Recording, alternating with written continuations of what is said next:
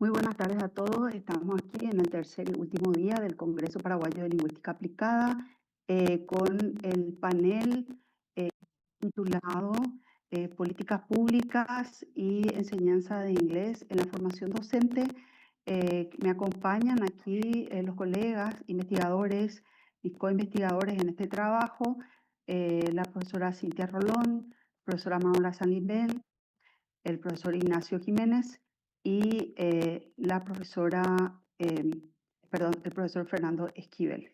Nosotros vamos a compartir con ustedes el trabajo de investigación que estamos realizando en el contexto de un proyecto financiado por el CONACYT, que si Fernando puede compartir ya la pantalla, voy el proyecto está titulado así como nuestro panel, Política Pública, Enseñanza de Inglés y Formación Docente. Ahí estamos el equipo de investigación que estamos realizando este trabajo con apoyo del CONACYT y de la Facultad de Filosofía del Instituto Superior de Lengua desde el grupo de investigación en estudios del lenguaje y sus tecnologías, FIEL, que es un grupo de investigación eh, que pertenece al Instituto Superior de Lenguas, que está categorizado por el CONACYT. Entonces, si vamos avanzando, vamos a estar compartiendo con ustedes hoy parte de los avances de este proyecto.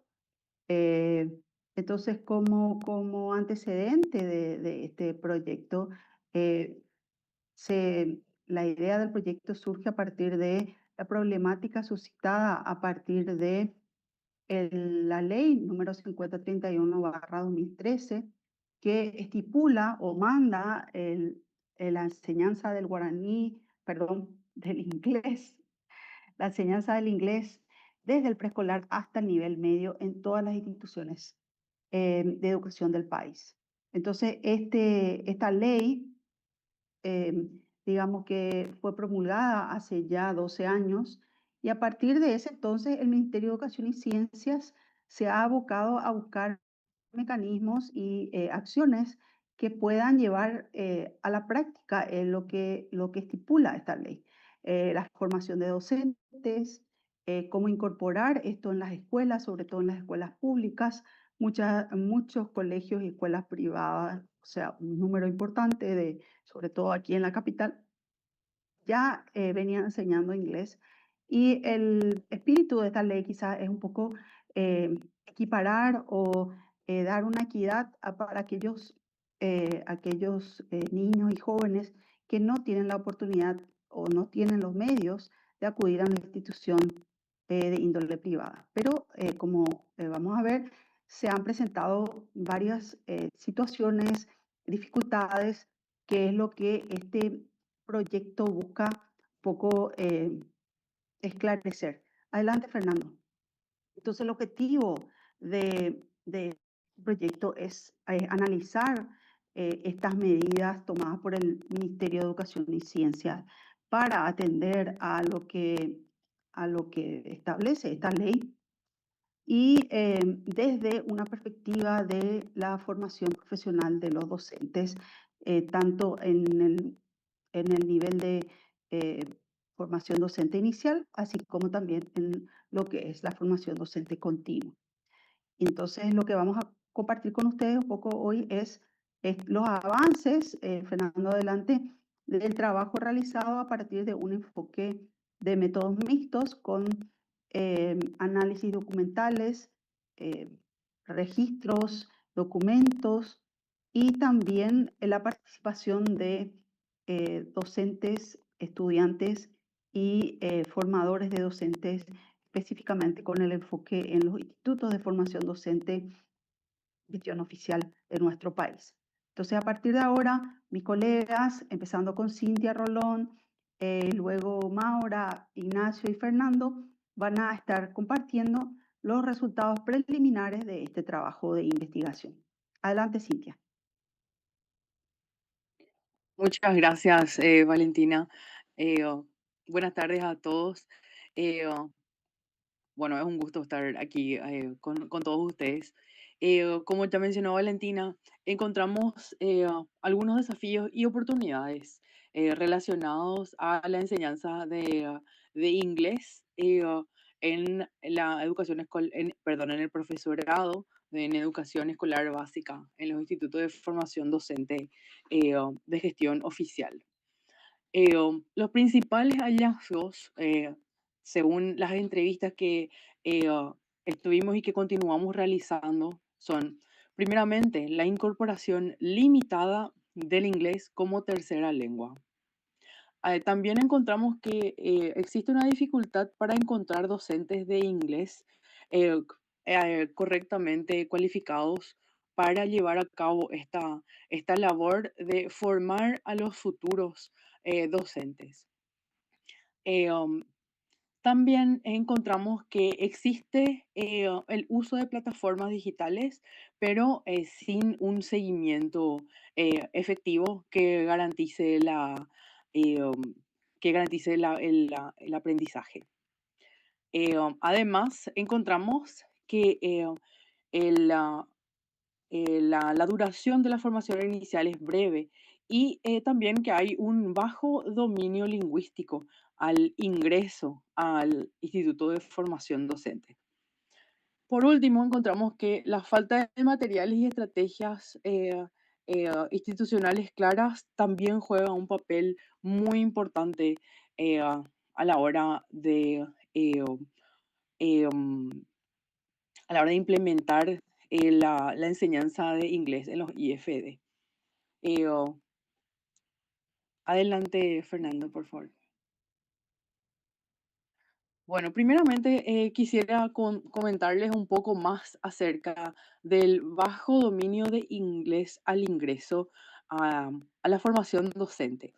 Esto se refiere a que, bueno, como todos sabemos, y según ya lo que la profesora Valentina estuvo mencionando al inicio, según la ley 5031, eh, se debe enseñar inglés desde el preescolar hasta el tercero de la media.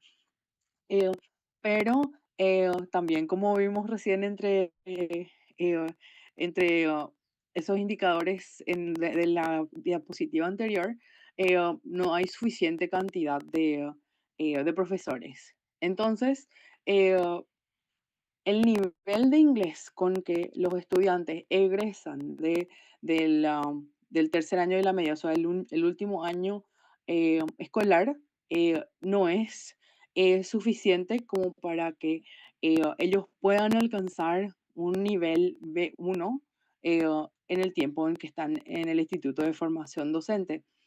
Eh, en muchos casos nos refirieron que el nivel de ingreso es nulo. Eh, en otros casos refirieron que es muy bajo y en algunos casos también que hay disparidad. O sea, hay gente que ingresa con eh, un nivel no existente y otra gente que sí tiene conocimientos porque aprendió por su cuenta. Y también tenemos, por supuesto, la particularidad lingüística de nuestro país, que es una situación que nos enriquece muchísimo y que nos da también muchas ventajas. El Paraguay es una nación bilingüe, no solo de hecho, sino por ley también. Bueno, también hay otras lenguas nativas, pero el guaraní y el español son las lenguas oficiales. Entonces, la instrucción en las escuelas se da tanto en guaraní como en español. Por supuesto, en Paraguay existen también personas cuya lengua materna es el guaraní. Entonces, cuando ellos tienen que comunicarse en lugares en donde solamente se habla español, tienen que hacer un esfuerzo, así como también las personas que crecieron solamente hablando español, también tienen que hacer un esfuerzo para comunicarse en guaraní. Entonces tenemos ahí eh, una, una situación interesante en la que los estudiantes vienen con su lengua materna guaraní, el español que aprendieron que muchas veces no es muy elevado y a partir de ahí tienen que lograr aprender el inglés. Entonces, tienen que hacer esa transición de guaraní, castellano e inglés. Entonces, esas son, eso también presenta una dificultad. Eh, no el bilingüismo, sino la situación de tener que pasar de una lengua a otra primero y después recién al inglés. Entonces, bueno, estos son algunos de los puntos en cuanto al bajo dominio de inglés, al ingreso a la formación en los institutos de formación docente en Paraguay. O creo que ahora Maura, sí. Sí, sobre la cobertura y la implementación. Bueno, primeramente hablamos sobre el acceso a la formación en inglés, que es desigual en el país, ya que tenemos áreas urbanas en donde hay más exposición al idioma y también hay más docentes disponibles. Sin embargo, en áreas rurales o en áreas que están más alejadas de las zonas urbanas, se dificulta un poco más el hecho de que hayan docentes capacitados que puedan ir a trabajar en los institutos de formación docente. Em, También hablamos justamente de una necesidad de expansión territorial porque hay lugares, hay ciudades en ciertos departamentos que tienen que contratar docentes o de otros departamentos o de ciudades muy alejadas. Y esto también, vamos a decirle que es algo negativo en el sentido de que se tienen que movilizar varios kilómetros y considerando que solamente tienen una hora de clase, para muchos docentes esto no es algo atractivo, ¿verdad? Por más de que pudiéramos conseguir docentes que están capacitados y que puedan trabajar o que tengan la certificación o el perfil requerido dentro de la formación docente, es un poco complicado al establecer solamente una hora de clase y que estos docentes tengan que venir de zonas alejadas. Especialmente en algunos departamentos donde contamos con IFD solamente en una ciudad dentro de ese departamento. Entonces, eso hace también que sea un poco más difícil por la escasa cantidad de docentes.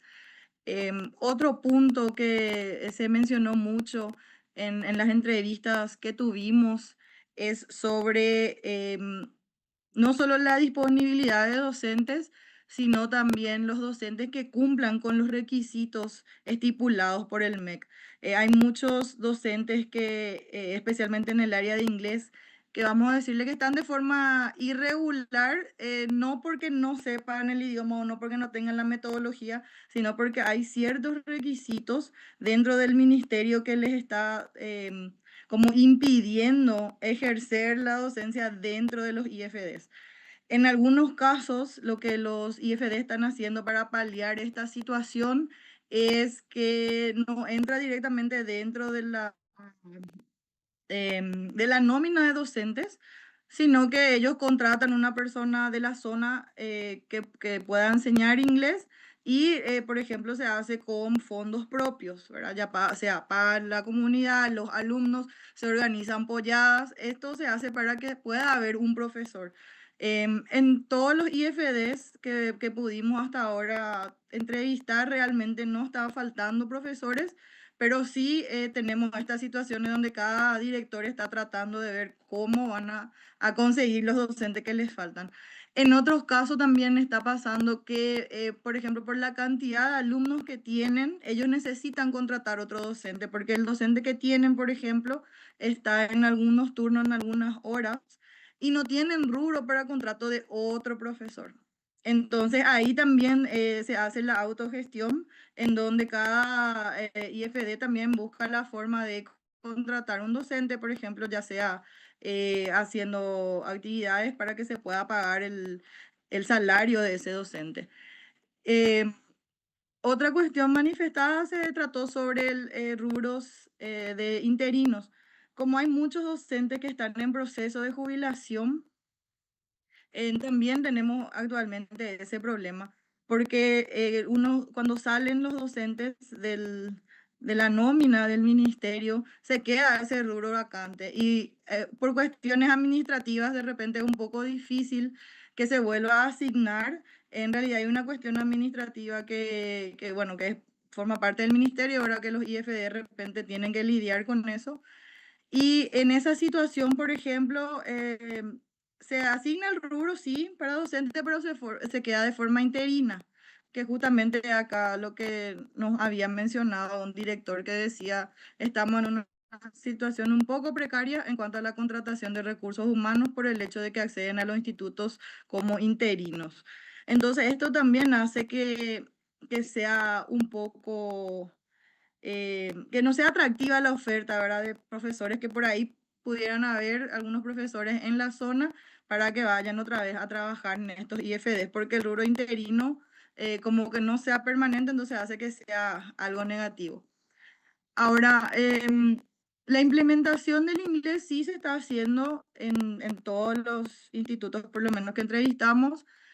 Sí nos dimos cuenta que en algunos lugares trabajan un poquito más, por ejemplo, en algunas horas optativas, por ejemplo, ellos están poniendo también más horas de inglés para que tengan un poco más de horas. Pero sí la mayoría trabaja con la 1 hora semanal que está establecido dentro de la nueva formación docente. A veces también lo que pasa es que se quedan, cuando los docentes, por ejemplo, hay este cambio, ya sea por jubilación o porque algún docente sale del Instituto de Formación Docente, puede ser que en algún semestre o en algunos meses se queden sin profesores, pero normalmente sí logran otra vez cubrir esto. Lo que sí es que tenemos la cobertura, eh, vamos a decirle, un poco desigual en lo que son las áreas urbanas y lo que son las áreas rurales. Y también una implementación parcial a cuando no se logran cumplir también con los requisitos establecidos de las horas de trabajo autónomo que tenían que tener los alumnos. Porque la nueva formación docente habla también de que además de la 1 hora presencial, tendrían que trabajar con horas autónomas, que son 40 horas. Y esas horas autónomas se deberían trabajar a través de plataformas o medios tecnológicos, em, que, bueno, creo que el compañero Fernando habla de la parte de tecnología.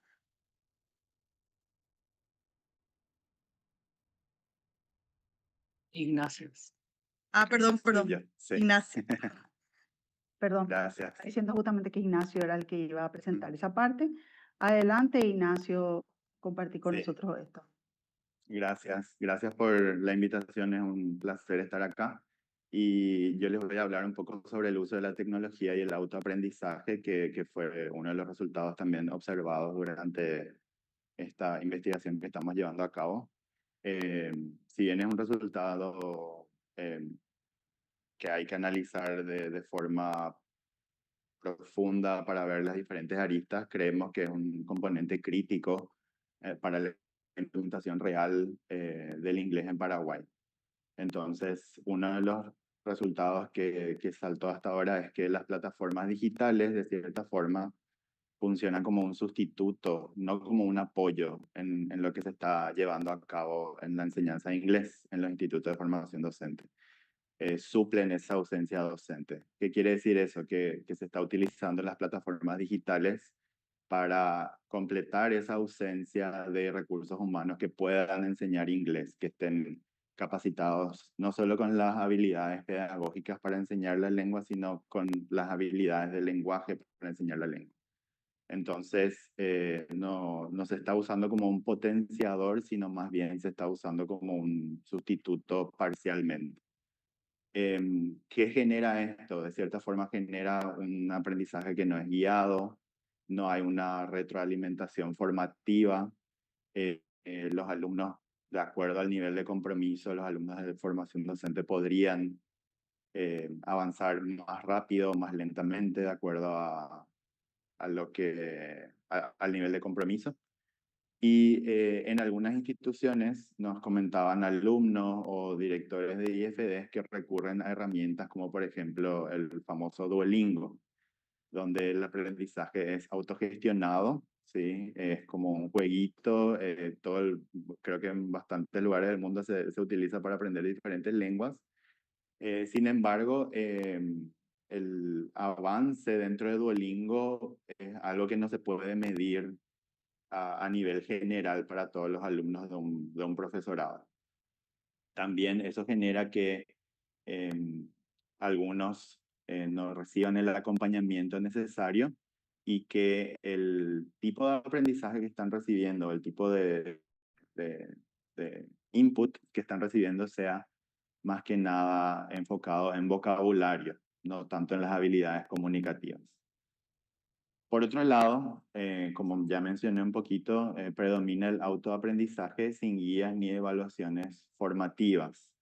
Entonces los estudiantes, además de Duolingo que usamos como ejemplo, que nos dijeron en unas entrevistas, también los estudiantes y profesores, directores nos comentaban que recurren a recursos como por ejemplo videos, usan YouTube, usan plataformas, a veces plataformas institucionales como Moodle o Microsoft Teams para gestionar el trabajo del alumno, para gestionar las tareas, para gestionar el tipo de trabajo que realizan.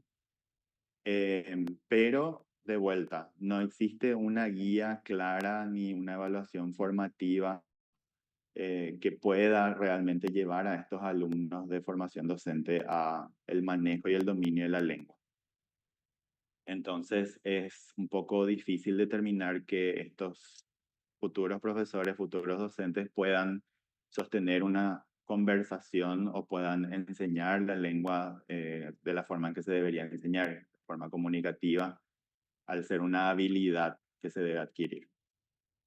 Otro de los resultados preliminares dentro del uso de tecnología de autoaprendizaje tiene que ver con los institutos de formación docente que cuentan con núcleos tecnológicos, cuentan con salas de informática, cuentan con pizarras interactivas, pero el uso de estas herramientas es bastante limitado. Eso quiere decir que a pesar de contar con los recursos, se nota que existe una falta de capacitación docente en lo que refiere al uso de tecnología en el aula, en lo que refiere a la integración de la tecnología con lo que deben enseñar. El aprovechamiento pedagógico que se le está dando a los institutos de formación docente a la fecha, según los resultados preliminares, es mínimo. Entonces, se reporta que se utilizan para actividades básicas como compartir PowerPoints o ese tipo de cosas, cuando realmente podrían estar usando estas herramientas de forma más integral. Estas capacitaciones normalmente se enfocan en el enfoque gramatical, valga la redundancia. No hay mucho uso de herramientas digitales y no hay tampoco mucha formación en metodologías comunicativas que están apoyadas por la tecnología. Entonces, es importante ver ese aspecto para que realmente los profesores a cargo de estos futuros profesores tengan esa formación integral y esa capacitación continua, no solo en la lengua, sino también en el uso de herramientas tecnológicas. Otro aspecto también a considerar dentro de esta rama sería las limitaciones en la conectividad, que tienen mucho que ver con la autogestión. En muchos IFD nos comentan que la autogestión no solo del alumno, sino también del IFD a la hora de acceder a Internet. Nos comentaban en entrevistas que tuvieron que contratar servicios privados para tener esta conectividad y poder realmente proporcionar a sus estudiantes el acceso a Internet. Eso en lo que refiere a las instalaciones de los institutos de formación docente. Y además de eso, cuando hablamos de limitaciones en la conectividad, también hablamos del alumno mismo, del estudiante de formación docente, que de cierta forma tiene que cumplir con una carga asincrónica, tiene que llevar a cabo ya sea la herramienta que use, ya sea Duolingo u otra, tiene que realizar estas tareas, estos trabajos de forma asincrónica y depende de la conectividad. Entonces, como mencionaba Maura anteriormente, el acceso a los recursos es bastante limitado en lo que respecta a ciudades que no están cerca de la capital. Entonces, este alcance de conectividad se ve bastante limitado. Lo que suma claramente también inversión por parte del IFD, que tiene que contratar el servicio privado de Internet, y también del alumno, que tiene que ver alguna forma de gestionar eso, ya sea en sus casas o en lugares públicos donde tengan acceso.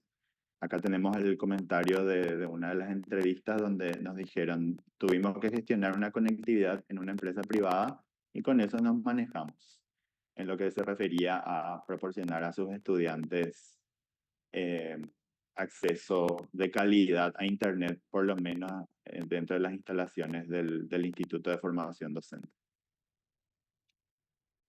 Gracias. Creo que Fernando sigue a continuación. Sí, muchas gracias, Ignacio.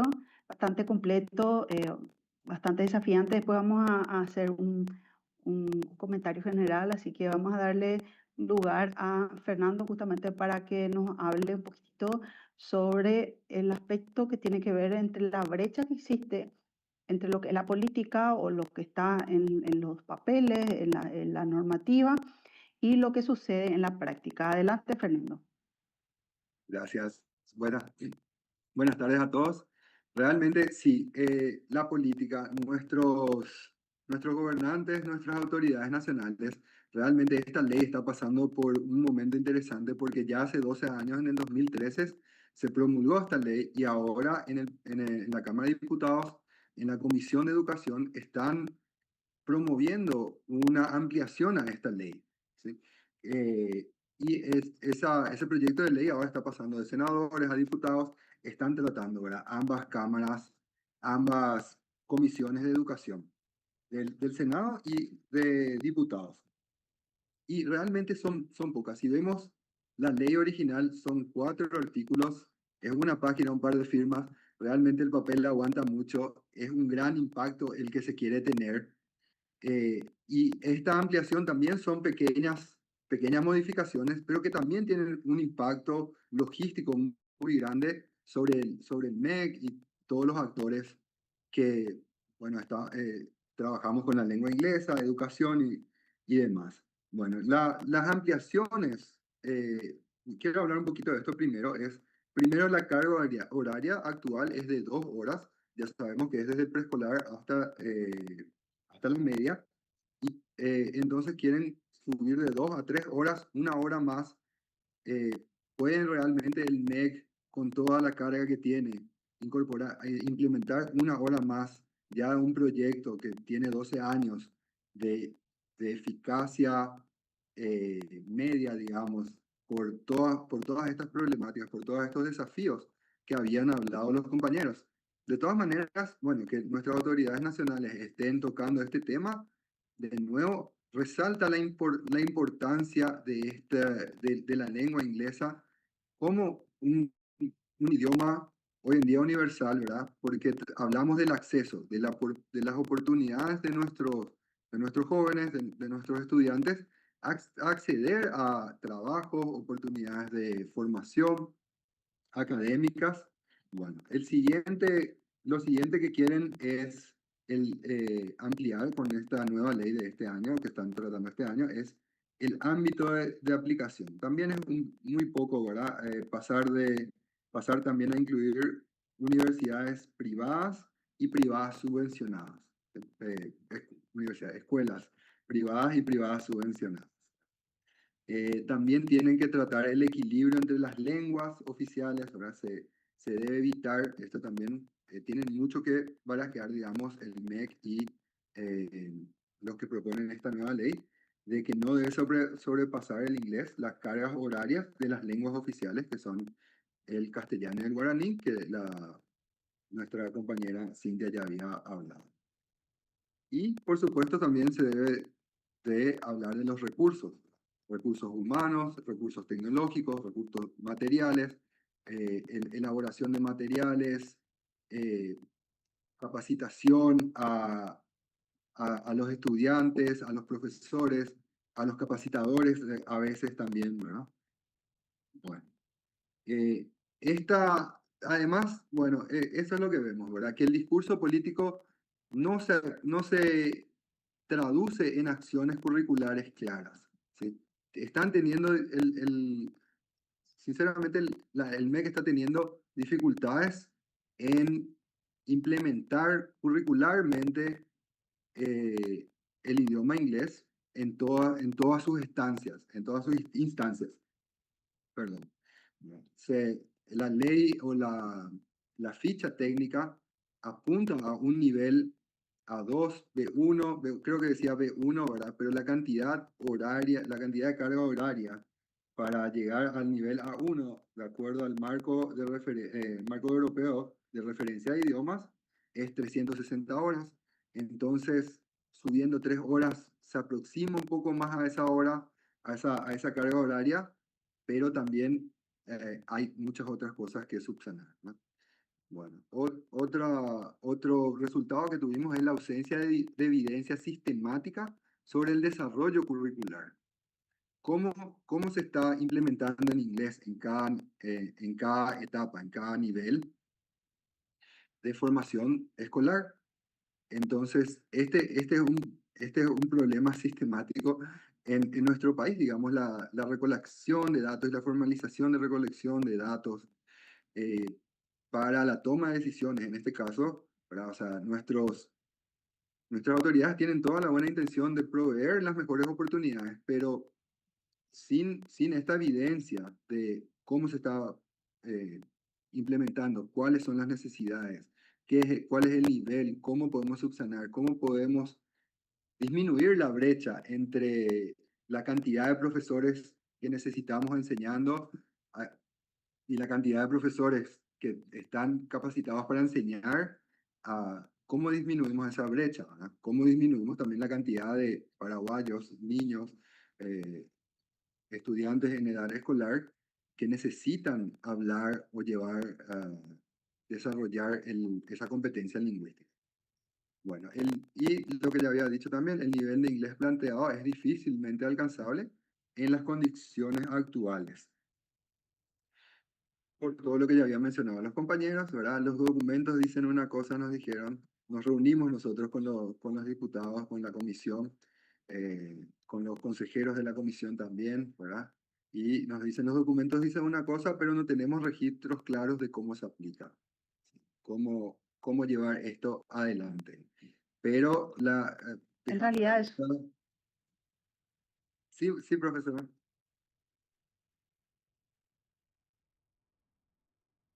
persona de formación docente la que dijo eso de los documentos, dice una cosa, pero no tenemos registro claro de cómo se aplica. Ya, ok. Gracias por la clarificación. Bueno. Entonces, con una nota optimista terminar, digamos, entonces, del lado de las oportunidades, hay un interés renovado de parte de nuestras autoridades de retomar esta ley y aplicarlo de mejor manera. Entonces, ojalá nuestro estudio también contribuya. Y hasta acá le dejo a la profe Valentina de nuevo. Adelante con la presentación, por favor. La siguiente lámina. Bueno, teniendo en cuenta todo lo que compartieron aquí los compañeros, colegas, como pueden ver, tuvimos estas entrevistas, estos encuentros, grupos focales, informantes claves, incluyendo la Comisión de Educación de Diputados, incluyendo directores generales del MEC, directores de Institutos de Formación Docente, docentes, estudiantes de formación docente. ¿Y por qué nos enfocamos en la formación docente? Porque pensamos que, bueno, si es que se va a llegar a implementar la ley como tal, es necesario formar a los docentes quienes estarán facilitando esas clases de inglés. Y como el MEC hizo un esfuerzo en una revisión curricular que justamente se me pasó explicar en los antecedentes, se llama la nueva formación docente, que incorpora el inglés como una asignatura en todos los profesorados. Nosotros nos enfocamos en el profesorado en educación escolar básica. ¿Por qué? Porque es el que es ofrecido en más de un 90% de los institutos de formación docente son del profesorado en escolar básica, que ahora mismo el MEC está, digamos, poniendo un freno para el año que viene. Se van a dejar de ofrecer ese énfasis, se van a ofrecer otros énfasis, pero la idea de la nueva formación docente era que los docentes en formación, estos docentes de educación escolar básica y nivel inicial, tengan suficiente inglés durante los 3 años de formación docente como para poder facilitar el aprendizaje del inglés de los estudiantes, de los alumnos. ¿Por qué? Porque no hay suficientes profesores especialistas para cubrir la demanda de todo el sistema educativo en todo el país. Así como ya lo comentó Maura, incluso en formación docente tenemos esa dificultad de tener suficientes docentes que puedan enseñar en formación docente, suficientes que puedan dedicarle las suficientes horas necesarias para, para llegar al nivel requerido, que es lo que Fernando comentó ahí en la lámina anterior, de que el objetivo, digamos, de la meta es que los estudiantes de formación docente lleguen al nivel B1, según los documentos. Así también, esa es la meta de la educación formal, la educación media. Sin embargo, las horas que se estipulan para la enseñanza del inglés en formación docente, que es el enfoque de este trabajo, no son suficientes como para llevar de un nivel, digamos, inicial al B1. Decía una persona que fue partícipe del diseño de la formación docente, que, bueno, ellos tienen efectivamente 5 semestres porque el primer semestre es un semestre de nivelación en el que aparentemente no tienen inglés. Y en esos 5 semestres, en algunos tienen más horas, tienen 2 horas, en algunos tienen solo 1 hora.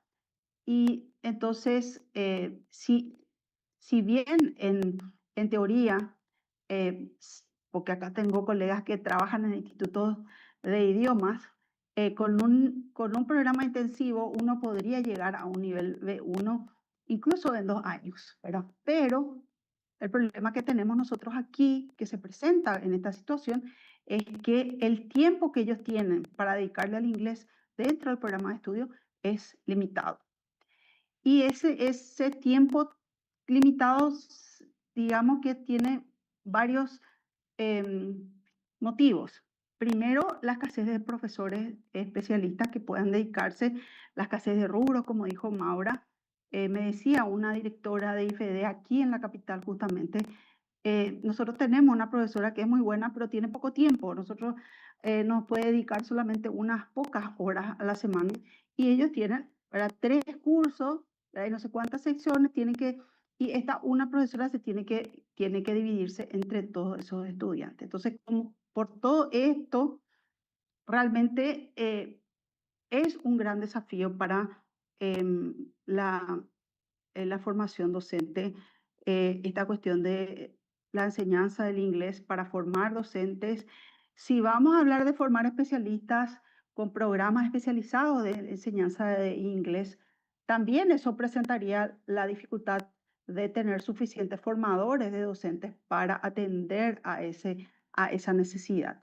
Y eso es lo que queremos decir aquí con alinear la política educativa con las prácticas docentes. O sea, ver de qué manera se pueden, como dijo Fernando, disminuir la brecha que existe entre lo que se espera desde la política pública, desde las leyes, desde las normativas, desde los documentos curriculares que de alguna manera hablan de ideales, de cosas que nosotros a los que queremos llegar, y lo que es la realidad y lo que se puede hacer, ¿verdad? El MEC ha tenido unas, y eso quiero destacar, no está aquí, varias iniciativas.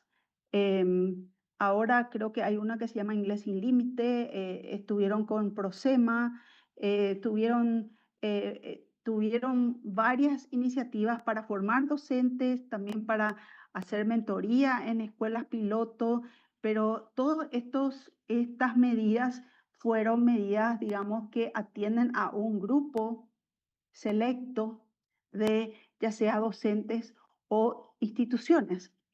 Y si vamos a, digamos, implementar una ley que exige que esto sea across the board, como se dice en inglés, o sea, en desde preescolar hasta el nivel medio, entonces eso necesita de medidas más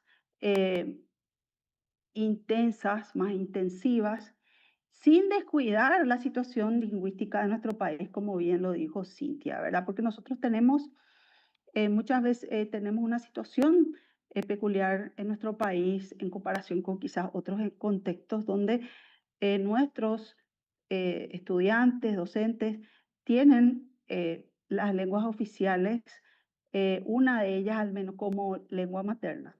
Y por constitución, por ley, también está el mandato de que tenemos que aprender la otra lengua oficial en el transcurso del sistema educativo. Y eso que venimos con 30 años ya, no se está logrando de manera parcial también. Entonces, todas esas intersecciones son las que se tienen que analizar. Se tienen que ver realmente. Tengo que hacer una acotación a lo que presentó Fernando.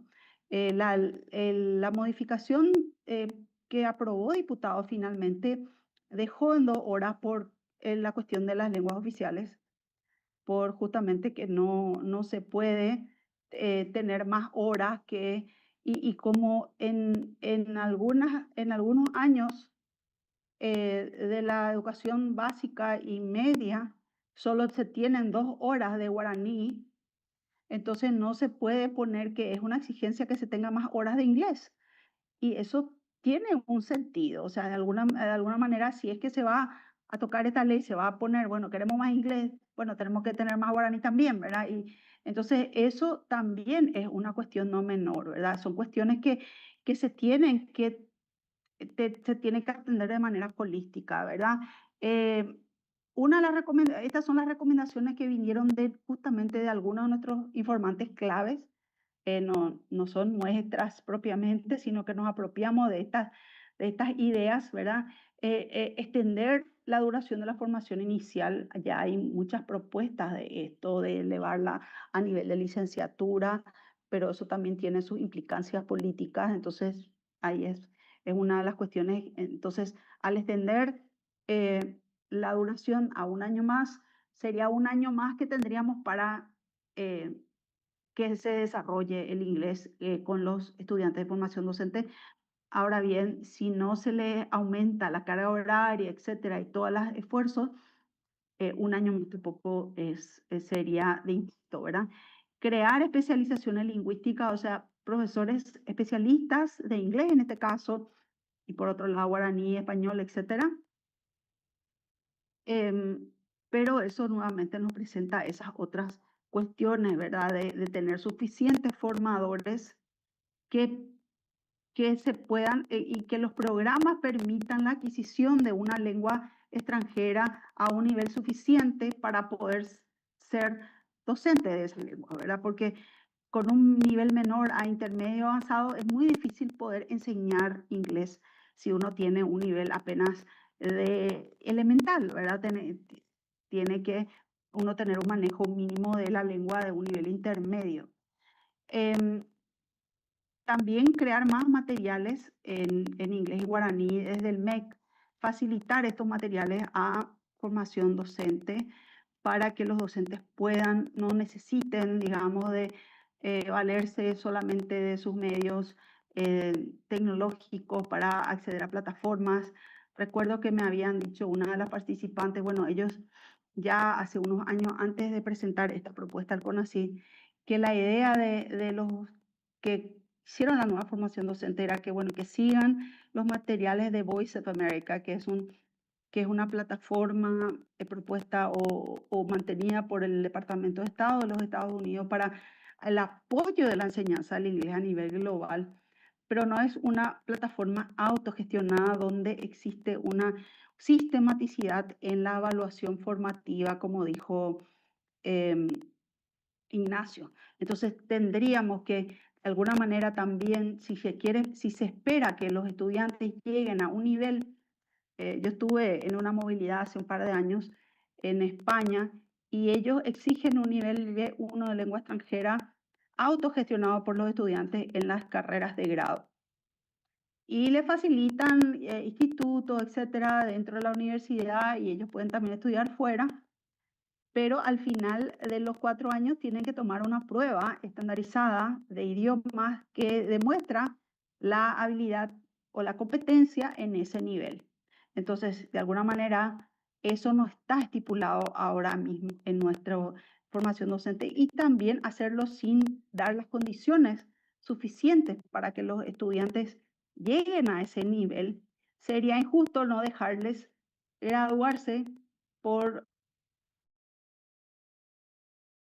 algo que, digamos que no sé, pero si no se le pone ese requisito de graduación, también caes en el problema de que la gente no lo toma en serio, digamos, no es algo que a mí me preocupa más pasar mis otras asignaturas que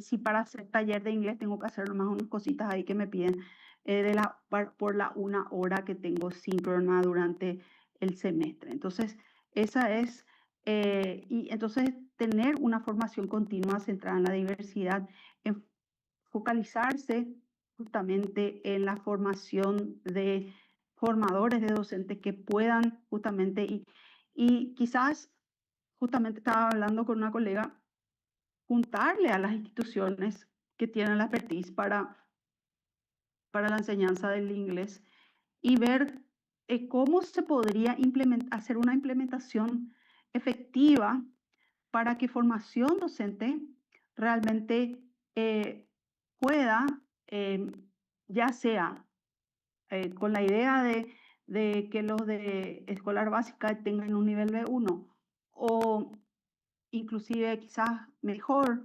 tener especializaciones específicas de lengua extranjera, en este caso inglés, para formar docentes de inglés que puedan luego ir a las escuelas y colegios de todo el país a hacer que esta ley se vuelva una realidad. Antes de despedirme y dejarme un tiempito, creo que 5 minutos nada más, quiero hacer un agradecimiento muy especial acá a mis colegas Cintia Rolón, Maura Salimben, Ignacio Jiménez y Fernando Esquivel por el apoyo y el trabajo que están haciendo en este proyecto. También quiero agradecer a todas las personas que han colaborado con este proyecto desde el Ministerio de Educación y Ciencia, como comentó Fernando, la Comisión de Educación en la Cámara de Diputados, los diferentes institutos de formación docente, los directores, docentes, estudiantes, quienes nos han abierto las puertas, nos han contado su experiencia y nos han también brindado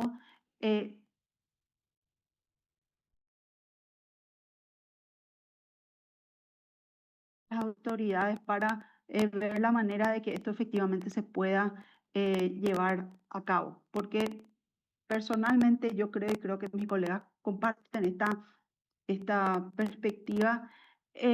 Se puede, tenemos ejemplos de países que son bilingües, que enseñan 2 lenguas oficiales y que además consiguen que sus jóvenes adquieran una lengua extranjera. Entonces creemos que no es imposible, pero sí requiere un esfuerzo importante de todos los actores involucrados.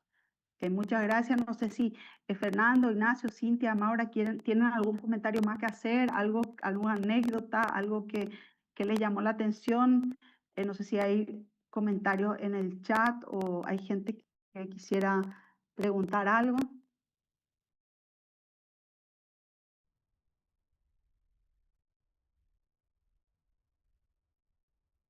Yo simplemente quisiera agradecer también a toda la gente que nos está apoyando y ya que pediste alguna anécdota, no es una anécdota, pero sí eh, estamos recibiendo muchísimo apoyo de parte de los institutos de formación docente, de parte de los estudiantes, se unen a las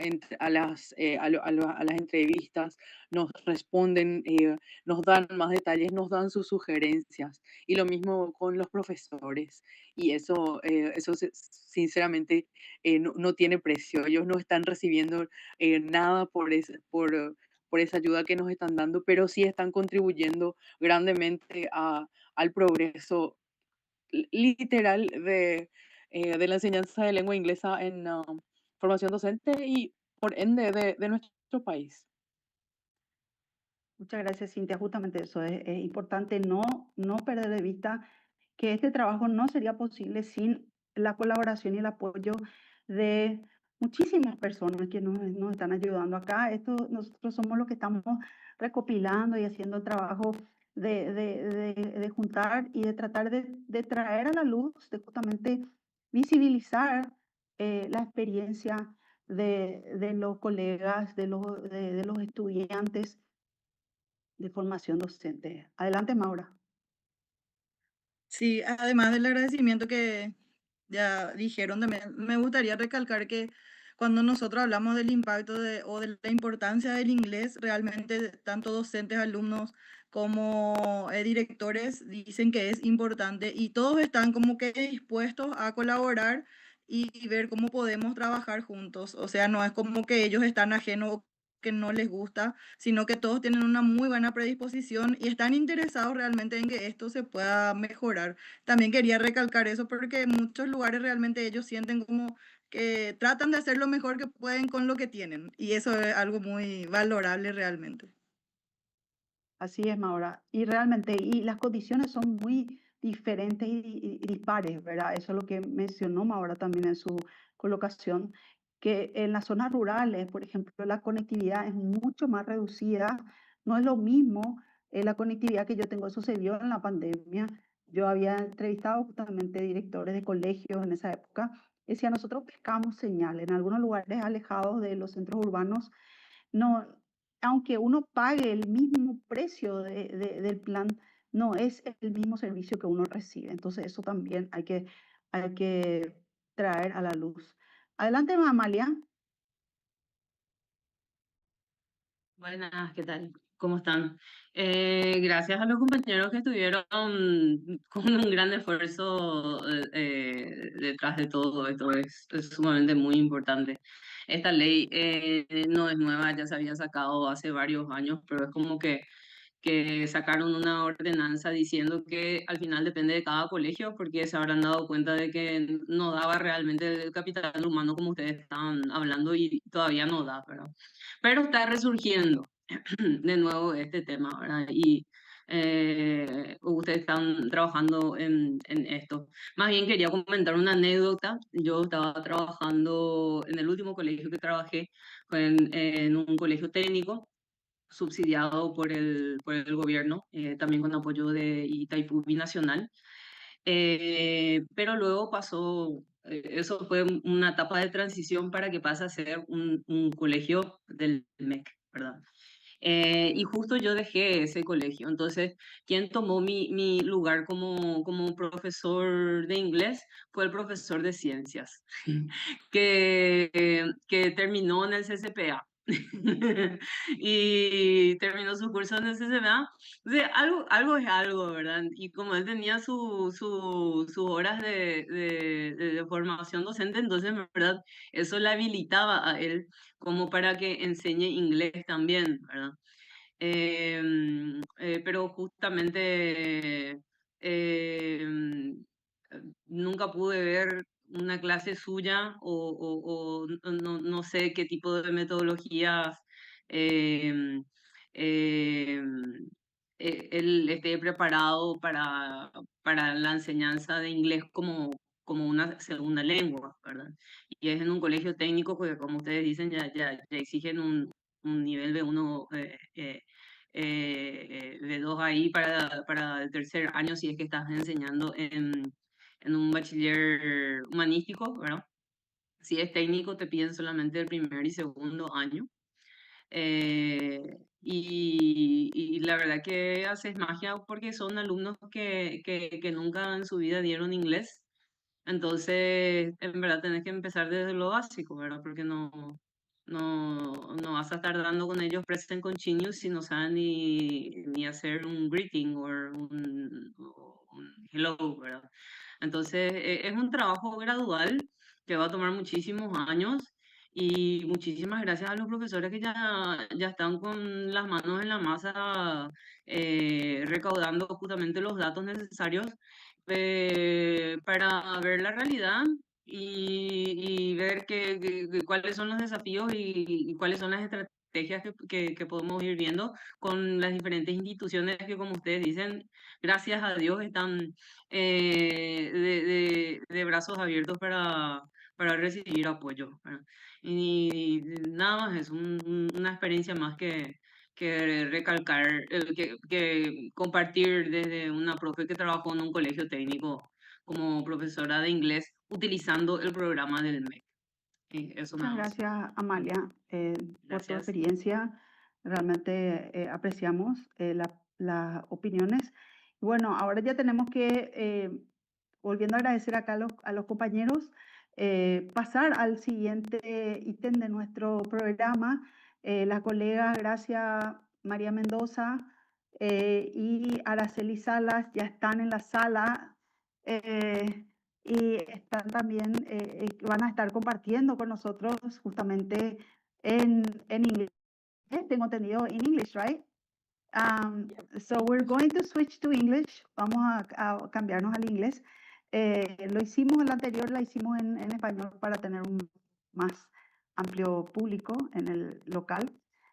So our next panel is presented by, organized by Gracia Mendoza, our dear colleague and leader in the English language teaching world, together with another wonderful leader in the TESOL International Association, Araceli Salas. And so they're going to be sharing with us the panel, Bridging Worlds, Pre-Academics in Action, Transforming Practice Through Research. Thank you very much, Gracia, for being here with us. The floor is all yours. Thank you.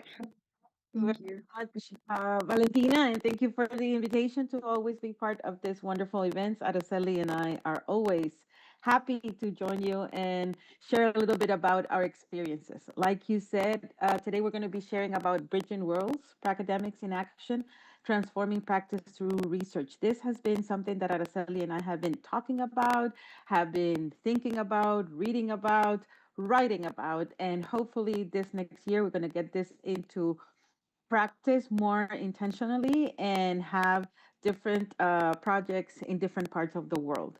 We're going to start with Araceli, who's going to tell us a little bit about what this is, what it means, and what it looks like. And then we're going to go to myself, who's going to share a little bit about some lessons learned and best practices. And we're going to have recordings from Lierka and Mabel, who shared their experiences on what they're doing in academics. And I'm going to share a little bit about WAFA did in Algeria. So it's going to be a very global, interesting presentation. I'm going to pass it on to Araceli so that she can begin with her presentation. Yes, can you put in presentation mode? Okay, yes. Let me. So hello, Valentina. I'm really happy to be here with you. Yes, I'm really happy and thank you for the invitation. Gracia and I are always ready to share with you. Okay. Okay, for some reason, when I go into presentation mode, it pauses. So what I'm going to do is I'm going to get out of presentation mode, as a matter of fact. Sorry about that. Yes. No. And I'm going to make it big enough. Start. Yes. Have you heard this term, academics? Pracademia or Pracademics? Can you write in the chat if you have heard about this term, Pracademics or Pracademia? Have you heard about this topic? Yes or not? You can write in the chat, yes, no, while the presentation is ready. Not really. No, not really. Okay. Any other? No, it's not. Just have to Google it. Okay. Thank you, Amalia. It's an interesting term, and we're going to explore it a little more. Let's see if we can. Okay. If we can talk about it. So yes. Any other? So Valentina says no. Amalia says she had to Google it, Google the term, and okay. So my name is Araceli Salas, and I am in Mexico. And yes, as Gracia said, we have been working together with this topic. And what is let me just, if not, leave it like it is. We can just continue. Yeah. I mean, yes, well, okay. So it's a definition of academia. So you're not very familiarized with the term. Let me tell you a little about it. Academia. Academia is a word, is a blend word from practitioners and academia. So it is a word and it is a concept that puts together these two terms, practitioner and academia. How many times have we heard the term or have people said, no, I don't know, I don't write, I don't do this because I'm a teacher, I'm just a teacher. And that's what they say. So academia tries to integrate all these concepts, and the definition by Posner is that academia is the integration of academic teaching and research. It is not only about teaching and research. We are going to see other examples, and it comes also from the business world, from the theory to practice. But we, as we know, teachers, we always adapt things.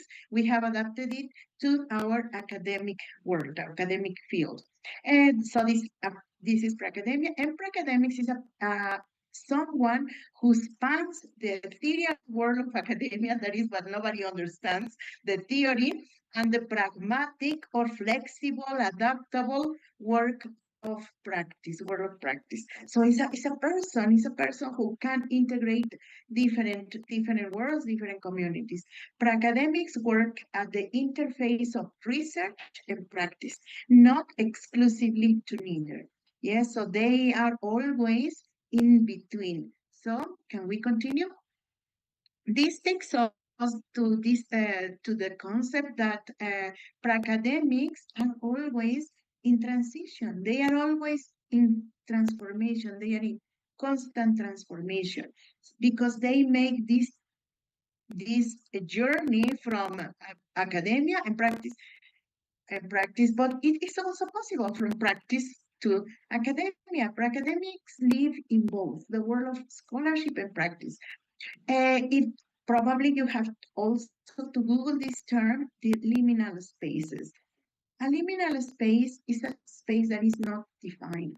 A liminal space is a space that gives opportunities. Every time we have a transition, we fall in a liminal space where there is uncertainty, there is confusion, there are different feelings. And there are different, there is a different knowledge. So this is a liminal space. You can Google the term, and can we continue? So Meyer and Land have worked with this term, liminal spaces, in the threshold concepts. The threshold concepts are boundaries between one world, one field, and the other. And they said that academics, or these the people who are in these liminal spaces, go through a path which is transformative, because you can develop a new identity. You become a different person, yes, and it is integrative because this person integrates the best of different worlds, yes. It's irreversible. Once you step into this world, this new field, this new area, it's irreversible. You don't go back. You cannot go back, and that is liminal space. And I think that this concept is very important in this moment when we don't know what's coming next in terms of technology, in terms of in the environment, in terms of virus. So we don't know what's coming next. We are always living in a liminal space or in a threshold between borders in the limit always. So the people who go into these liminal spaces, that is academics, they might shape the future of their professions as they exercise critical examinations of current practice rather than engage in simple knowledge transmission, as they have always said about about teachers, about our profession, that we just transmit knowledge. Now with this term, we give them the freedom to criticize, to perform different roles. So academics are dual professionals. They are always moving in these different identities they choose. And of course, they are based on practice, but also on theory, that is academic. Yes. The next one, of course, there are challenges. I think that in Latin America, especially in our countries, there are always gatekeepers. No, you don't belong to this community. You cannot enter into this because you don't have this degree, because you don't know this, because you are not this. So academics enter into this new field or in new communities with a different vision. That's why it's so transformative. We are going to define these gatekeepers with our knowledge, with our vision. The same, elites in certain professions. Who make the publications? Who publish? Elites. Who have or who have the best, the full-time jobs? Elites. So a academic can define these terms because they have different knowledge. They have other visions. And of course, this is going to create to develop tensions between different communities. The stereotypes. I'm just a teacher, or they work behind the desk. What do they know about the classroom? We have heard that always, no?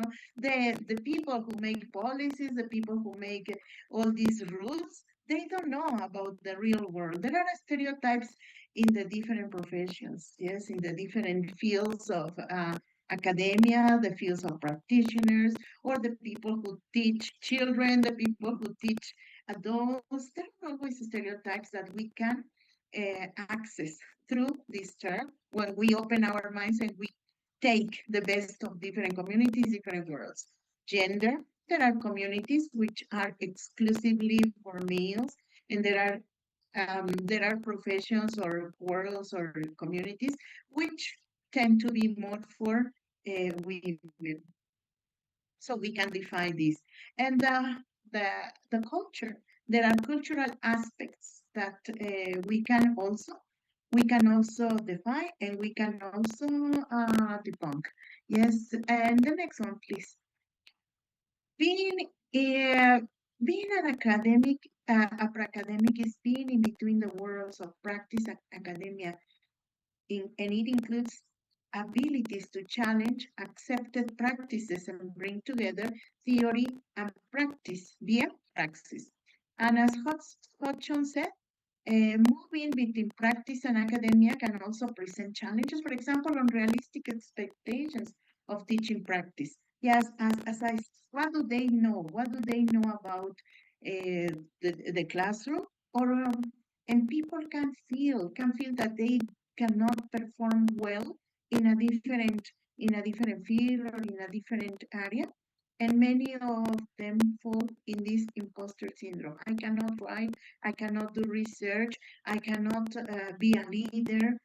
But if you conceptualize yourself as an academic, you will find different abilities. Can we continue? some of the benefits of academics is professional development. Of course, this is very important. The more we know, the more we learn, we are going to be more, we are going to be more professional in what we decide to do. So there is professional development. We develop new identities. I'm not only a teacher, I am also a content developer. I am also a curriculum designer. I am also a leader. I'm also an author, etc. Yes, you can develop new identities because you are in this liminal space, which gives you the opportunity to feel comfortable in different areas. Continuous reflexivity, of course. When we grow, we reflect. Yes, we acknowledge the value of each other. When we enter in a different field, we know what it takes, how it develops. Yes, how our personality, our skills, our knowledge adapts to a different field. There is constant adaptation and transformation. So this is the benefit of considering ourselves for academics and not only practitioners, not only researchers, not only academic. And the next one, please. There are many opportunities for this, for being academic. Yes, of course, it's a complete different field for research, exploring academic feelings, academic emotions, academic development. It's in different areas. Yes. Another opportunity is that now there's more collaboration between different experts. They bring knowledge that is very different and they can collaborate, for example, to create policies that really talk about the classroom. And academics can create materials that really adapt to different contexts. Yes, for academics, let me just, the light is not here. Academics are more open to learn from different and to bring different perspectives because they have new identities. Yes, when you are a teacher and you go into a research role, you have different perspectives. When you go into a leadership, you have different perspectives. Yes, knowledge exchange and collaboration too. Yes, there is more collaboration. There are opportunities for research, for doing new projects. These liminal spaces foster adaptability and flexibility. For academics, try to feel comfortable in different contexts. And that is something that is very important is to develop understanding among academic communities of practice. For example, researchers, teachers, advocates, authors, entrepreneurs, curriculum designers, bloggers. Now we have many opportunities, and there is also a very important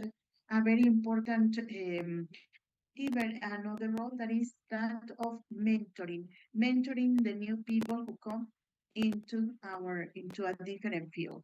And that is my participation. Gracia is going to talk to you about how to put this into practice and how to take the best out of this concept.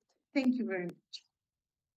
Thank you, Araceli. So yeah, my turn to talk a little bit about how does this look like in language learning, and we're going to have those wonderful examples that some of our mentees from a mentorship program did, and a colleague from the United States, what she does in her classroom. So I will start by telling you, going a little bit more in depth and building on what Araceli just shared with us about why this is relevant.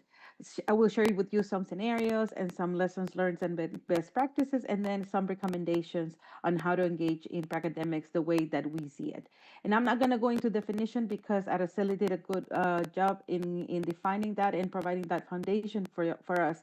But building on what Araceli says, why should we do this? Because it's going to blend this evidence-based knowledge with the practical experiences that our educators have in the classroom, our academics have in the classroom, and make linkages to that current research that is ongoing with those practical approaches. And I think by applying these things from current research into what's happening in the context of the classroom, this is how we contribute both ways to build that body of research in the field. And especially when it comes to language learning, this is how we foster innovation in general in education, but also in our cases in English language teaching if we're English teachers, but in language learning in general if we are teaching other languages.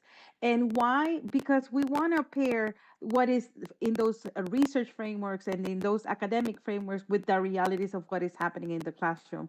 And how do we do this? Like, what is our conduit? It's exploratory action research that allows us to have a more student learning centered approach, address varied challenges in a quick way, in a faster way, and provide those solutions that our educators need. It removes language barriers, but it also builds that more inclusive learning that we're always looking for in our classrooms. What are things that we have learned, Araceli and I have learned as we have seen educators engage in this, as we have read about this, as we have wrote about this, that action research helps, whether it's something basic as graphic organizers to enhance language learning and how that results in improved comprehension, or how do they teachers engage in looking into phonological awareness, for example, or looking into their instructional class practices and what that means for their school, for their classroom, for their school, and even for their districts. So this is information that is coming from a classroom that trickles down into the larger community, and it's informing the larger community by academics who are understanding what is happening in this specific context. So those are some of the things that we have learned. What are the best practices that we have found? That Araceli said this several times, and I'm going to emphasize that collaboration, right? It's interdisciplinary, cross-disciplinary, transdisciplinary. These are building innovation and creativity in projects that will support education and where data is going to be systematically collected. And that data is not going to just be collected for the sake of publishing an article, but those results are going to be focused on performance and evaluation that informs the work that is happening in the classroom, that practice that Araceli was talking about. And this data will also support how the progress is being tracked in terms of how the new strategies are implemented to support the learners, how the effective interventions are used in the classroom, and how these educators or these academics can share their insights from what they have learned with interest holders who can contribute to improve policy. So, and Araceli said it very well, it's not a matter of only doing research or doing the projects. It's a matter of how this is informing the policy, the changes, the shifts in the educational landscape, and how can we contribute to improve programs and improve educational outcomes. So these are important things that come when we have academics engaging in this, like Araceli was saying, in these thresholds or these liminal spaces. And it's an important aspect also, or our best practices, that the bodies of research are continuously being reviewed, right, from different parts of the world and from different perspectives and from different visions, and how these concepts are applied into the classroom. We also reflect on how are things implemented, what is going to be implemented, and then how those adjustments are made to the different methodologies and to the different approaches. Araceli also mentioned this and how important it is to build the communities of learning and practice, because when we build this, and that's part of our goal for next year with her, is how do we build these communities of academics so that they can share their learning and their practice and what they're doing, how they can continuously engage in sharing, maybe have processes of observation, maybe have processes of feedback. What can we do to bring all of these communities together and actually share what they are doing and enhance and improve our educational contexts? Now, what are the things that we think should be done when we're engaging in this academic process is identifying challenges. What are the things that are more challenges in the context where we are, depending whether we are in the academic space, or we are in the practitioner space. What are the things that we need to identify, and how this academic comes with this vision to identify the challenges? What are the areas of improvement? What are processes that should be improved? What are things that can be improved when it comes to research, and how they are viewing this in their classrooms, and how research is going to support their work, and how the solutions are implemented, and how they are analyzed within that implementation, but also how they connect with others to design and implement research studies, right? And how they can create this space where they are working together towards constructing these research studies. And another thing that is very, very important, and that usually we find those gatekeepers, and it's when it comes to sharing their results. But how do we navigate those spaces to actually have the possibility of sharing those results, whether positive or negative? Because we know in research, sometimes we have results that we don't expect and that are not our positive expectation, but those are important too, but because they tell us what are the things that we need to address in the system in order for it to work. And then how do we model and mentor others to become academics? And I think this is part of our goals as we engage in this project for next year with Araceli. Some of the recommendations that we can think of is we need to be adaptable.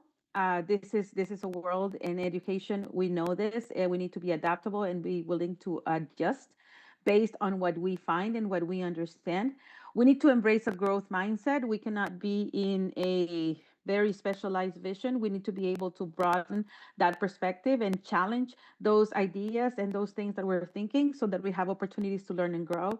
We need to find a balance between our academic pursuits and also the practical applications. Where do we find that balance? And that improves our understanding of the data, but it also improves teaching and practice and learning. How do we engage in learning, be it through workshops, through conferences like this one, through professional learning, or through other spaces of sharing where we can thrive as academics? And how do we seek teaching in diverse educational settings, or how do we seek engaging in collaboration with peers in diverse educational settings so that we can bring these innovative practices to life? Those are things that we have been thinking about and that we have reflecting about in the things that we have been writing. So as we move forward, we need to remember that academics play a crucial role as a practitioner in advancing educational practice, but they also play a crucial role when it comes to integrating research and practice that fosters innovation and that fosters growth to have successful teaching and learning practices in classrooms. We need to also be curious. We need to be open to ideas. We need to seek opportunities to engage in these processes. And we need to advocate for evidence-based practices that can be actionable in the classroom and not only surface or too philosophical to be implemented. When we think about this, I was thinking, so what scenarios we could talk about where a academic could be supportive or could work with? And it could be in curriculum development, for example, research that is conducted for language development or vocabulary acquisition. So how can we support that new curriculum? And as we think about that from the academic lens, is how might this be approached to lead to more effective language instruction? Another scenario could be in terms of professional development, when a language coordinator is researching adult learning theories in order to support their teachers, and how this is going to inform the way that they design their workshops for educators at their institutions. So what will be the potential outcomes of that research for a academic?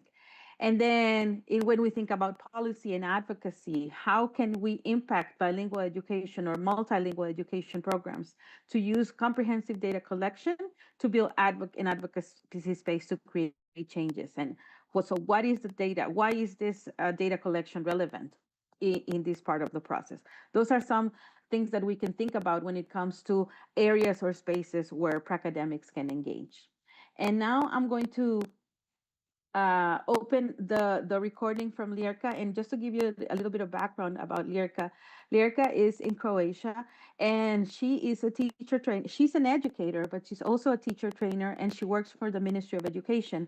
And she was interested in how to build her own contextual action research model so that she can support educators to implement in the classroom learning by doing and exemplifying. The way she came about this model was doing it herself. So she's going to share with you a little bit about her experience in doing this in Croatia.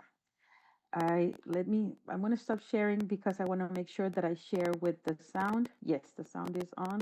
I don't want to share and play the video and that it doesn't work.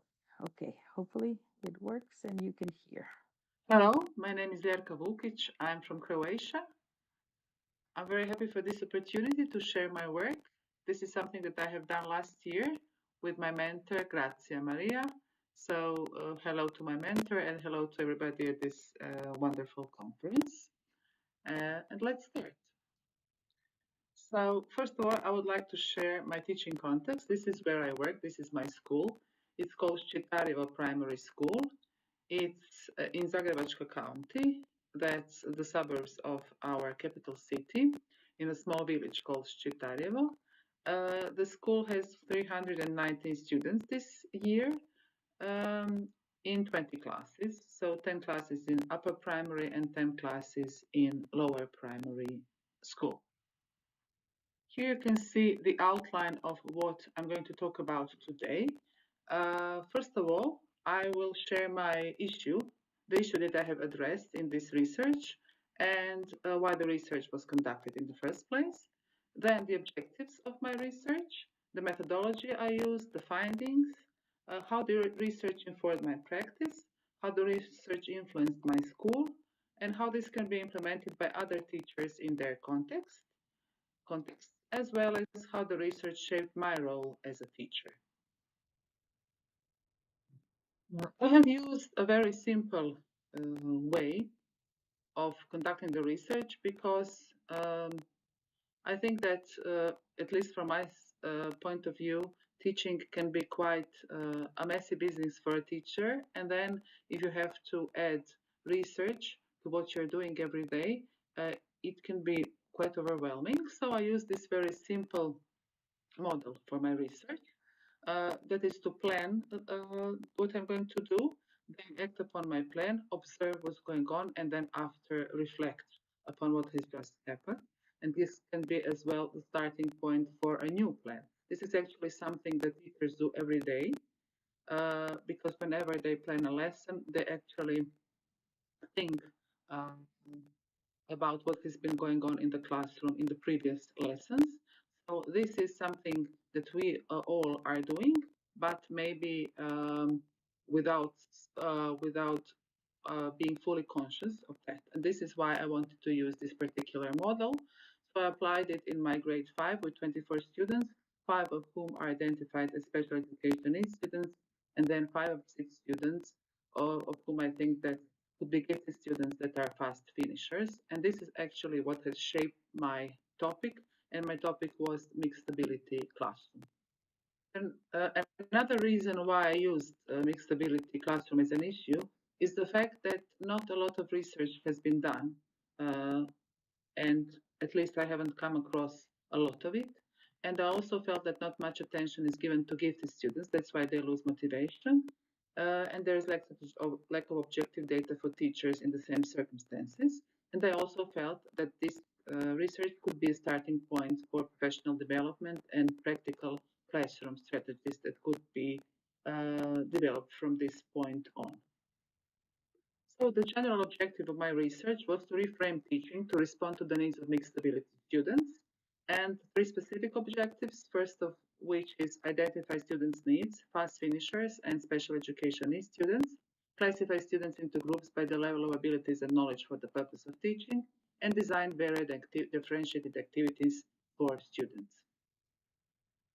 So my mentor was leading me through this process, and then she told me that I need to come with questions for my research. And also I have to admit that during this time, I didn't really understand why this is needed, but I followed. And then later on, I realized that this is really needed because it is going to help me to share my results and make them objective for other teachers as well. My research question was, does differentiated instruction benefit the level of participation and motivation of students? This is what I was interested in. I was not interested in the knowledge they gain in the end, but I was interested more in participation and motivation. And my sub-questions were, are gifted students more motivated to participate in class, and are special education needs students given more support from the teacher due to differentiation? I also would like to share that in Croatian context, it's not so common, so usual to talk about putting students into groups according to their abilities, because we sometimes feel that this is not fair to students.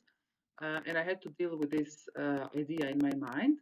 And I think this is one of the benefits of the research, that I have actually gotten rid of this idea, because I could understand that I put them into groups just because I want them to learn and I want them to participate. And when I did so, I have noticed that it's not a problem for students at all. It's not a problem for us in our heads. What is my plan? I actually did it over 1 week, 3 lessons. In the first lesson, I introduced the topic of food, presented the vocabulary, categorized the vocabulary, talked about food and drinks. In the second lesson, we had a text called Sweet Food. And the main idea of the text was to learn about special days in the United Kingdom, how they are celebrated and what food is prepared, to present wishes and greetings, to write an invitation for a party. And then in the third lesson, we dealt with countable and uncountable nouns, practice them, and also practice some participes. Here you can see my classroom. At the back of the classroom, I put these extra activities for students. They could do it in paper, or they could do it in the digital way, according to their preferences. And I also wrote some rules for them, how to behave. And I call this like an English corner for students who have finished earlier, who have finished first. And I would also like to say that in this classroom, I could feel that there was a big gap between students who finished first and quickly and students who were slower. And I felt this was affecting the classroom dynamics. And in the end, I could see the differentiation really helped. And here you can read what I have written for the students in the fast finishers corner, some rules.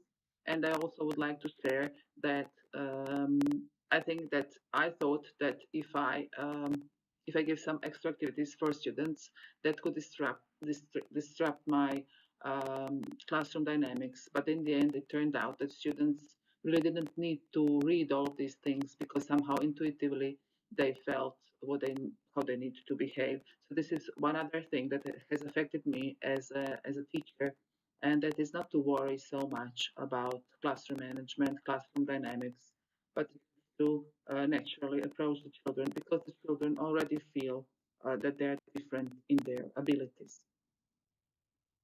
I have decided to use quite simple and engaging activities which require minimal introduction, and the results are easily checked. These were some word wall games on food items, cutlery, how much, how many, and crosswords. This is something that we have been dealing with in our lesson, and these were just a few extra activities. Maybe it's interesting to mention how I have collected the data for the research. I used three sources of data. First source being students themselves, then my teacher assistant, who is there to help one special education needs student, and myself.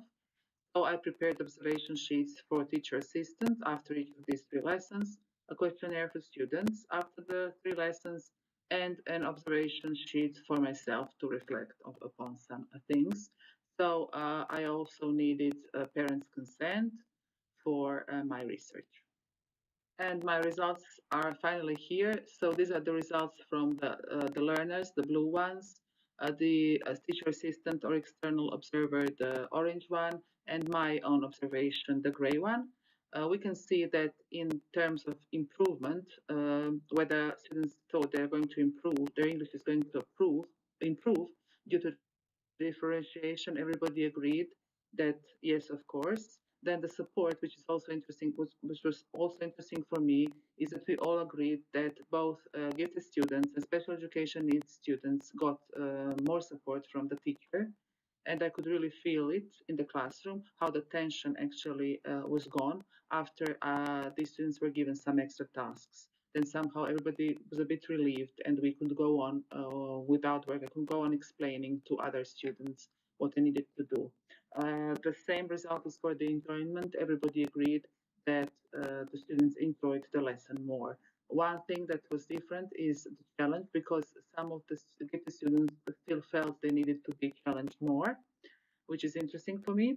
And also the confusion part, in the end, it turned out that it was only my idea that the students are going to be confused.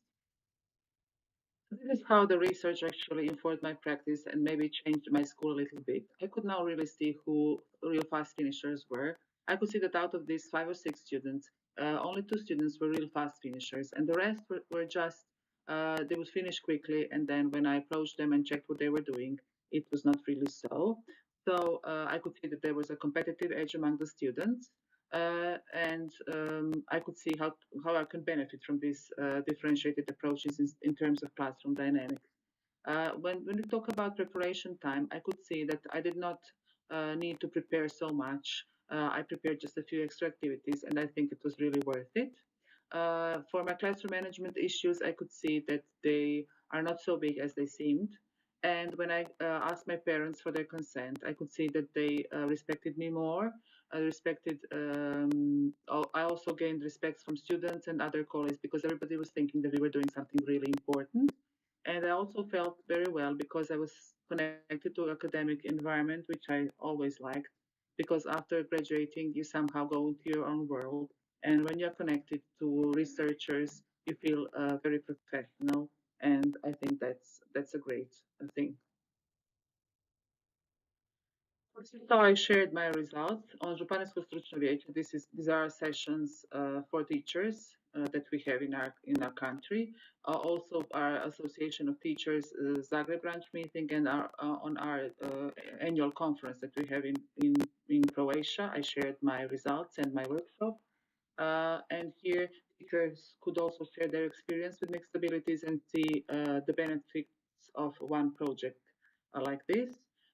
They could also implement similar approach to other challenges they face in their own classroom. And this is all from me. Thank you very much, and I hope this experience of mine is going to be helpful to you too. Greetings from Croatia. Goodbye. Okay. Now let me share a little bit about Wafa. She had a little bit of technical problems, so she couldn't share her recording with us, but I will just run you through her project. Her focus was how could she increase intrinsic motivation of her students to engage more with literature by using technology, specifically an NAI app. And what she wanted to do is she wanted to have her lesson plan related to literature and specific characters and focus on some specific traits of those characters that could resonate with the learners. And what her issues were that she couldn't have her learners engage with literature because they found it not very exciting. And when she integrated AI, where they could use an app that would help them create the traits in terms of images and videos and then connect to their own traits as learners with that AI, she found that then they were more excited about reading more about the characters in the literature pieces that she shared in the classroom. So the process that she engaged in, she was integrating this app. They had discussions about the characters. They had discussions specifically about the character traits, and their focus was to create connections between the traits that the students had and then the traits that the learners had. In the end, the students created their own videos and their own tasks, and they were portraying themselves as the characters. This helped them be more engaged in the tasks, and they organized the tasks more efficiently because they were very hooked on the technology and the AI. The motivation and the engagement were high.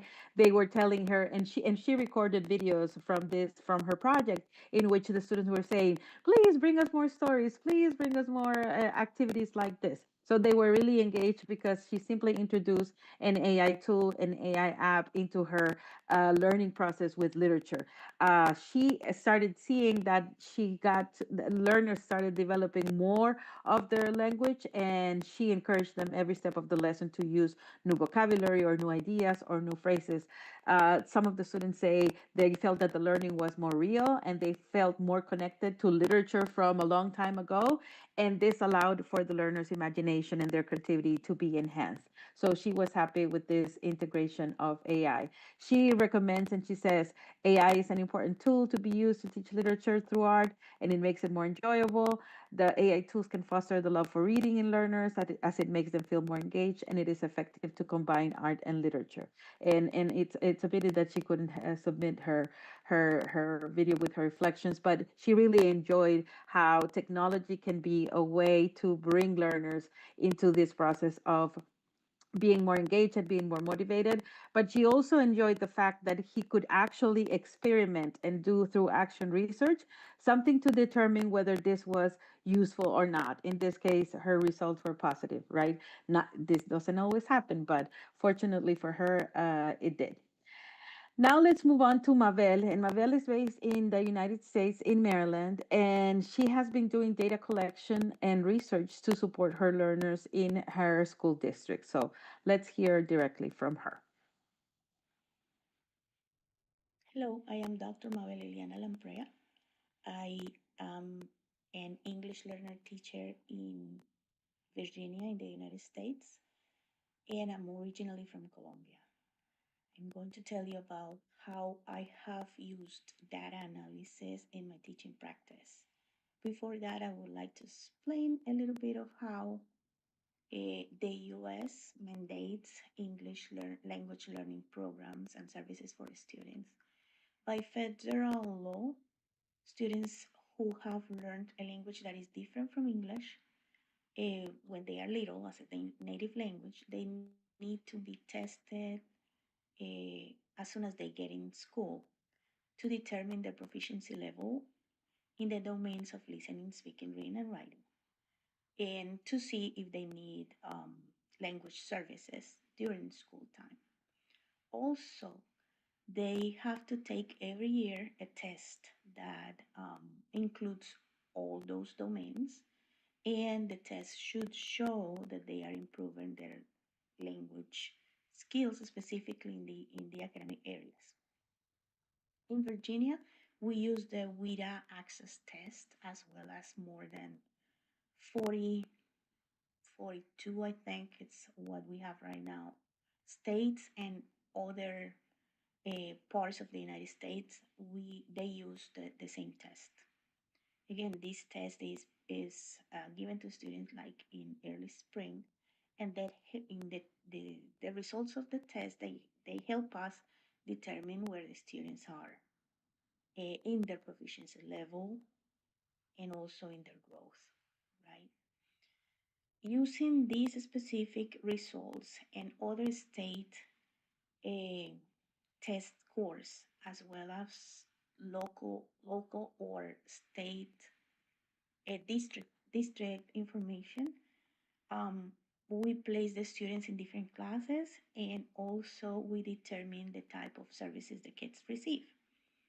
In my case, I was for 2 years the newcomers teacher. Newcomers are the students who have arrived recently to the United States.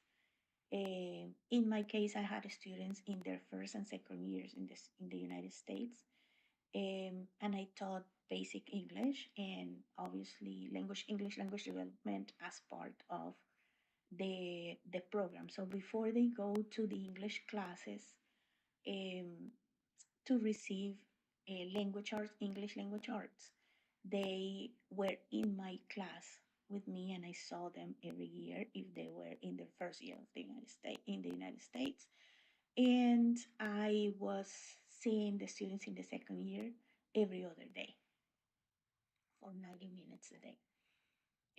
So I use this information, the scores I mean, to organize the services or the program for my class.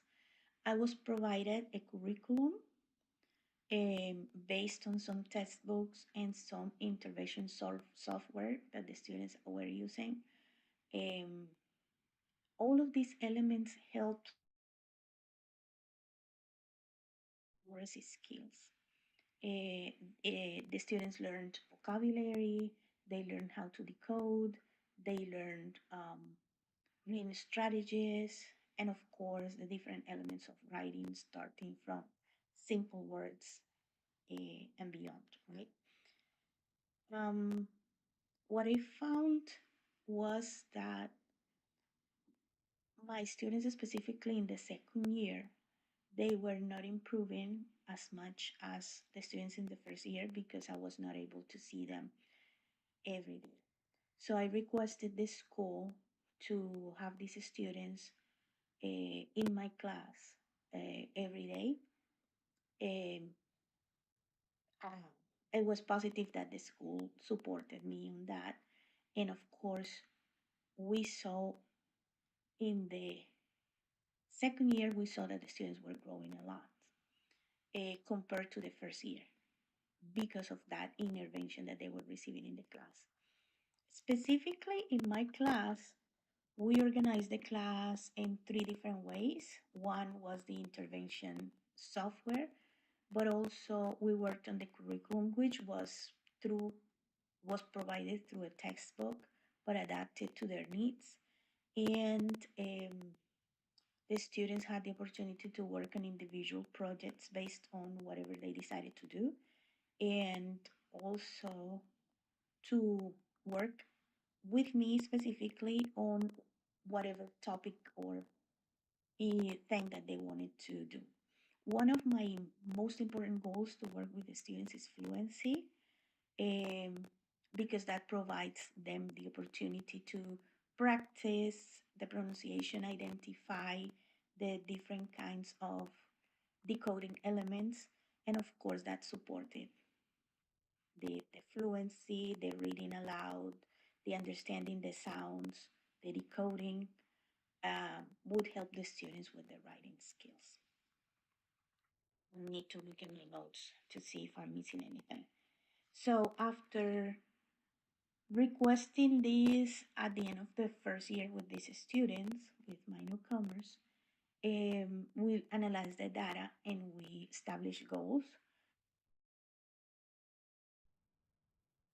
for the second year. And at the end of the second year, we saw that 96% of the students had grown in their access scores or in the state scores. Because of that, the literacy specialists in the school district looked at the idea and shared that information with other schools. Unfortunately, at the end of the second year, the district changed the pattern of having students in the English 2 class every day. However, the students were receiving services by other EL teachers in their English classes. So that's the way I used this. I incorporate data. I used different types of evidence-based strategies to develop English language learners, students' abilities in literacy and in oracy, especially. Thank you. So as you can see, the projects are so different, and the focus of each project is so different. The ways that they have disseminated the work is different. We go from an educator who has disseminated extensively, and she wanted to create her particular model for her particular context. We go to an educator who wants to improve something within her teaching practice, and then we see an educator who is building on what the state has in terms of standardized testing, and these are my baseline data information, and how do I change that baseline data information to improve. So these are the different ways in which academics are working, and we are contributing to change in our context, in our classrooms, and in terms of policy, and in terms of statewide strategies and results. Araceli, I don't know if you want to say something about the projects and give a comment. No. They are good examples because they show that they are teachers, but they are also interested in new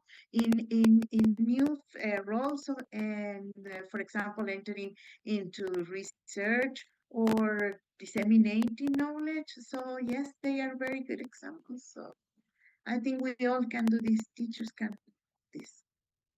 Perfect. And then these are some things that we have written. Some of this we wrote together with Araceli. Some of them I wrote with other peers. But this is information that we have been collecting around action research about academics and how it intersects with teaching and research, multilingualism and culturalism and transculturalism, sorry, how it looks like in practice. And if you want to read more about these three case studies projects that we shared, we have a focus bulletin that's specific to that, and how can we support multilingual learners and learners in general in education. Those links, if people are interested in them, they can write to us, or you can share your comments. I think we still have like 5 minutes. And if you have any comment, question, feedback, we are happy to get that. But otherwise, thank you again, Valentina, for the invitation. It is always a pleasure to be here. Araceli, do you want to say some final words? Yes, thank you. Thank you, Valentina. And of course, you can get in touch with us. We are going to write our emails here, and so you can write and get in touch. We will be very happy to collaborate with you. Well, thank you, Gracia. Thank you, Araceli. It's great work that you're doing with the mentoring and now engaging with teachers, with practitioners who also want to do research as practitioners. And I think this approach is wonderful, as you showed us with the examples. We are very lucky to have you in our event. We would like to, I know that Araceli is already putting together a special issue of our journal once again. So if you want to share about this in that special issue, I think it'd be great for our audience to learn more about this and be able to apply it to their practices. So we're really, really appreciative that you came to our event, albeit long distance virtually, but you're here, and we really appreciate it. I hope that we can continue engaging with each other, engaging with community, creating community together, and hopefully next year we'll be able to have you once again. Hopefully we will have the special issue for our journal ready soon to be published, and I look forward to reading all the articles. And so thank you very much. We are really fortunate to have you guys in our event. So I think Amalia had a question for you. Sorry. Thank you, Valentina. Thank you. Hello, thank you, presenters, and thank you for the space. I am an assistant professor, didactics at ISL. So I couldn't stop thinking about action research when hearing your presentation, and then the video of the Croatian and the American professors talking more about action research gave me more insight about Pracademia. I have presented an action research myself recently. So as to my understanding from your presentation, Pracademia provides like the critical and ethical framework for why we must bridge the gap. And action research provides the practical data-driven cycle for how to do it effectively in language learning. So my question is, do you agree with this idea? Is action research maybe part of Pracademia? Yes, well, I think that action research can be a very good way to start doing research, like more difficult research. And action research falls into this liminal space where which I refer to, because it's like the bridge between the practitioner and the researcher. Probably this researcher can go into more conceptual and more abstract ideas in the future. But doing action research is a very good way to start to go into research. So yes, definitely. And it is like the way he still feels that the teacher feels still safe in his or her classroom, but at the same time, he has a foot on the other side of research. Yes, Gracia, you can add more, of course. No, I totally agree with you in what you're saying, and that's why in that focus bulletin that we published, the last piece of writing for this series, we gave a model of an action research model, how to create, how to plan and design for your action research, how to write your action research report. Because what teachers are telling us in the classroom is, I'm interested in research. I've done my master's. I've done my PhD. I want to continue doing research, but I'm in the classroom all the time. How do I balance these things? And I think exploratory action research helps to balance that and create that space for contributing and also for learning. So, and it gives those solutions to challenges that the educators are facing in the classroom. So definitely agree with you, Araceli. It doesn't mean Thank you. that exploratory action research would be the only way. Like Araceli said, Yeah. we can then engage into quantitative, qualitative methods, more complex, but that's like the first step to get you in the gate and to get you comfortable with research.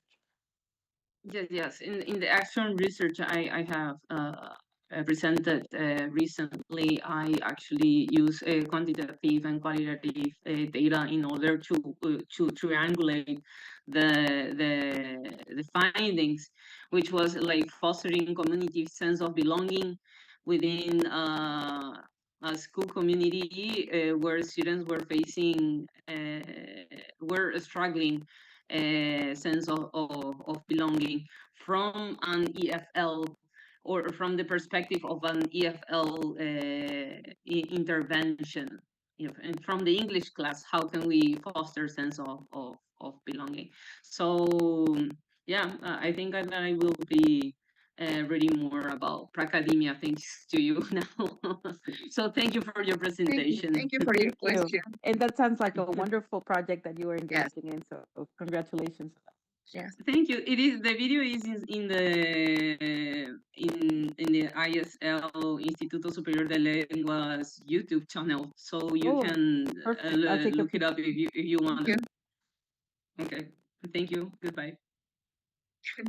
It's time. Yeah. Thank you, Amalia. Thank you, Gracia, once again. Thank you, Araceli. It is it's a great pleasure to have you with us. And I think what you shared is very valuable. I think it's good for our community, and hopefully we can see how we can engage with Yes, our sure. teachers in Paraguay so that we can maybe create some sort of network of academics. Yeah, great idea. That's a great Yeah. idea. Thank you.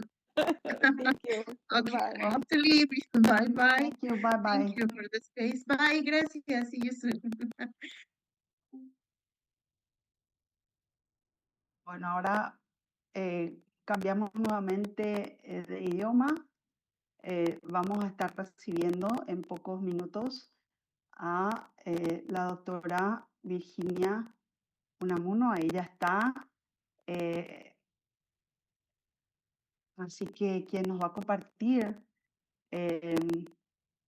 la conferencia, a ver, no sé si es la última. Sí, es la última conferencia de nuestro congreso de hoy. La profesora Virginia Unamuno es una referente del área de la sociolingüística a nivel regional. Ella es investigadora del CONICET Argentina, trabaja en la provincia de Chaco con la comunidad Wichi, que está ahí en la zona del Chaco, lo que se llama impenetrable, la región. Y bueno, ella ha trabajado durante estas últimas décadas justamente con todo lo que tiene que ver con lengua y con lenguas minoritarias. Ella es también miembro del comité editorial de la revista International Journal of Society of Language, entre muchas otras cosas. Así que no me voy a detener demasiado. Te pido disculpas, Virginia, por la informalidad, pero tratamos de no extendernos demasiado en las presentaciones para darles tiempo a ustedes. Ella nos va a compartir una conferencia muy interesante sobre los silencios y silenciados, analizar la interacción en las aulas con el alumnado indígena. Entonces, realmente un título que capta un interés muy importante sobre lo que son los estudiantes indígenas en la educación formal. Entonces, bienvenida Virginia, desde ya. Antes de empezar, muchas gracias por aceptar con tan poco tiempo de anticipación estar aquí con nosotros compartiendo y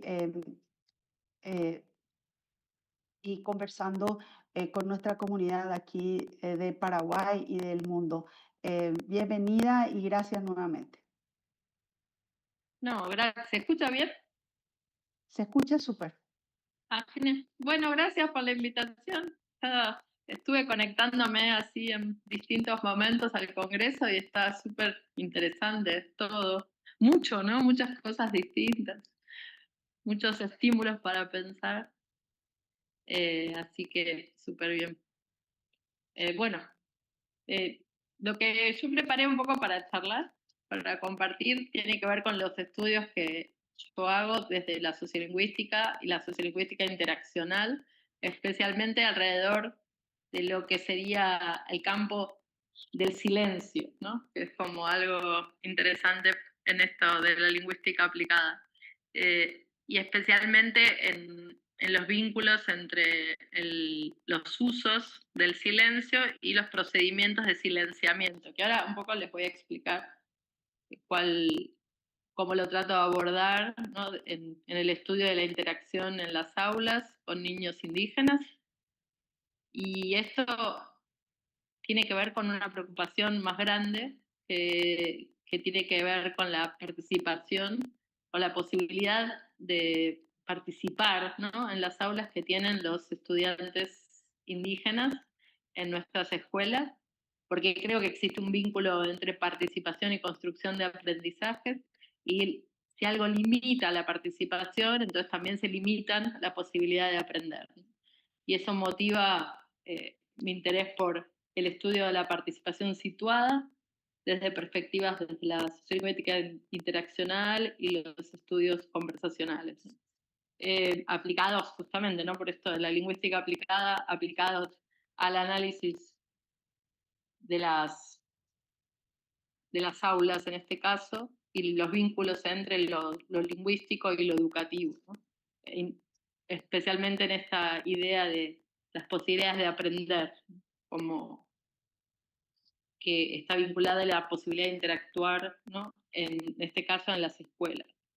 Y esta participación, ¿no? Me parece que es crucial poderla entender, de qué modo las estructuras interaccionales en las aulas, y más en aulas bilingües, ¿sí? favorece o limita, ¿no? las posibilidades de aprender y de construir aprendizajes. Esto es más o menos lo que motiva desde hace un tiempo mi investigación, y está vinculado a esta idea de que aprender tiene que ver con socializarse dentro de estructuras, ¿sí? conversacionales, comunicativas, y que también tiene que ver con poder poner en juego los repertorios de aula que posibilitan su reestructuración, y tienen que ver con justamente la relación entre participación y cognición. Y esto es como a nivel como de concepciones de lo que es aprender y el vínculo entre aprendizaje, lengua y participación y cognición. Creo que son 4 ejes los cuales están relacionados del estudio de las formas de participación o no participación de los chicos. También tiene que ver con estas ideas de cómo aprendemos lenguas y cosas en general.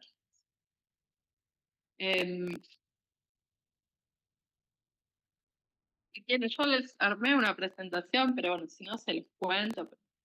Quizás les muestro un poco algún mapa, porque es raro, si no, para que vean dónde trabajo. Creo que voy a ver si puedo Compartí tu presentación, está ahí habilitada para compartir.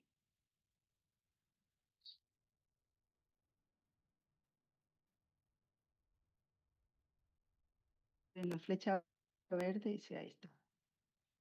Ahí está. ¿Se ve?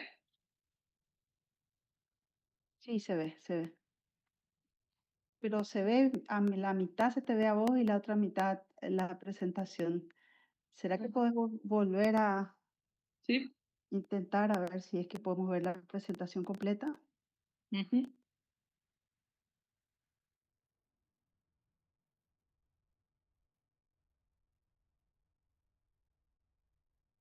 Y sería contenido solo, sería que tendría que compartir. Sí. Ahí. Ahí está, perfecto. Ahí. ¿Se ve? Se ve, sí.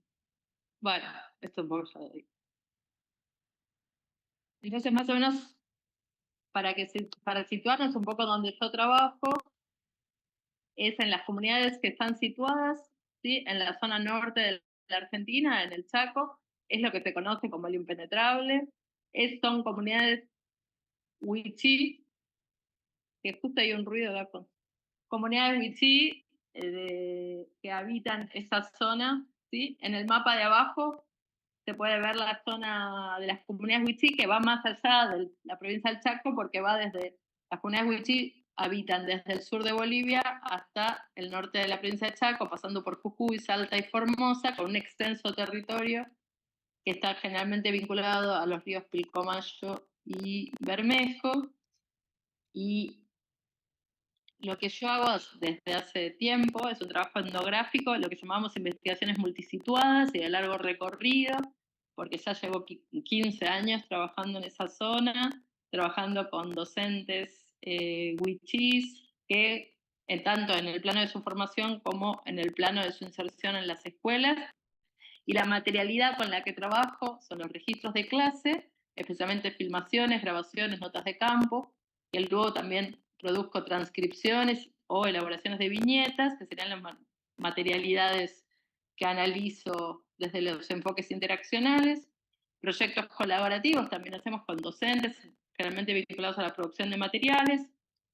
Entrevistas, y esto me permite mucho, y la covisualización como una técnica de investigación que consiste en mirar las filmaciones de clases junto con los docentes, y las entrevistas, y también las entrevistas a las familias, y las conversaciones y trabajos con los chicos me permite construir como un bagaje etnográfico para poder interpretar los datos interaccionales, ¿sí? Y bueno, un poco lo que yo les quería compartir ahora tiene que ver con algo de un recorrido de tipo epistemológico en relación con los estudios justamente del silencio y la interpretación de los usos del silencio y el silenciamiento en las aulas con niños indígenas, ¿no? Entonces, el tipo de datos con lo que trabajo son este tipo de interacciones, si ustedes pueden ver ahí, son interacciones que están... en este caso son maestros, hay dos maestros, un maestro que es indígena y uno que no es indígena, que comparten un aula, y en este caso lo que sucede es justamente que se produce una interacción en la cual la docente que es indígena y que habla la lengua de los chicos media en la interacción entre los chicos y los maestros que no hablan la lengua de los niños, ¿no?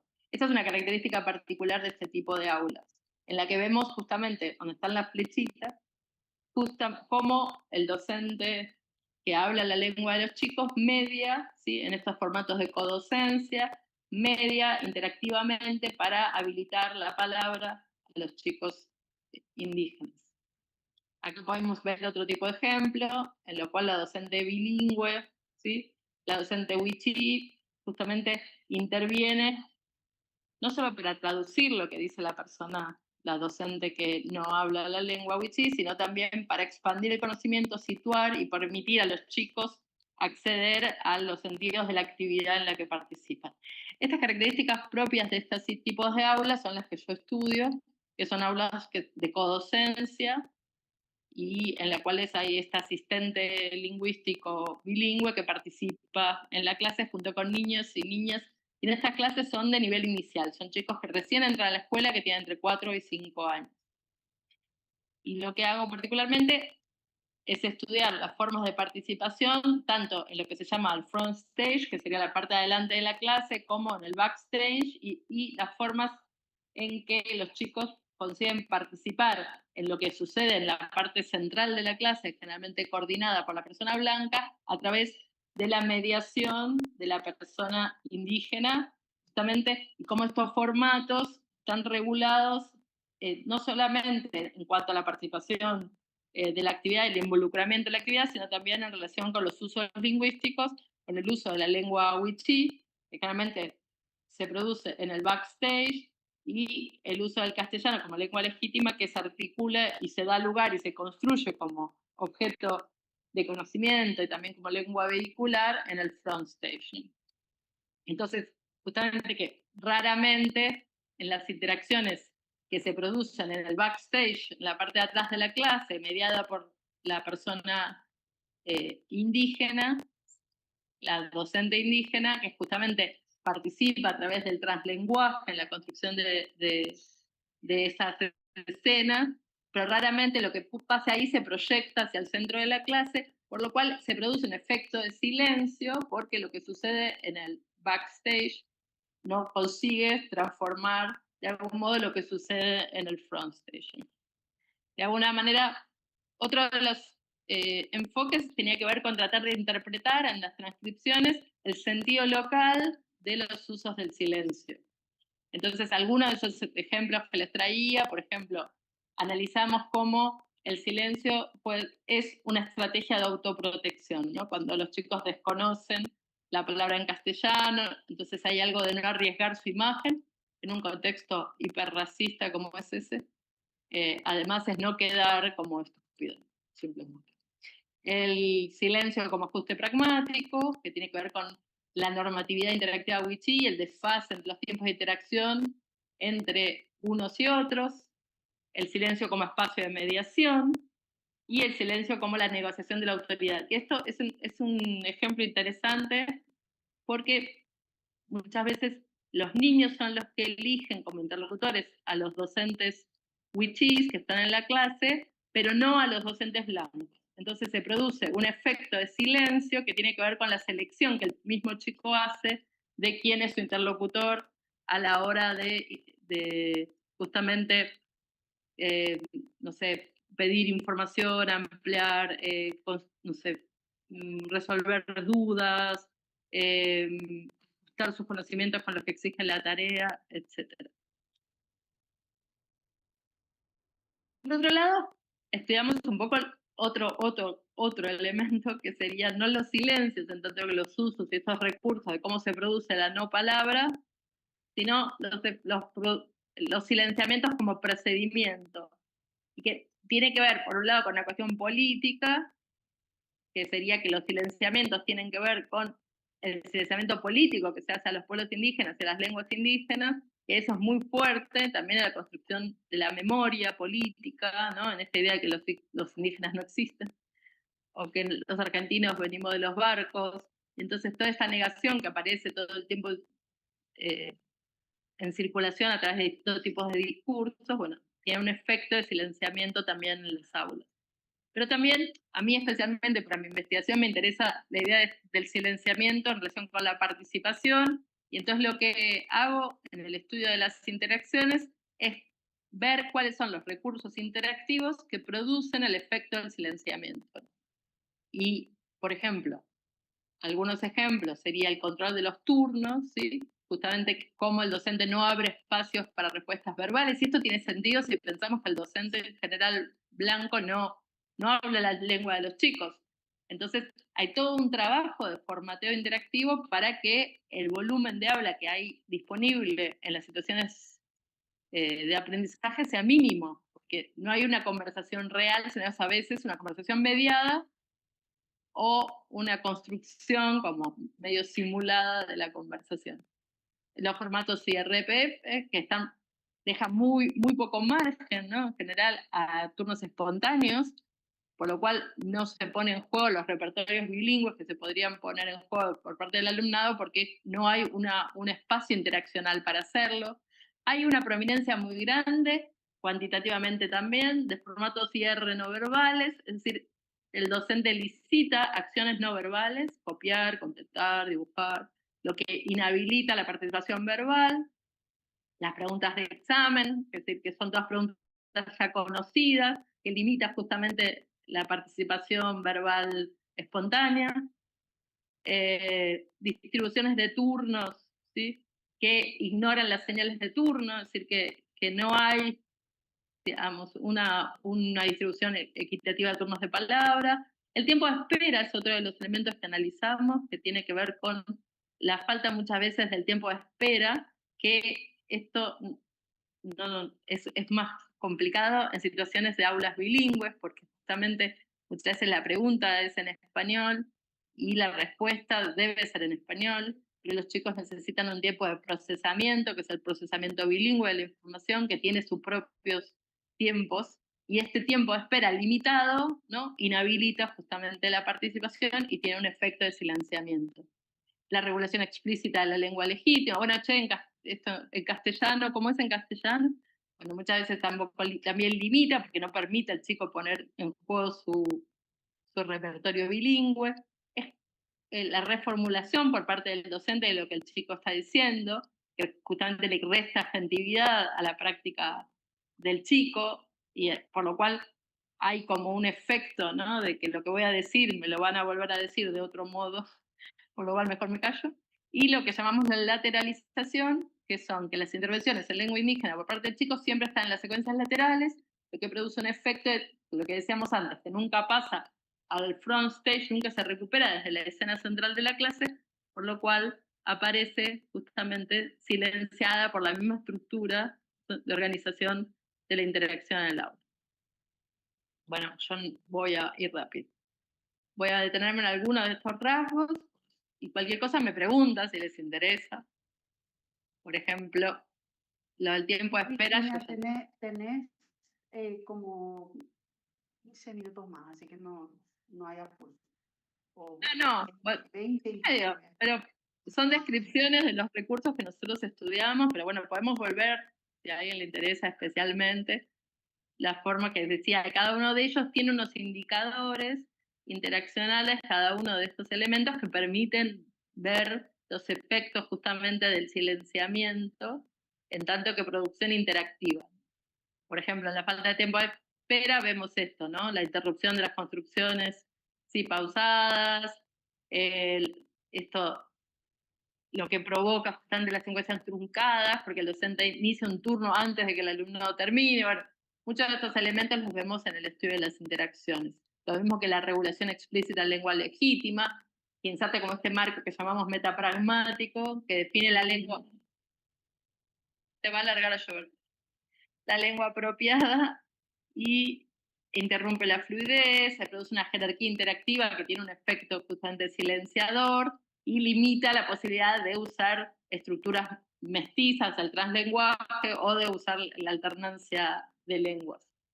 El caso de la reformulación ya se los había más o menos explicado, que tiene que ver con la reparación asimétrica y especialmente con esta idea de la reconstrucción del docente, de lo dicho por el niño, que le quita como esa agencia y realmente no valora como la contribución espontánea, o la lateralización, que les acabo de decir antes, que tiene que ver con un poco situar las intervenciones en lenguas indígenas en zonas no centrales de la actividad y no permitir que los turnos principales que estructuran la secuencia didáctica o la secuencia interaccional en el aula sean realizados en esta lengua, por lo cual la participación de los chicos se ve limitada y se produce este efecto de silenciamiento. Ahora bien, como yo decía, había como un recorrido epistemológico que tiene que ver con algo que a mí me sirvió mucho leer cuando estudio estas cosas, y tengo el tiempo, estudio y leo, y me sirvió mucho entender que estos efectos, tanto de los usos del silencio como del silenciamiento, podemos entenderlos de otra manera si pasamos del estudio de la producción lingüística o la producción interaccional del silencio y los efectos del silenciamiento desde la perspectiva de la producción hacia la perspectiva de la escucha, de cómo son escuchados estos silencios. Y me parece que eso es un aporte interesante de lo que serían las teorías, ¿sí?, decoloniales y la sociolingüística que raciolingüística, se llama, que estudia las relaciones entre raza y lenguaje. ¿Por qué es interesante? Porque desde la perspectiva raciolingüística, en la perspectiva de los estudios decoloniales, deberíamos girar como estos estudios de la producción del silencio para empezar a pensar cuál es el régimen de escucha y pensar justamente que la escucha no es neutral. Entonces, que más allá de lo que la gente haga o deje de hacer, si habla o si se calla, hay una escucha distinta, y en estos casos de situaciones marcadas justamente por la diferencia racial, la diferencia étnica fuertemente, es importante adentrarse en las formas en que el silencio es interpretado, ¿sí? Más allá de cómo es producido, ¿sí? Por eso el uso de las entrevistas como metodología complementaria y la covisualización, es decir, ver las situaciones de clase junto con los docentes, lo que me permite reconstruir justamente estas formas en que los silencios son interpretados, ¿sí? Entonces, esta escucha, digamos, escuchar a alguien que habla poco, que habla bajo, que justamente es silencioso, ¿no? Puede interpretarse desde la escucha blanca, hegemónica, como falta de competencia, o falta de interés, o falta de conocimiento, o pasividad, y en el caso que nosotros estudiamos, en relación con la timidez. Esta construcción social de que los chicos wichís son tímidos. Y esta timidez tiene que ver justamente con que los usos, ¿sí? Como la gente blanca escucha los silencios, el volumen de habla de la gente wichí. Y esto es muy importante porque permite entender desde distintas perspectivas la forma en que se produce, ¿sí? Las relaciones interétnicas y la forma en que se evalúan a los chicos wichí, en relación con cierto déficit vinculado a su práctica comunicativa, que en definitiva, ¿sí? Está producida o mediada por estas ideologías raciolingüísticas. Entonces, el oyente imaginado, blanco, normativo, define qué es la participación. Los estudios raciolingüísticos muestran justamente eso, ¿no? Que el sistema educativo asume un oyente ideal que espera rapidez en el habla, un cierto volumen particular de respuesta, cierta linealidad en las formas de responder, extroversión, muchas características que justamente no son las que, desde la perspectiva de este oyente imaginado, blanco, ¿sí? Son características del habla de los niños y las niñas wichí. De algún modo, desde esta perspectiva raciolingüística, el silencio es racializado, ¿sí? La voz blanca hegemónica tiende a escuchar el silencio wichí como timidez, caracterizando como infantilización, resistencia pasiva, bueno, viste que no quieren hablar, disciplinamiento, torpeza lingüística, bueno, no pueden, no saben, no, déficit, apatía, bueno, viste que no les interesa la escuela, vos te diste cuenta que no tienen ningún interés o no están comprometidos con la escolarización, lo que sea, y tienen desde un eje de la moralización. Entonces, no se evalúa cómo hablan los sujetos racializados, sino cómo deberían sonar en relación con las estructuras de raza que se les atribuye y las expresiones raciales en las que están involucrados. Entonces, la incongruencia entre silencio y expectativas normativas genera prácticas de silenciamiento institucional. Y esta es otra forma de mirar justamente el procedimiento del silenciamiento. Entonces, el silenciamiento como fenómeno escuchado de la mirada blanca se convierte en mecanismo de evaluación. El silencio no solo se produce, se mide, se controla, se interpreta, y en aulas con docentes blancos o no indígenas, estos silencios de los alumnos indígenas son registrados como un problema pedagógico, ¿sí? Y en cambio, el mismo fenómeno, y eso es interesante, para mí fue verlo, me iluminó la cosa. Porque ese mismo fenómeno, ese mismo silencio, es decir, ese mismo objeto, ¿sí? De producción de cierta pausa más extensa que la media, etcétera, para los chicos indígenas es un problema pedagógico, y cuando los chicos blancos lo hacían, tenía que ver con el espacio de reflexión, con el momento justamente de construcción de aprendizaje, pero el fenómeno lingüístico es el mismo.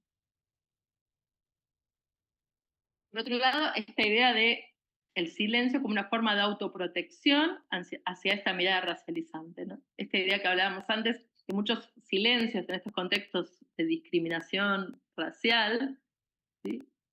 Pueden ser interpretados también como prácticas de cuidado, ¿no? Evitar cuidado hacia uno mismo, evitar la exposición, evitar la humillación, evitar el control justamente epistemológico, y esto no es percibido, digamos, como tal, ¿no? Porque justamente las prácticas de cuidado no son construidas. Bueno, para cerrar esta idea del silenciamiento, entonces se puede mirar desde distintas perspectivas. Estas perspectivas, principalmente, a mí me interesa esta idea de que el silenciamiento no siempre es porque alguien calla o es callado, sino porque especialmente porque alguien no escucha. Y estos silencios, sí, desde la perspectiva de la escucha, son interesantes porque aporta otra dimensión a la comprensión de estos fenómenos interaccionales, poniendo en el eje central no a quienes hablan o no hablan, sino a quienes somos, quienes escuchamos y quienes interpretamos. Entonces, la escucha hegemónica de algún modo fabrica silencios. Hasta aquí. Espero que les haya interesado y gracias. Virginia, realmente muy interesante la perspectiva, sobre todo teniendo en cuenta a comunidades minoritarias y minorizadas como son la de los grupos indígenas y cómo cuando trabajan con docentes no indígenas, muchas veces estas cuestiones no se como que no está en el imaginario de los docentes, ¿verdad? Esto no se, de alguna manera, es bueno traer a la luz esto, ¿verdad? Muchas de las cosas que pusiste aquí sobre la mesa me hizo acordar cuando leía también los casos de los grupos indígenas Inuit en Alaska, ¿verdad? Canadá, que también tenían este mismo tipo de problemas que eran por justamente cuestiones muy similares, ¿verdad? De que primeramente una cuestión cultural también de cómo se comunican los tiempos de espera que son culturalmente aceptables, en contraposición a otros modelos culturales, ¿verdad? Que varían según los lugares, ¿verdad? Y me imagino que bueno, según mi observación nada más, no es nada académico, ¿verdad? Pero la, la manera de conversar que tiene la cultura hegemónica en Argentina es muy como que vertiginosa, ¿no?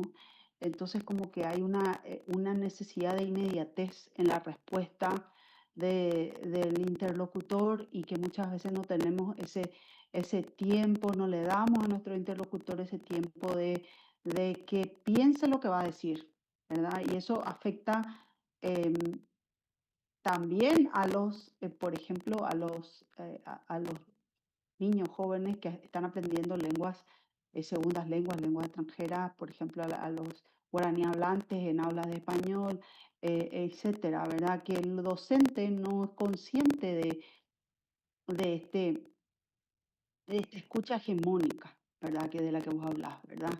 Y que esa escucha hegemónica es la que después produce silencio que finalmente va en detrimento del aprendizaje, ¿verdad? Porque si tomamos una perspectiva vygotsky-iana, ¿verdad? El aprendizaje se da en la interacción social y si no podemos interactuar, entonces, ¿cómo vamos a aprender, ¿verdad? Entonces, ahí es donde creo que esta problematización es muy importante,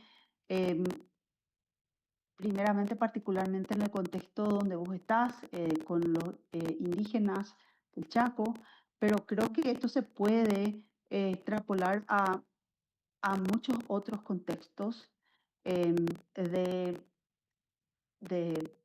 lenguas, de no hablantes de lenguas en contextos educativos donde se sienten intimidados y quizás en el caso de los indígenas también racializados. Entonces, no quiero dejar solo comentarios, sino quiero terminar con una pregunta.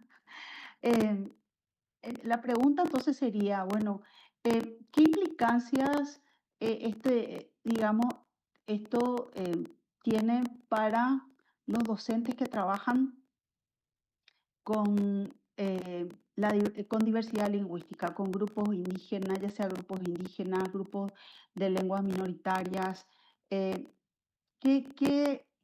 ¿Cómo desde la academia podemos quizás ¿qué podemos proponer a la política pública, a la formación docente, para, digamos, tener en cuenta esto y quizás mejorar la comunicación en el aula con nuestros estudiantes? Yo también creo que se puede traspolar muchas de estas observaciones y muchos de estos análisis a otras clases, especialmente con chicos migrantes.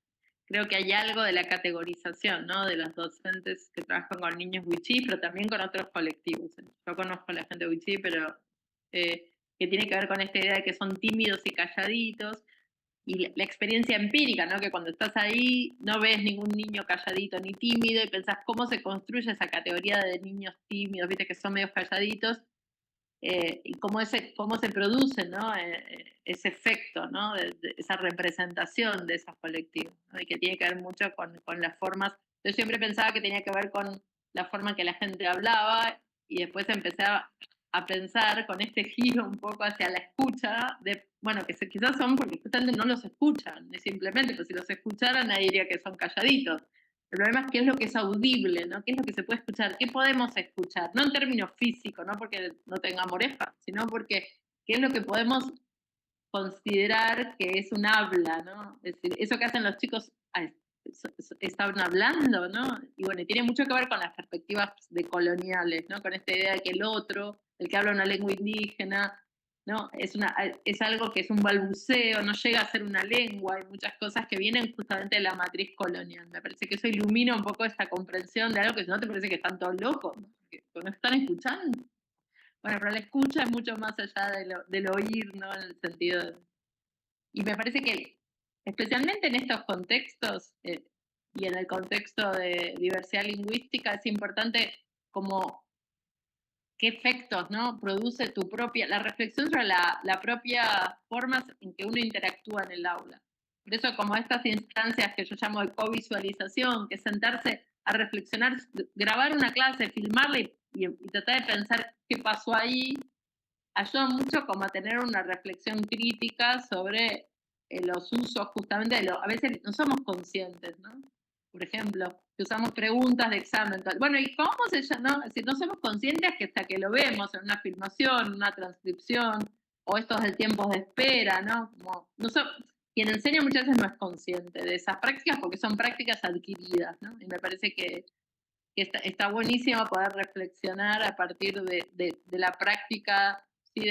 de la visualización, de la transcripción, ¿no? De tratar de entender y reflexionar cómo hacemos las cosas y por qué las hacemos.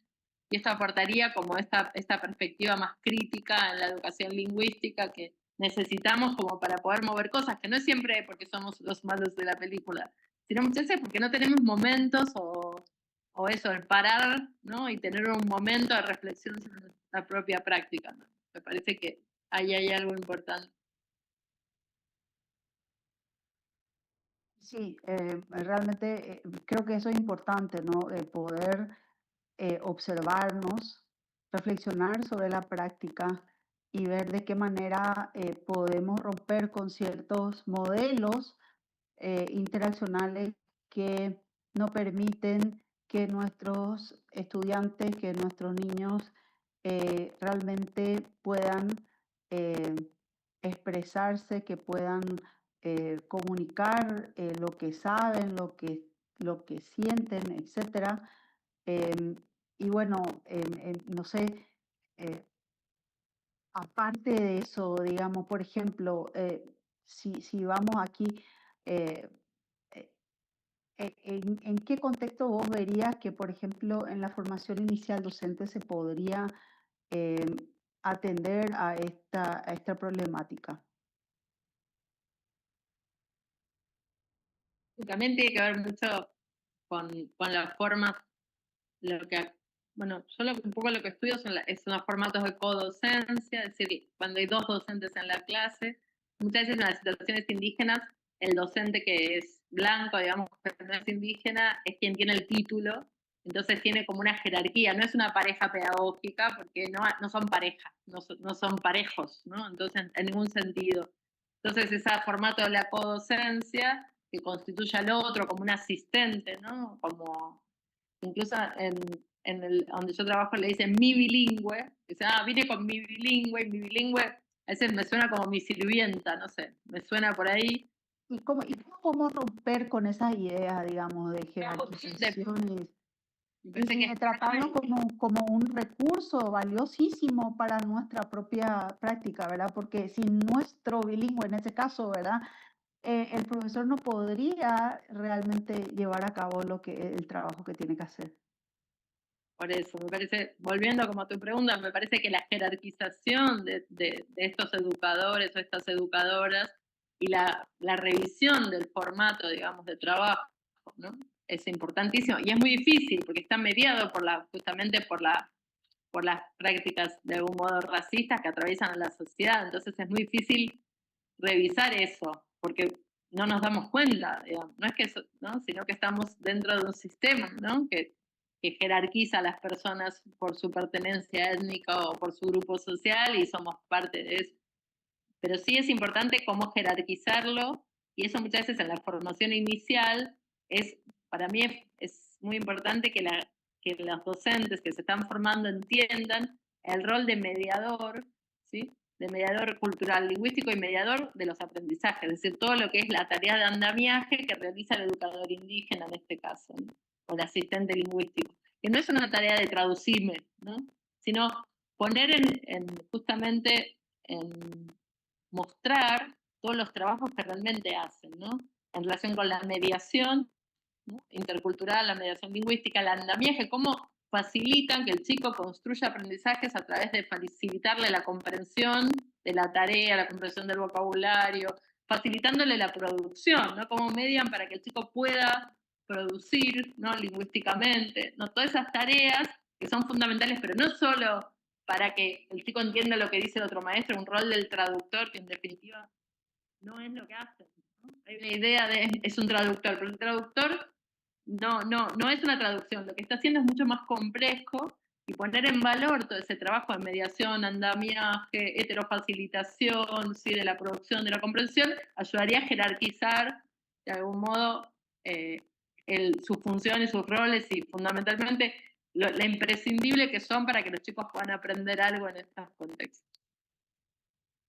Sí, porque además de todo, ellos son los que contextualizan también culturalmente, digamos, poniendo que el docente no indígena no esté tan familiarizado con la cultura del grupo, con la manera como interactúan, como ven el mundo, etc. Estas personas son mucho más que meramente traductores, ¿verdad? En ese sentido, yo creo que de alguna manera tenemos que buscar formas de traer esta problemática a la luz para que, digamos que nosotros como formadores de docentes, como mediadores, si se quiere, del conocimiento, podamos, o sea, que lo que se está viendo aquí, que le sirva a la comunidad, sobre todo al docente que tiene que, de alguna manera también, esto impacta en, vamos a hablar en términos, digamos que capitalista, ¿verdad? En su efectividad como docente, ¿verdad? O sea, si yo no puedo comunicarme con mis estudiantes, que yo no puedo conseguir que mis estudiantes se comuniquen conmigo, no puedo ser un docente efectivo ni eficaz. Entonces, yo creo que habría que también buscar la manera de valorizar estas tareas, estas temáticas como vitales para la labor docente que tiene que realizar, o sea, la labor que tiene que realizar el docente en contextos donde quizás los niños no hablan, o sea, donde ellos no hablan la misma lengua con los niños. En Paraguay, por ejemplo, digamos que es un poco diferente en el caso del guaraní, porque la mayoría de los docentes son bilingües. Entonces es un poco diferente el rol que cumplen en la mediación. en los contextos indígenas, yo creo que es bastante parecido. Hay variedad de modelos, ya que hay escuelas comunitarias donde los propios indígenas son docentes y en otros casos hay situaciones similares a estas que estás comentando. Entonces, creo que para toda la comunidad es importante que nos demos cuenta, y no solamente en contextos de lenguas minoritarias, minorizadas, indígenas, sino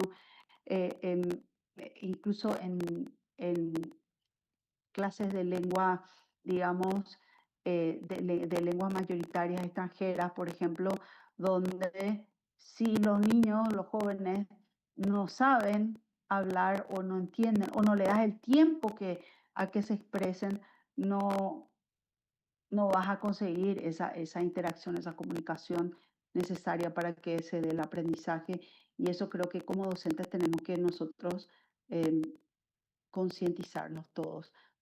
No sé, realmente para mí este tema es fascinante, ¿verdad? Porque la lingüística de la interacción es para mí un área que realmente siempre me interesó bastante, sobre todo desde el punto de vista que, bueno, en este caso el tema del silencio, ¿verdad? Pero el tema también de cómo el docente muchas veces acapara totalmente la interacción y no permite justamente que los estudiantes, que los jóvenes, que los niños interactúen entre ellos y que siempre estamos en una jerarquización también de, bueno, nosotros iniciamos una consigna, ¿verdad? Escuchamos lo que nos dicen y inmediatamente le damos un feedback, una evaluación al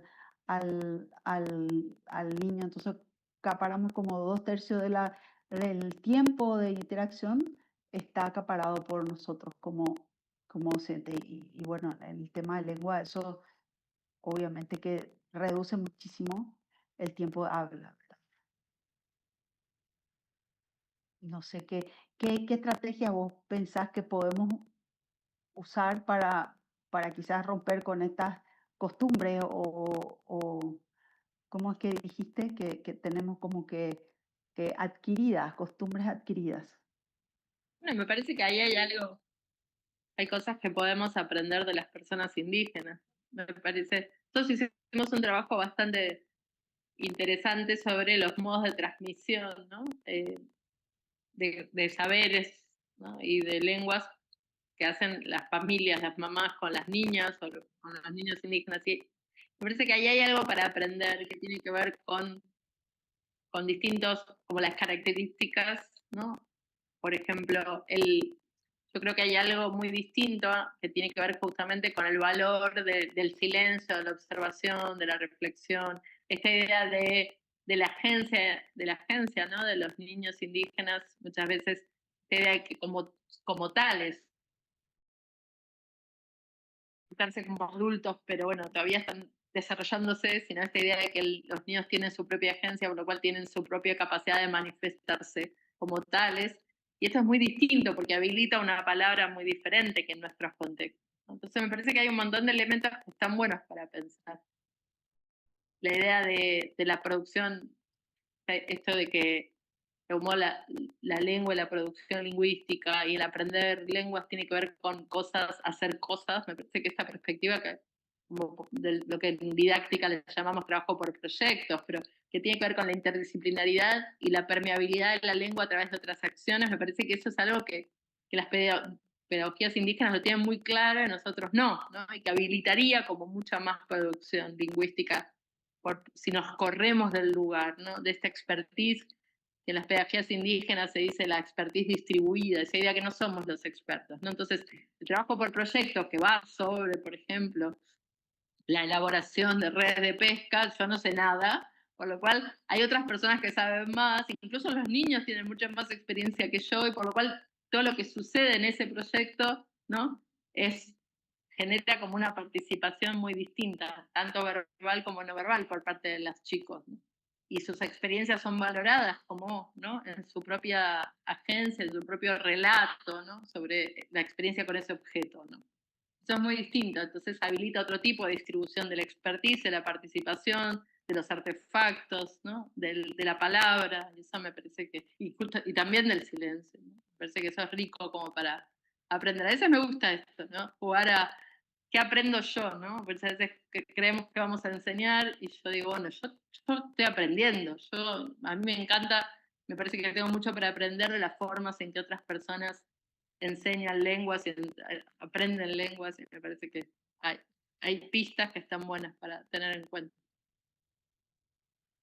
Bueno, nada más que agradecerte, Virginia, por estar con nosotros, por haber accedido a compartir esto con nosotros, una perspectiva realmente muy, muy interesante, muy importante de destacar. No sé si hay alguien aquí en la sala que quisiera hacerle alguna pregunta o algún comentario antes de que cerremos este espacio.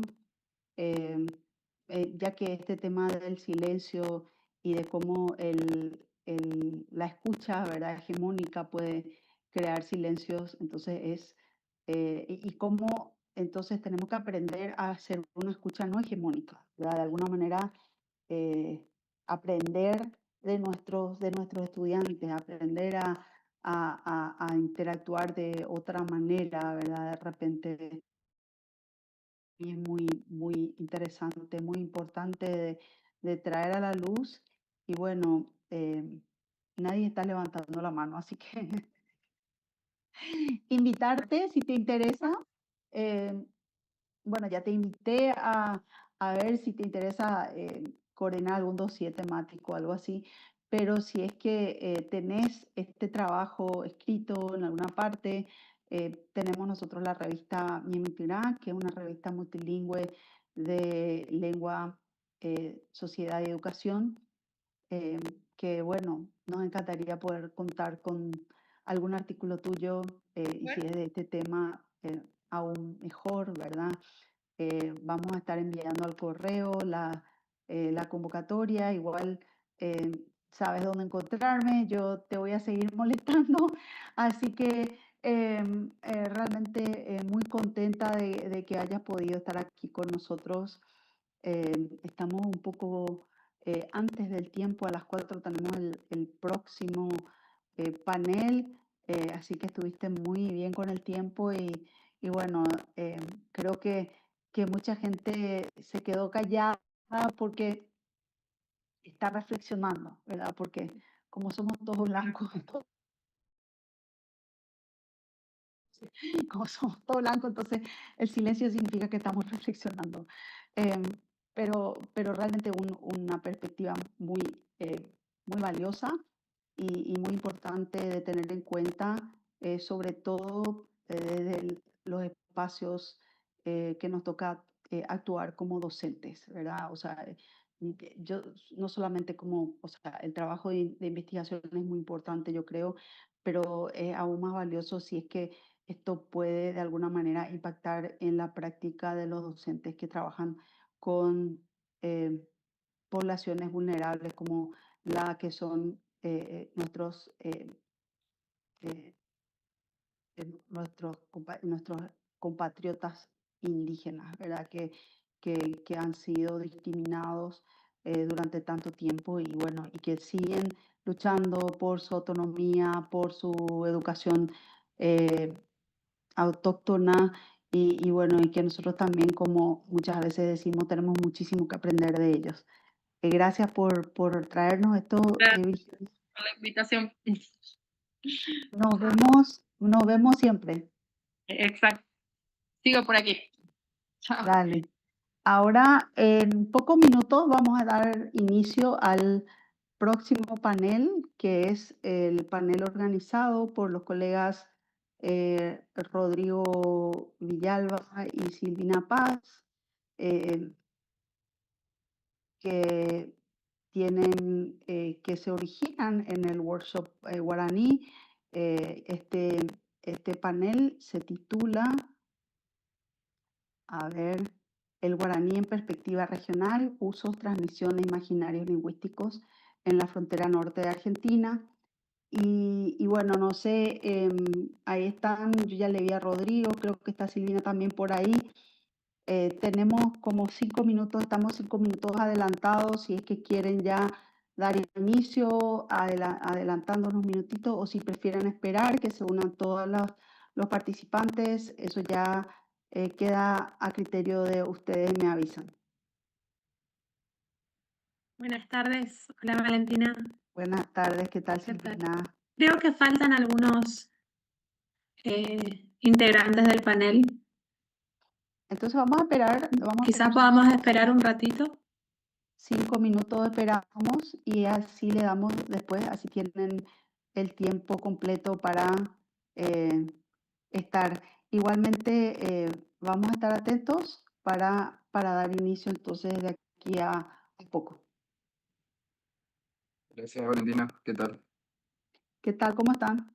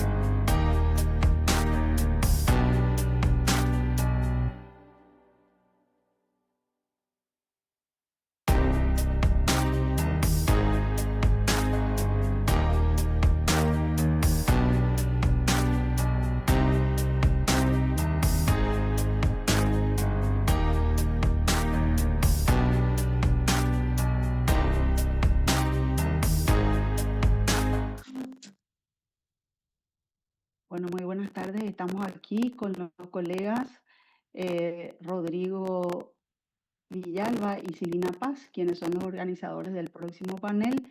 Les doy la palabra. Bienvenidos y muchas gracias nuevamente por haber organizado este espacio tan interesante desde las universidades donde ustedes están. Muchas gracias. Bueno, muchas gracias Valentina por la invitación y por este espacio. Cuando pensamos en este panel con Rodrigo, nos propusimos de cierta manera darle continuidad al espacio que se generó en el tercer workshop sobre guaraní que se organiza desde la Universidad Nacional de Formosa y que es un espacio justamente de reflexión y de diálogo que desde diferentes disciplinas y perspectivas confluyen en lo que es el abordaje de la lengua guaraní, tanto en su unidad como también así en su continuidad histórica y cultural y en su diversificación dialectal y extensión territorial. Así que, bueno, en particular los trabajos que integran este panel tienen como punto en común una reflexión sobre cómo los hablantes procuran conservar o revitalizar la lengua guaraní, ya sea a través de las tecnologías de la comunicación, ya sea mediante un posicionamiento de empleo activo del guaraní o de agencia frente al uso del guaraní, frente al uso cotidiano y hegemónico del castellano, pero en gran parte también generando prácticas de comunicación bilingüe. Así que vamos a iniciar con el primer trabajo de este panel. Rodrigo, no sé si querés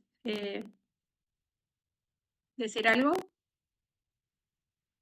No, nada más dar las gracias por esta oportunidad de compartir con compañeras, con los compañeros en general que investigan el fenómeno transfronterizo de variación que además ocupa toda la frontera norte, todo lo que es la cuenca del río del Plata y el Mato Grosso, de variedades del guaraní y sus diferentes problemáticas.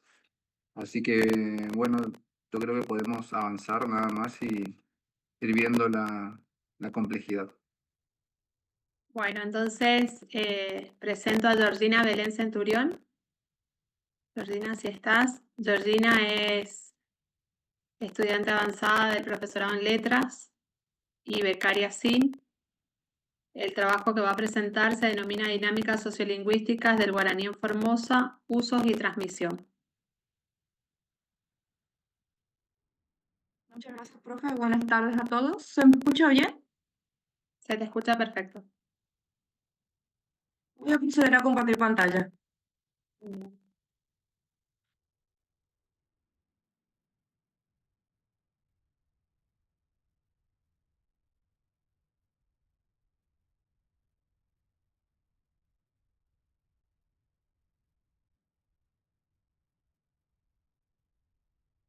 Muchas gracias. Primero que nada quiero agradecer por el espacio como lo vienen haciendo los profes y a continuación el trabajo que voy a presentar se titula Dinámicas sociales del guaraní en Formosa, usos y transmisión.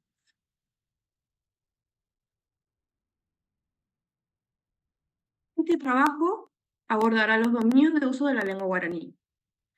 Investigación que se realiza en el marco de las becas Estímulo Vocación Científica y dentro del proyecto El Guaraní en Comunidades Transfronterizas, Argentina y Paraguay, documentación y estudios de prácticas comunitarias en contextos multilingües, dirigido por Alejandra Vidal. En primer lugar, me gustaría decir, ¿qué se entiende por dominio de uso? La noción de dominio de uso se refiere a los contextos o ámbitos específicos en los que se utiliza una lengua determinada. En este sentido, podemos hablar en el caso del guaraní en Paraguay, el guaraní y el castellano. El guaraní es asociado generalmente a relaciones de proximidad, ya sea el ámbito familiar, rural o en situaciones informales. Está vinculado principalmente a la cultura rural. Por otro lado, el castellano se utiliza en contextos más formales, urbanos o relacionados con el ámbito administrativo. y de altos estatus. Sus dominios principales son la administración y los institutos educativos. Ahora bien, ¿qué antecedentes encontramos de estudios de los dominios de uso?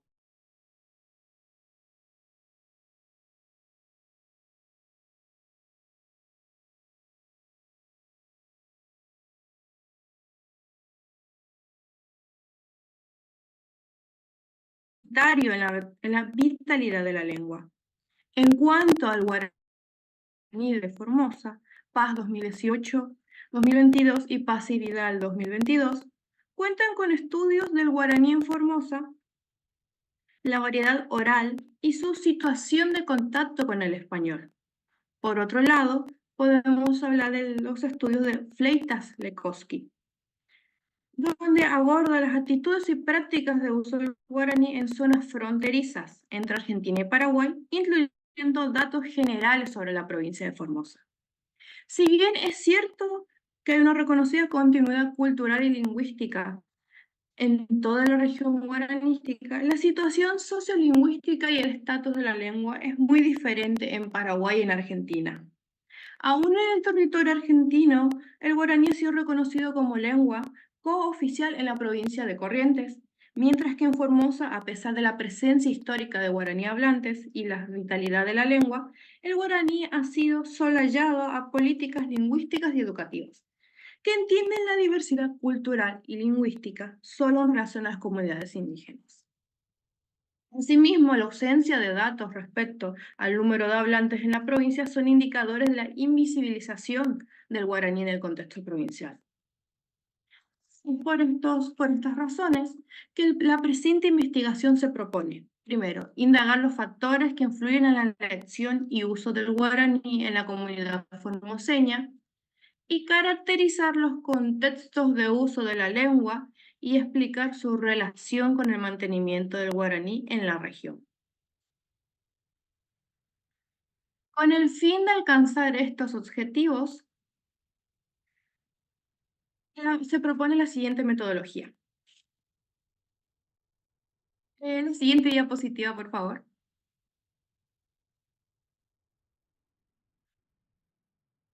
Se realizaron distintas encuestas guiadas por cuestionarios en distintos barrios de la provincia de Formosa entre los meses de enero y octubre del año 2025.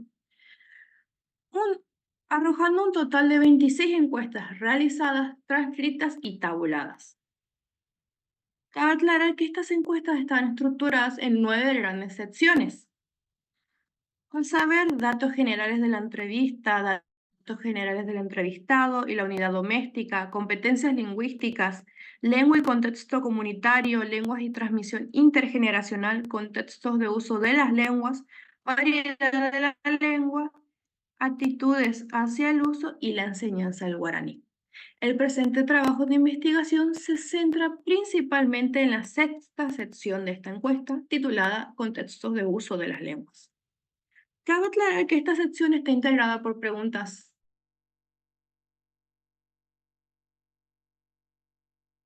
mayoría y preguntas de estructura para alimentar a nuestros entrevistados en sus respuestas y por otro para lograr comparar de una manera más sencilla los datos recolectados.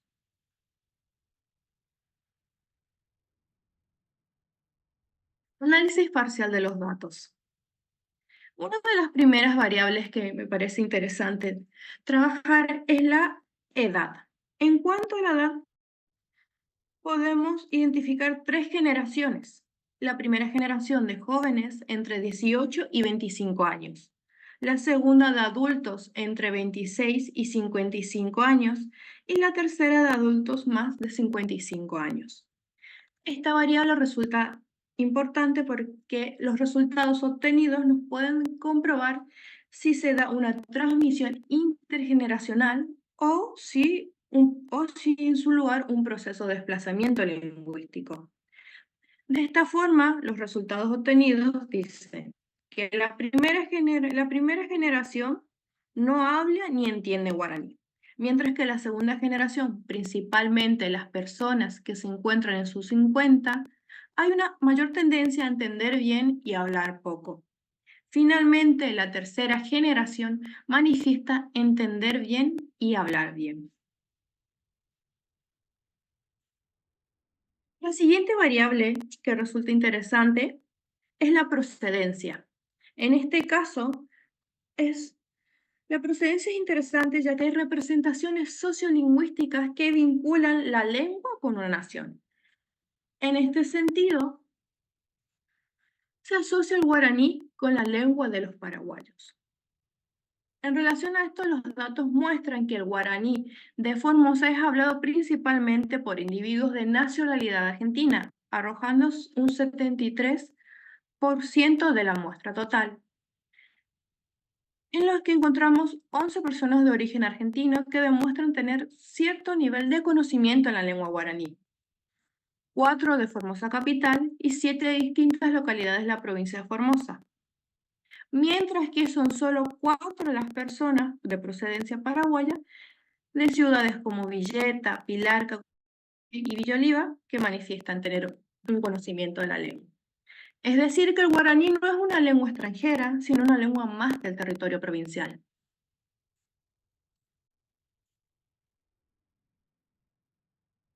Ahora bien, en relación al conocimiento de la lengua guaraní, 35% de los entrevistados manifestaron entender y hablar bien o muy bien la lengua. 27% entienden bien y hablan poco. 11% entienden bien pero no hablan. Y finalmente 27% no hablan ni entienden. Si sumamos los porcentajes entre las personas que hablan bien o muy bien y las personas que entienden y hablan poco, descubrimos que tenemos más de la mitad de la muestra posee un grado del conocimiento de la lengua, demostrando nuevamente la presencia de guaraní hablantes y la vitalidad de la lengua en el territorio, siendo factible pensar en la posibilidad de implementar políticas lingüísticas orientadas a revitalizar la lengua y ampliar los dominios de uso de la misma.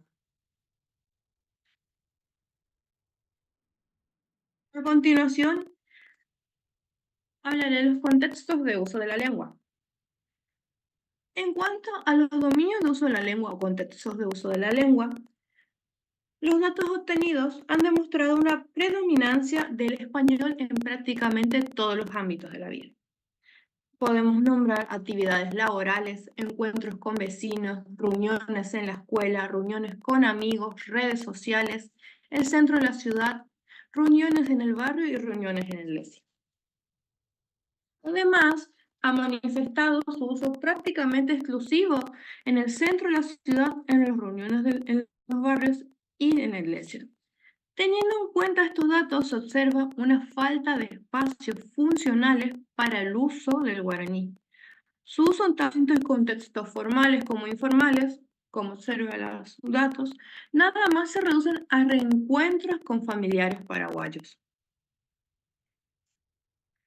Además, los datos sobre la elección de la lengua, según el interlocutor de la situación, nos resultan también interesantes porque vuelven a confirmar estos contextos de uso, priorizando el uso de la lengua guaraní con los familiares con quienes se establecen estas relaciones más informales y de proximidad, dejando el uso del español para interlocutores como docentes o autoridades religiosas, siendo estos ámbitos más formales o considerándose personas de autoridad.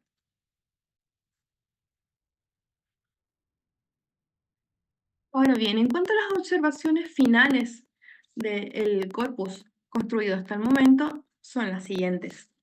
El español presenta una gran cantidad de dominios de uso, mientras que el guaraní se reduce a los encuentros con la familia en Paraguay.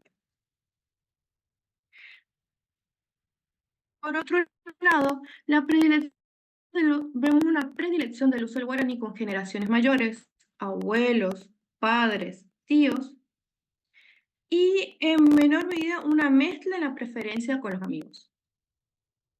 Finalmente, en cuanto a la preferencia del uso del español, vemos que es preferible para comunicarse con los hijos, dirigentes barriales, autoridades religiosas y maestros, como vengo nombrando.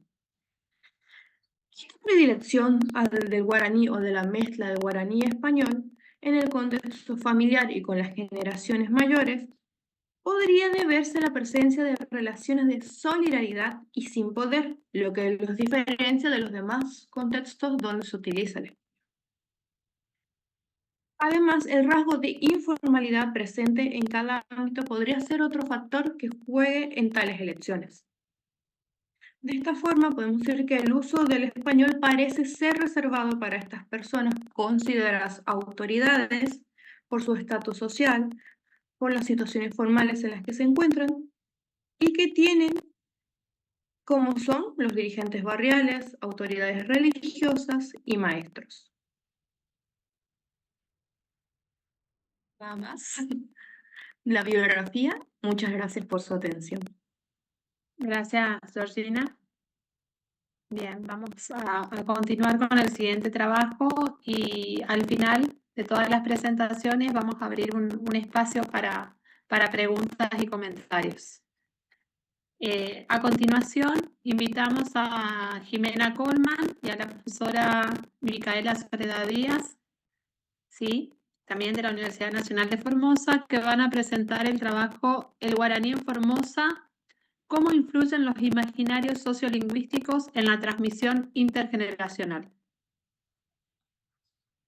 Bien. Buenas tardes. Muchas gracias por la presentación. Bien. Este trabajo, titulado El guaraní en Formosa, cómo influyen los imaginarios lingüísticos en la transmisión intergeneracional, forma parte de lo que es el proyecto CECID, denominado El guaraní en comunidades transfronterizas, Argentina, Paraguay, estudio y documentación de prácticas discursivas.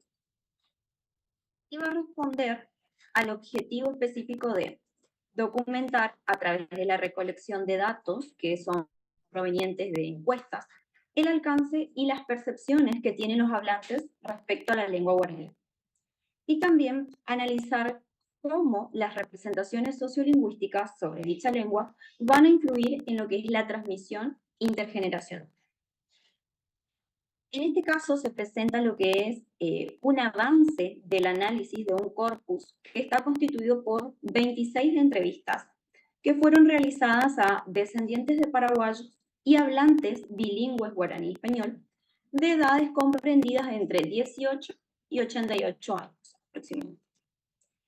Cabe señalar que estas entrevistas, estas encuestas, fueron realizadas en diferentes barrios de la ciudad de Formosa, entre los cuales se encuentran, por ejemplo, Barrio El Palomar, Barrio República Argentina, Eva Perón, Villa del Carmen, Villa del Rosario.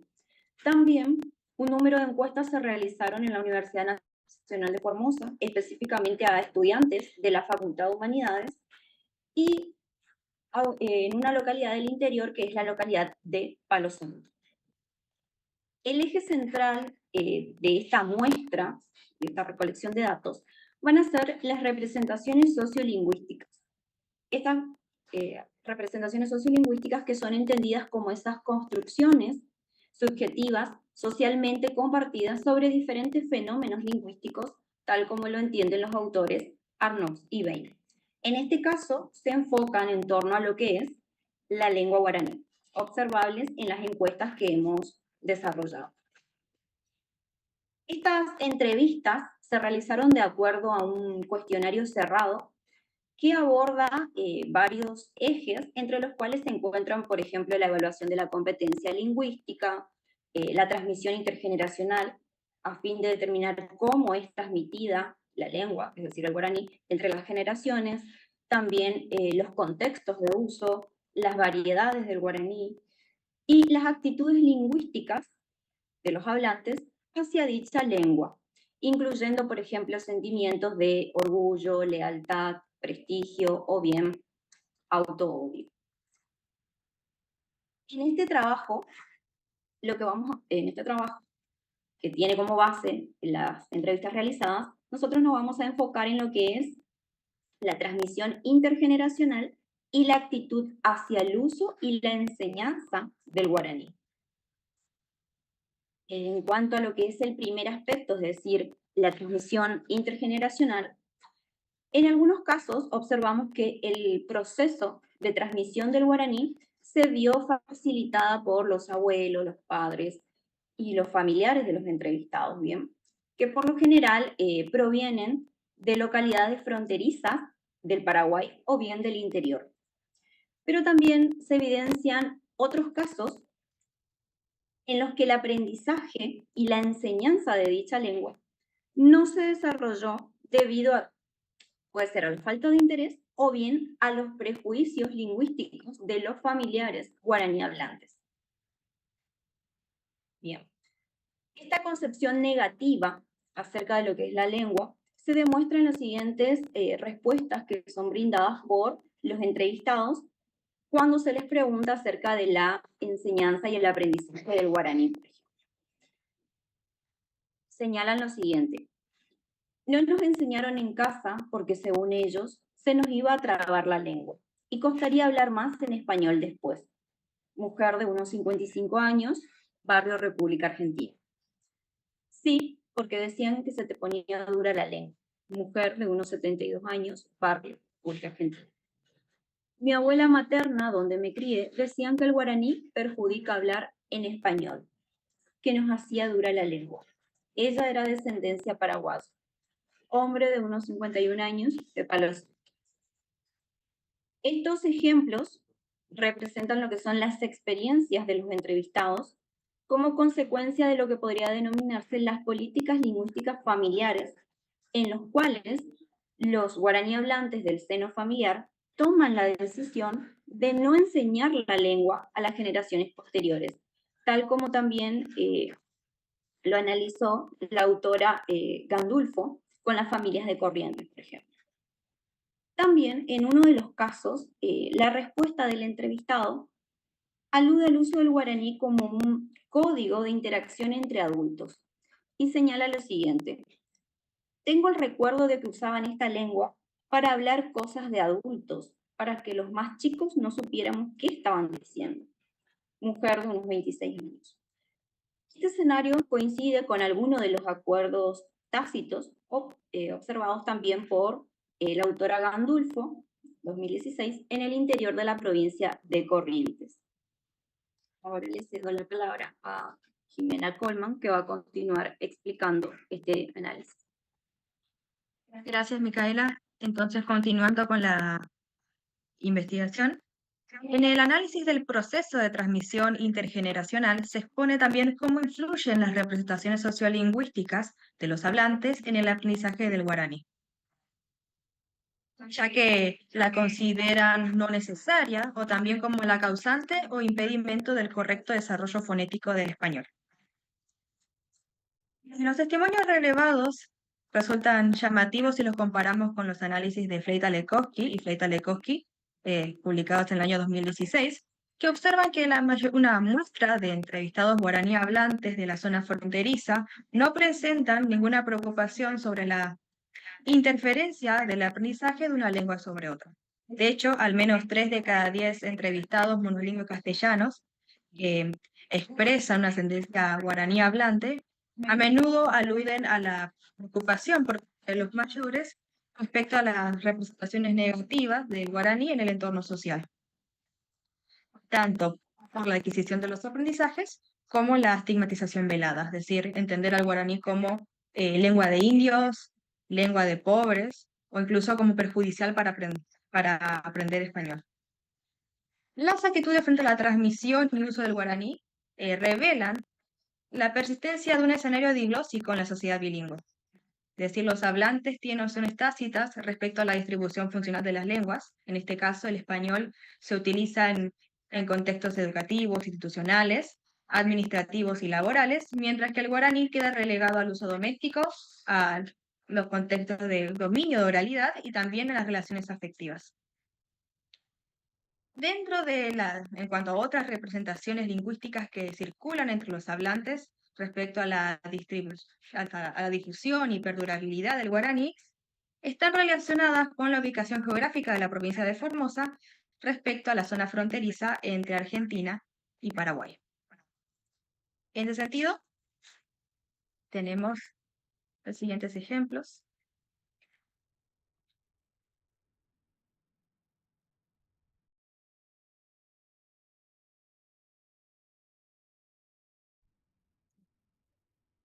¿Pero se me escucha? Muy bien. Entonces, en este sentido, en cuanto a las representaciones sociolingüísticas que mencionan, de acuerdo a la perdurabilidad y difusión del guaraní, tenemos las siguientes citas relacionadas con pues, cuestionamientos hacia los entrevistados en cuanto a la enseñanza del guaraní hacia los jóvenes, hacia los niños de la comunidad, dentro de las instituciones educativas, y en este sentido respondieron: la interacción de las personas de esta zona fronteriza, las lenguas crean vínculos. Cada vez se habla más la lengua guaraní del costado norte de la provincia. Y, ¿permiso? Sí, creo que es importante enseñar el guaraní en las escuelas para comunicarse en esta lengua muy extendida en nuestra región.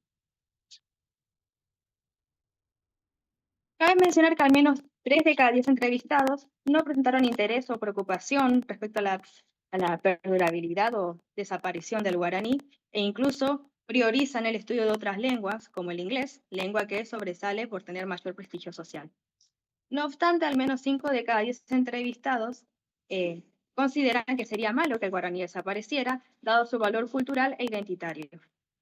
En este sentido, esta idea de prestigio, manifiesto de una lengua sobre otra, está ligada a una ideología lingüística de algunos hablantes que no consideran al guaraní como patrimonio cultural, o muchas veces también la consideran ajena a ese imaginario de representación nacional.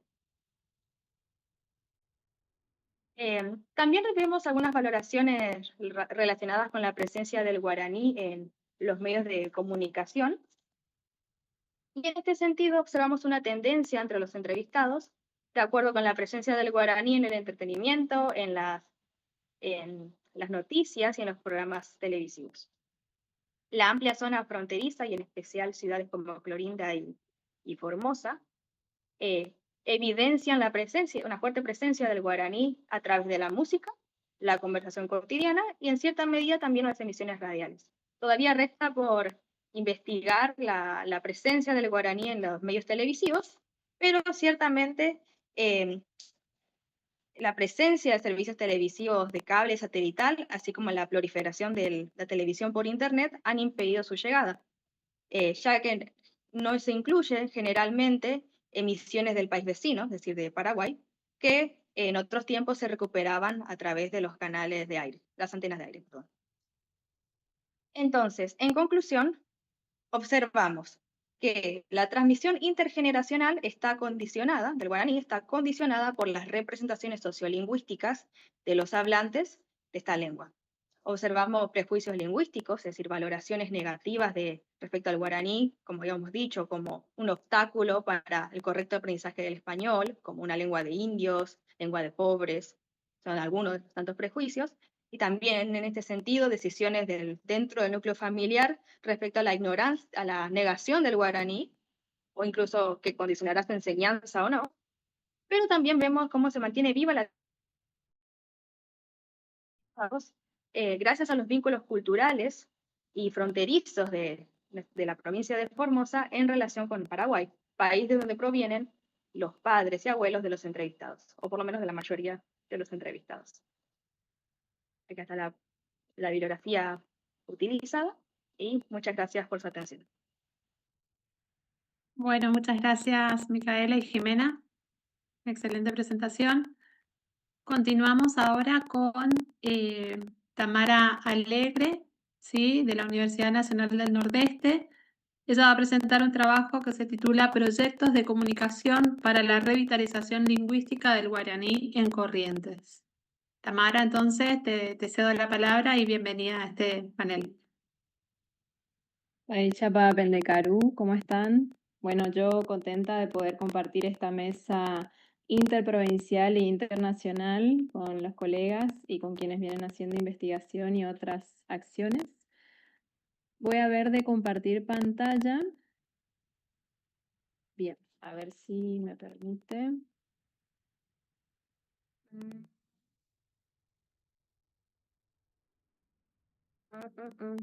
Estoy con compu nueva, a ver. A ver ahí. Un momentito.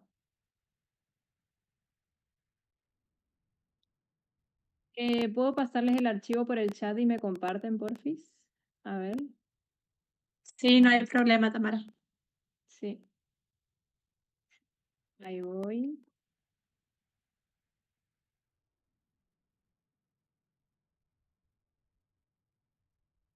Están cargando. Bueno, igualmente, mientras tanto les voy contando, estoy por presentar lo que sería la línea de comunicación de la Cátedra Guaraní de la Universidad Nacional del Nordeste. Esta es una línea que venimos desarrollando desde lo que llamamos la Agencia para la Revitalización Lingüística del Guaraní en Corrientes, que tiene como referencia y se nutre de investigaciones que llevamos adelante desde el Centro de Estudios Etnográficos en Colabor, también de la Facultad de Humanidades de la UNE.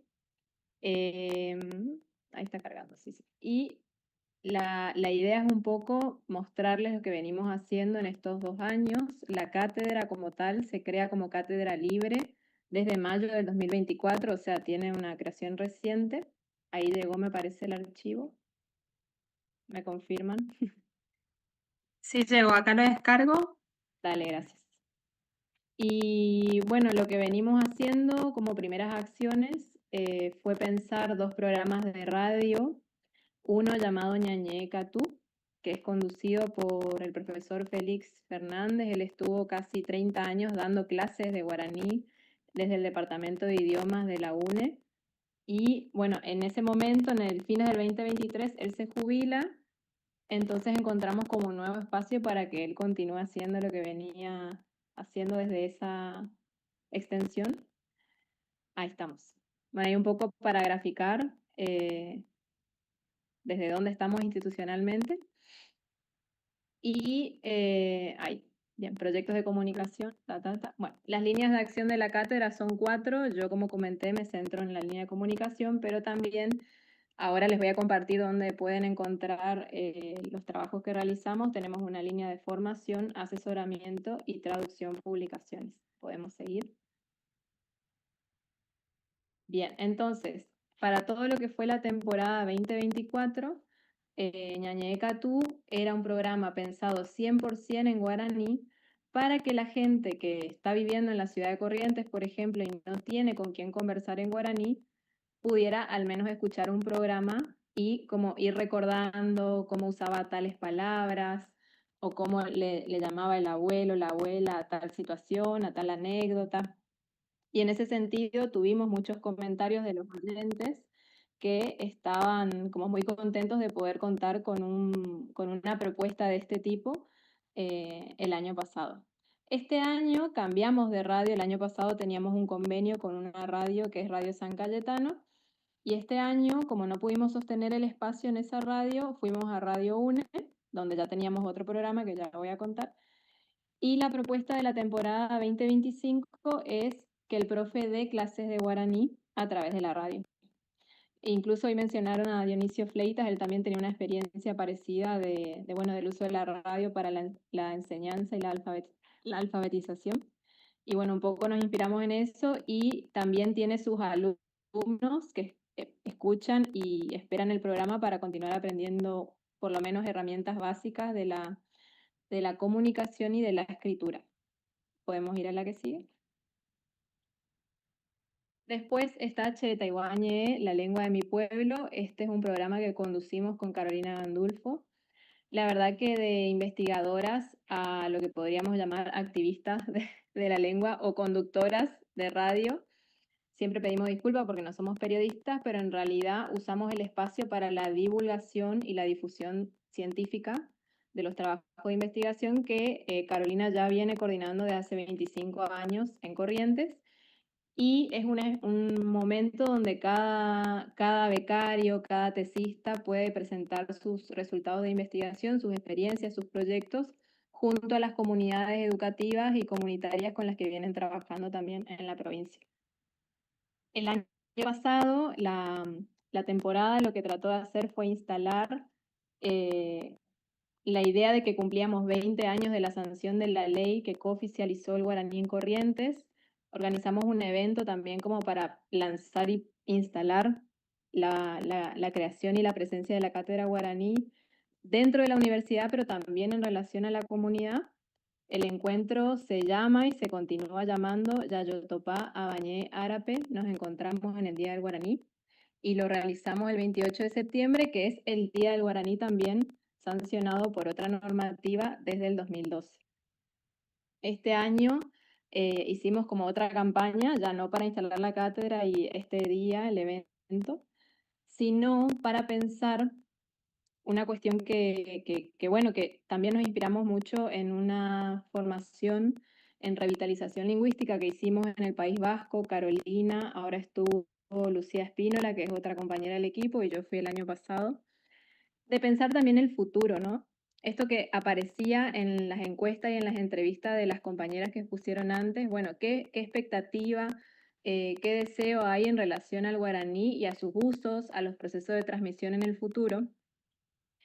Y es una pregunta que está apareciendo mucho, entonces dijimos, bueno, ¿quiénes se tienen que hacer cargo? ¿Quiénes son los responsables de transmitir el guaraní a los niños en Corrientes? Esa es la pregunta de toda esta temporada del 2025, en la cual, bueno, acá pueden ver la propuesta del programa que recupera un poco también las experiencias de investigación. Proponemos 4 bloques. En el primero, bueno, que se presenta la temática que les compartí, cuál fue de cada año. Preguntamos sobre la biografía lingüística del invitado en relación, y cuál es su relación con la lengua, esto que decían, si es hablante, si es nuevo hablante, con quiénes aprendió, en qué situaciones usa. Ahí vamos al tercer bloque, qué actividades realiza con o en relación a la lengua.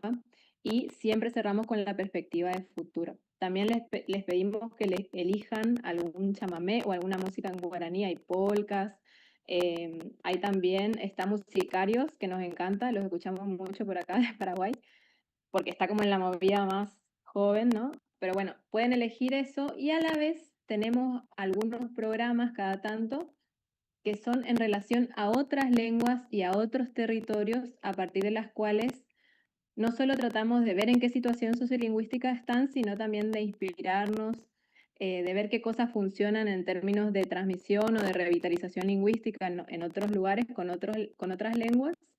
Y está bueno el diálogo también en ese sentido. Ahí podemos continuar.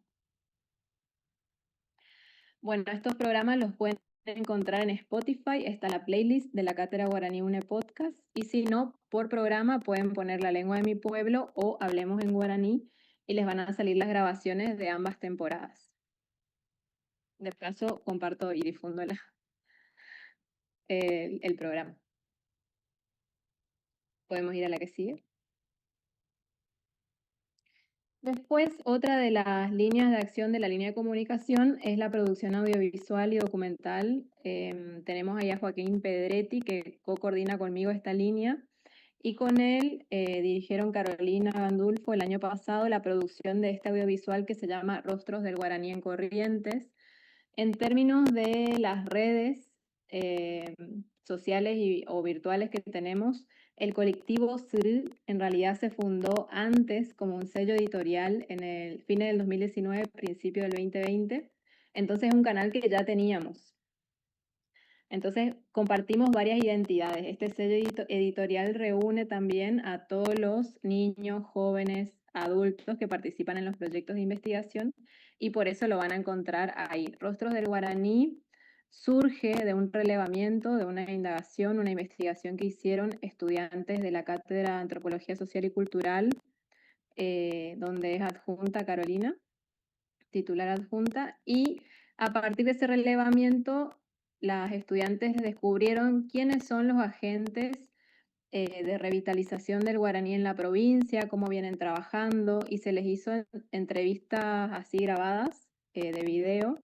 No a todos, eran 45 referentes más o menos, pero tratamos de que hayan referentes en este documental de distintos ámbitos: educación, salud, jurisprudencia, vida social. Bueno, acá mismo tienen al rector, que es Gerardo Marla Rosa. Él es hablante de guaraní y es formoseño, para los quienes están aquí presentes. La verdad que contar con él como rector de la universidad y que él haga la apertura de los eventos en guaraní en este momento son como hechos históricos que estamos viviendo por primera vez, pero que tienen que ver con que el rector también es guaraní hablante, ¿no? Y bueno, así podrán encontrarse con distintas biografías lingüísticas, experiencias y modos de vivir el guaraní y de llevar el guaraní a las distintas actividades que cada uno realiza. Por ejemplo, Gastón Íbalo es influencer joven de una comunidad que se llama Santa Rosa. Rafaela Vera es una de las mujeres cantautoras chamameceras muy reconocida aquí en la zona, a nivel también nacional e internacional.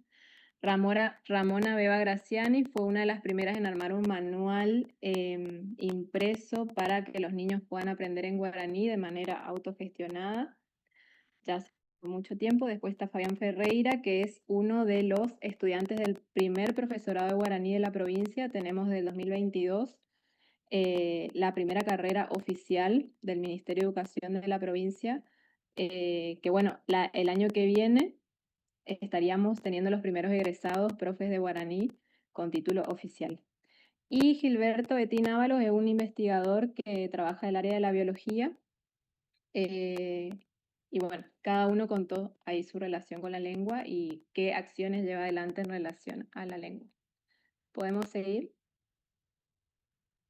Ahí bien, veo cómo voy con el tiempo. Y algo que estructuró, digamos, el documental, van a ver, bueno, el tema del aprendizaje, con quienes aprendieron, de nuevo, qué actividades y usos, lo que significa el guaraní en sus vidas y la perspectiva de futuro. Podemos continuar. Después tenemos como redes sociales Instagram y Facebook. Ahí también podemos ver el público, ¿no? Que va siguiendo las actividades, hace sus comentarios, cuenta, por ejemplo, en qué situaciones aprendió guaraní, con quiénes, hacen pedidos, preguntan mucho dónde pueden estudiar guaraní, si virtual, si presencial. Entonces también como que terminamos siendo una fuente de consulta bueno, de cosas que tal vez no exceden, pero que encuentran ahí como un canal para empezar a preguntar, ¿no? Y van a ver, por ejemplo, en el Instagram tenemos menos seguidores y en el Facebook más. Tenemos pendiente el TikTok, pero bueno, todavía no llegamos con ese grupo etario, más que nada son los jóvenes. ¿Podemos seguir? Y bueno, para ir cerrando, en relación a los aprendizajes que implicó esto para investigadoras, que nos fuimos haciendo, como les dije, esto, activistas de la lengua o locutoras de radio o, no sé, Caro terminó siendo directora de una producción audiovisual, como que te vas teniendo que hacer de herramientas en términos de esta nueva propuesta que tenemos de devenir de equipo de investigación a también un equipo de agencia para la revitalización lingüística. Entonces, bueno, aprender a editar los programas de radio, los videos, todo lo que es la relación ahí con directores de radio, otros periodistas, otros profesionales de los medios. Después, por ejemplo, algo que todavía no logramos es tener una CM, una Community Manager que nos maneje las cuentas, entonces lo terminamos haciendo nosotras. En términos de investigación siempre es algo que como que uno quisiera tener a alguien que lo haga, pero bueno, lo tenemos que hacer nosotras por el momento. Y después, esto que le decía en relación a los comentarios y las repercusiones, las identificaciones de las personas con lo que nosotras compartimos en los programas, o lo que cuentan los invitados, o con esos rostros del guaraní y de darse cuenta que parecía que estábamos muy solos haciendo cosas por el guaraní y te das cuenta que somos un territorio, una región mucho más amplia, ¿no?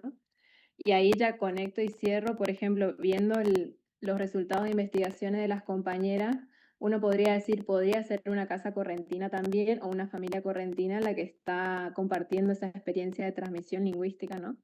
Entonces, bueno, eso como para cerrar, Ahuilleterei, Ahuillebete, creo que ya estamos ahí en tiempo. Gracias por pasarme la presentación. Bueno, gracias, Tamara. Excelente también todas las propuestas para revitalizar la lengua. Después, al final, en todo caso, hacemos algunos comentarios. Continuamos con el trabajo de Agustina Morando. Agustina, no sé si estás.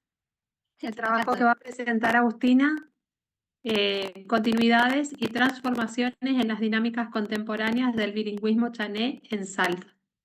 Te cedo la palabra entonces, Agustina.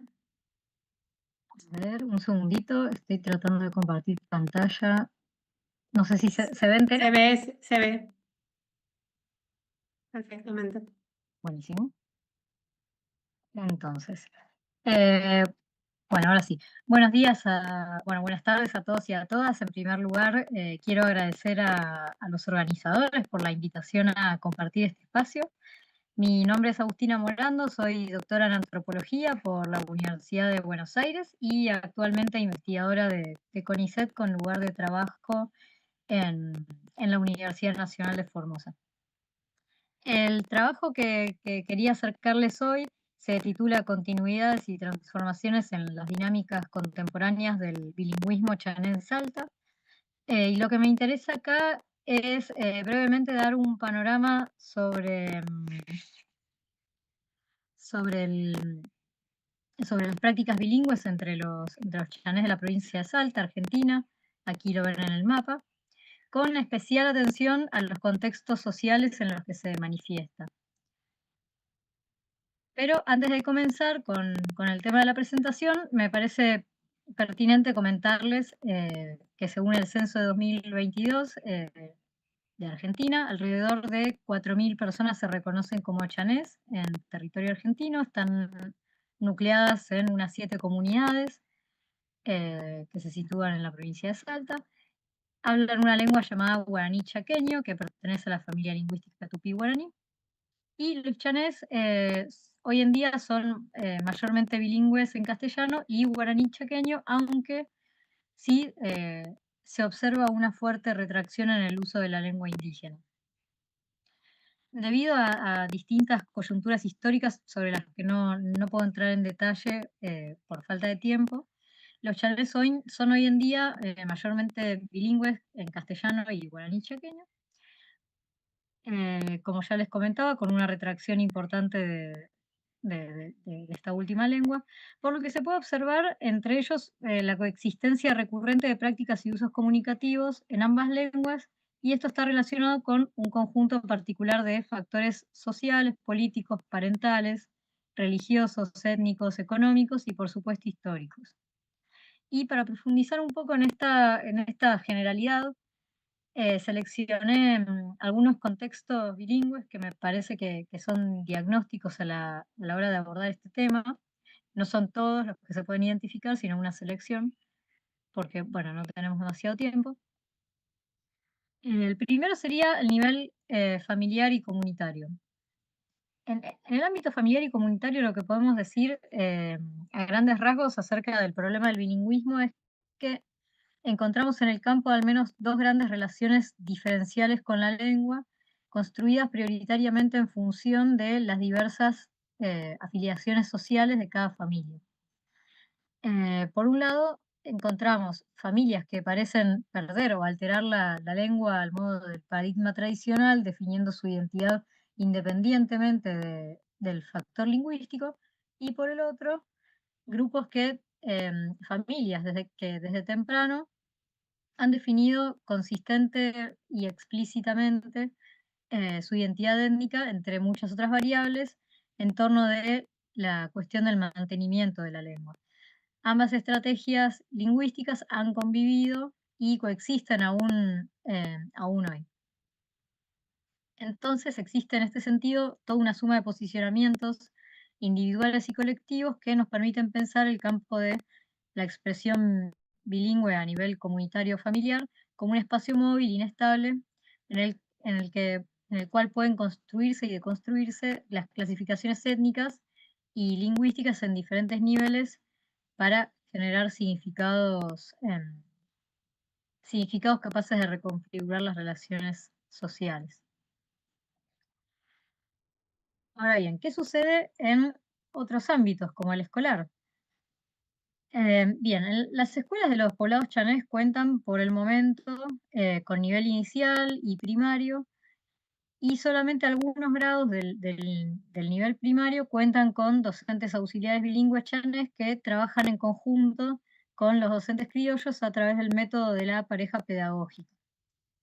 En términos ideales, esta metodología de trabajo propone una división de tareas según la cual ambos docentes trabajan de manera simultánea los contenidos a ser enseñados durante la clase, ¿no?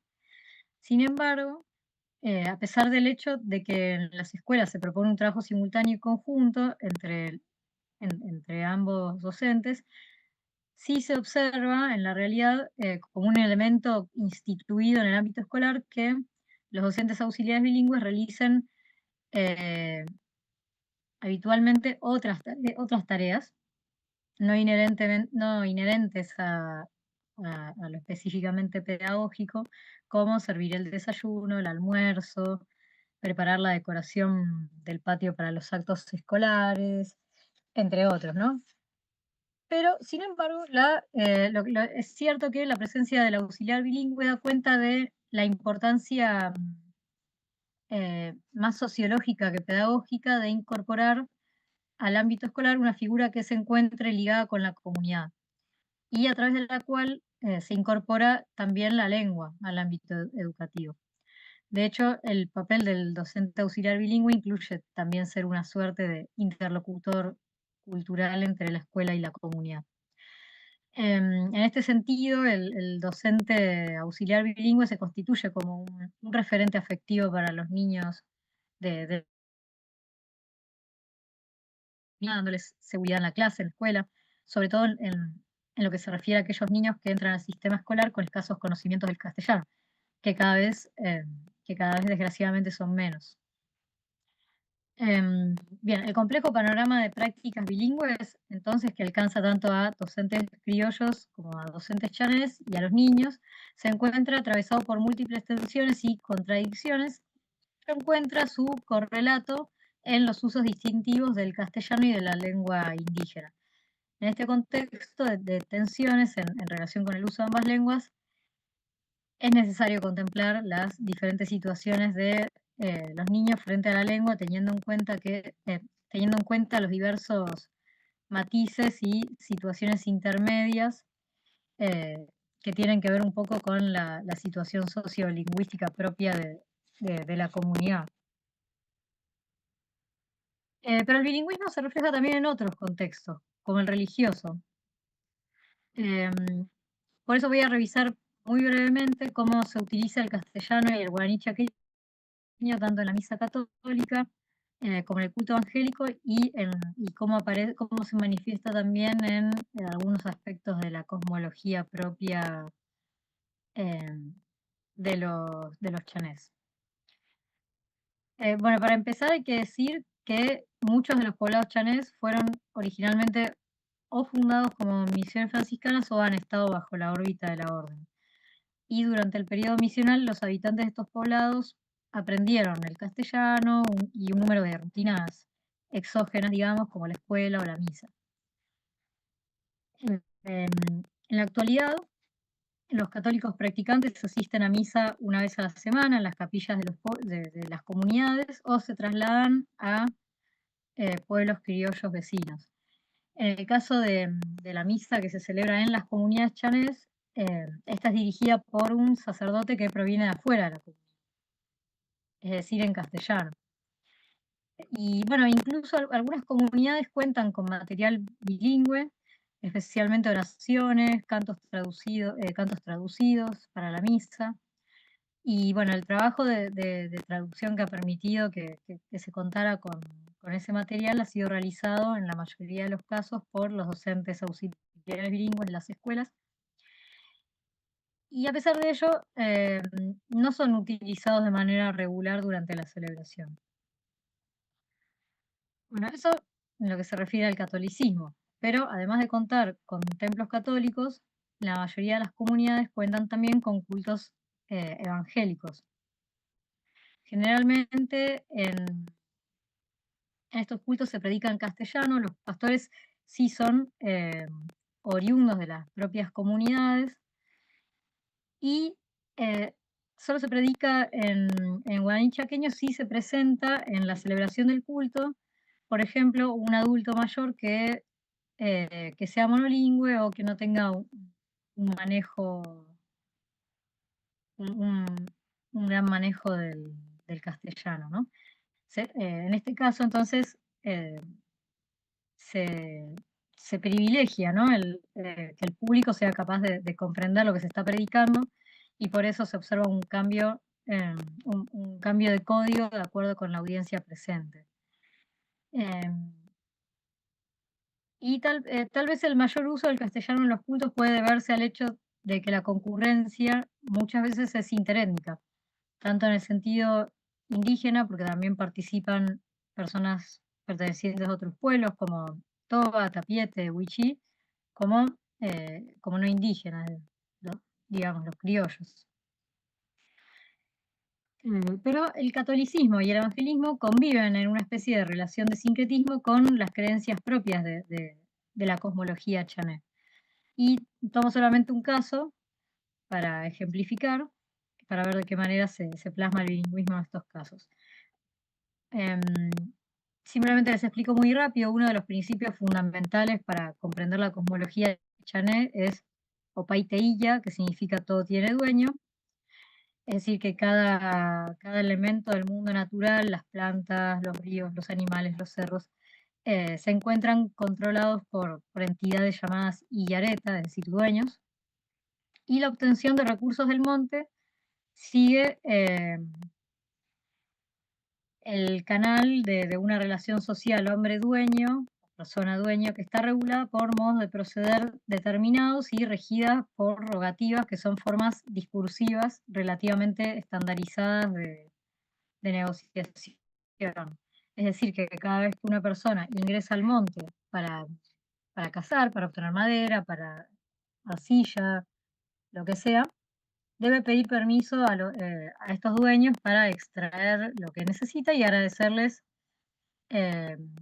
por ello mediante breves fórmulas que son bastante estandarizadas, en la que la persona se presenta, le dice al dueño que viene a buscar, o le avisa que se va, y le agradece por lo que se lleva, ¿no? Bueno, claramente es probable que el dueño del monte se ofenda frente a aquella persona que no pide permiso correspondiente o que sale del monte sin agradecer por lo que ha tomado. Y en el caso de no ser tratado con el debido respeto, el dueño puede castigar a la persona extraviándola en el monte, haciéndole tener pesadillas, enfermándola, etc. Y a lo que voy con esto es que tanto las fórmulas para pedir permiso para entrar al monte o agradecer a los dueños suelen decirse generalmente en guaraní chaqueño. Todavía es una práctica que se mantiene con bastante regularidad, pero lo interesante es que, aunque no sea tan común, algunos chanés argumentan que funcionarían de todas formas si fuesen enunciadas en castellano. Sin embargo, pronunciarlas en guaraní chaqueño sigue siendo más común. Bueno, en términos generales, en el caso del contexto religioso no podemos afirmar que haya un uso preponderante del guaraní chaqueño o del castellano, más bien existen contextos en los que se emplea mayormente el guaraní chaqueño, como las rogativas a estos dueños, otros en los que prevalece el castellano, por ejemplo la misa, y en algunos casos el culto, y en otros casos en los que se puede alternar entre ambas lenguas. Como les dije, la posibilidad de hacer las rogativas a los dueños en castellano o el culto en el caso de que se presente una persona monolingüe en guaraní. Bueno, avanzando sobre el tema de la presentación, reservo un último espacio muy breve para dar un pantallazo sobre un tema que quizás no ha sido estudiado en demasiada profundidad, por lo menos para el caso de los chanés, que es el análisis de la construcción del discurso virtual.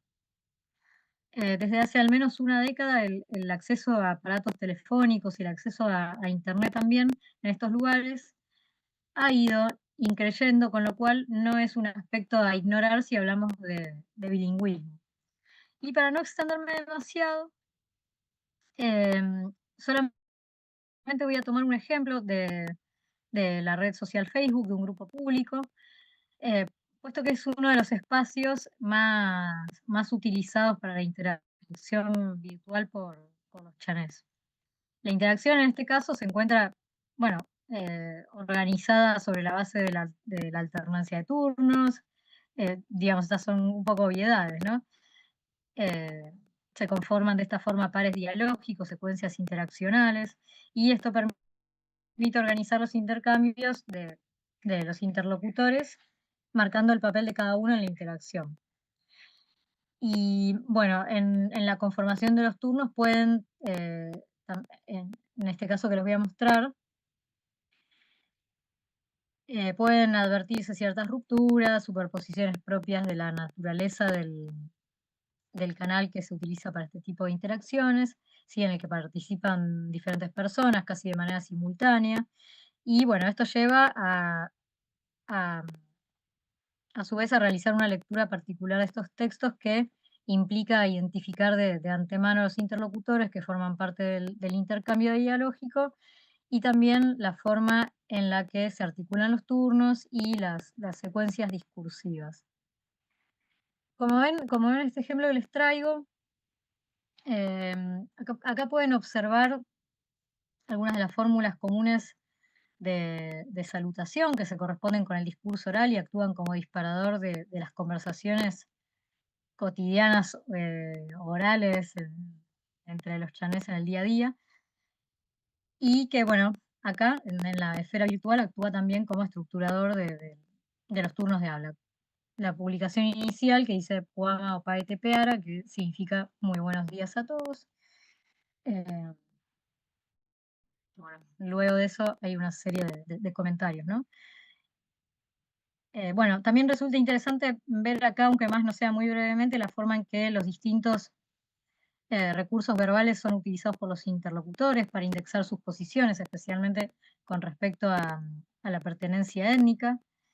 En este caso, la utilización inicial del guaraní chaqueño suscita una serie de respuestas, como verán, mientras algunos interlocutores, por ejemplo, el C y el F corresponden al saludo publicado en la misma lengua, otros reaccionan con una cierta sorpresa y curiosidad, aventurando en algunos casos de qué lengua se trata, incluso pidiendo a la interlocutora, que coloca la publicación original, que dé clases de su lengua. Y bueno, en respuesta a esto también la primera interlocutora responde en qué lengua está escrito el mensaje, deja explícito que la lengua es parte de la identidad y como tal debe ser conservada, ¿no? Bien, el estudio del bilingüismo en estos medios de comunicación creo que, si bien todavía es muy superficial en algunos casos, puede permitir abrir el juego a nuevas formas en las cuales las prácticas comunicativas y las representaciones lingüísticas intervienen en los procesos de posicionamiento individual, social, étnico, lo cual ofrece un terreno analítico fecundo para el estudio del uso de ambas lenguas, sus dominios de empleo y asimismo los factores que inciden en la elección de una u otra. Y bueno, para terminar, ya para no ocupar demasiado tiempo, mi idea en esta presentación fue tratar de dar cuenta, de dar un pantallazo muy general de los usos y las representaciones acerca del guaraní chaqueño y el castellano, y de la relación de ello con el posicionamiento social, las posibilidades de ascenso social, las prácticas comunicativas entre los chaneses. Lo que observé desde que comencé a trabajar este tema hace muchos años es una coexistencia problemática, ¿sí? De prácticas y usos lingüísticos relacionadas con un conjunto particular de factores históricos, sociales, políticos, parentales, religiosos, étnicos, económicos. Y bueno, las actitudes individuales y colectivas hacia las lenguas son factores importantes que pueden contribuir a comprender la dinámica específica de una situación de contacto lingüístico y arrojar luz sobre los mecanismos más generales de la socialización, de la organización sociopolítica o los procesos de construcción de la identidad. Bueno, eso es todo. Les agradezco mucho y gustosa de responder cualquier pregunta que tengan. Muchas gracias, Agustina. Según la dinámica que propusimos con Rodrigo, vamos a presentar todos los trabajos y creo que nos va a quedar tiempo para hacer preguntas. Bueno, ahora llegó mi turno. Voy a compartir pantalla, si me esperan un ratito.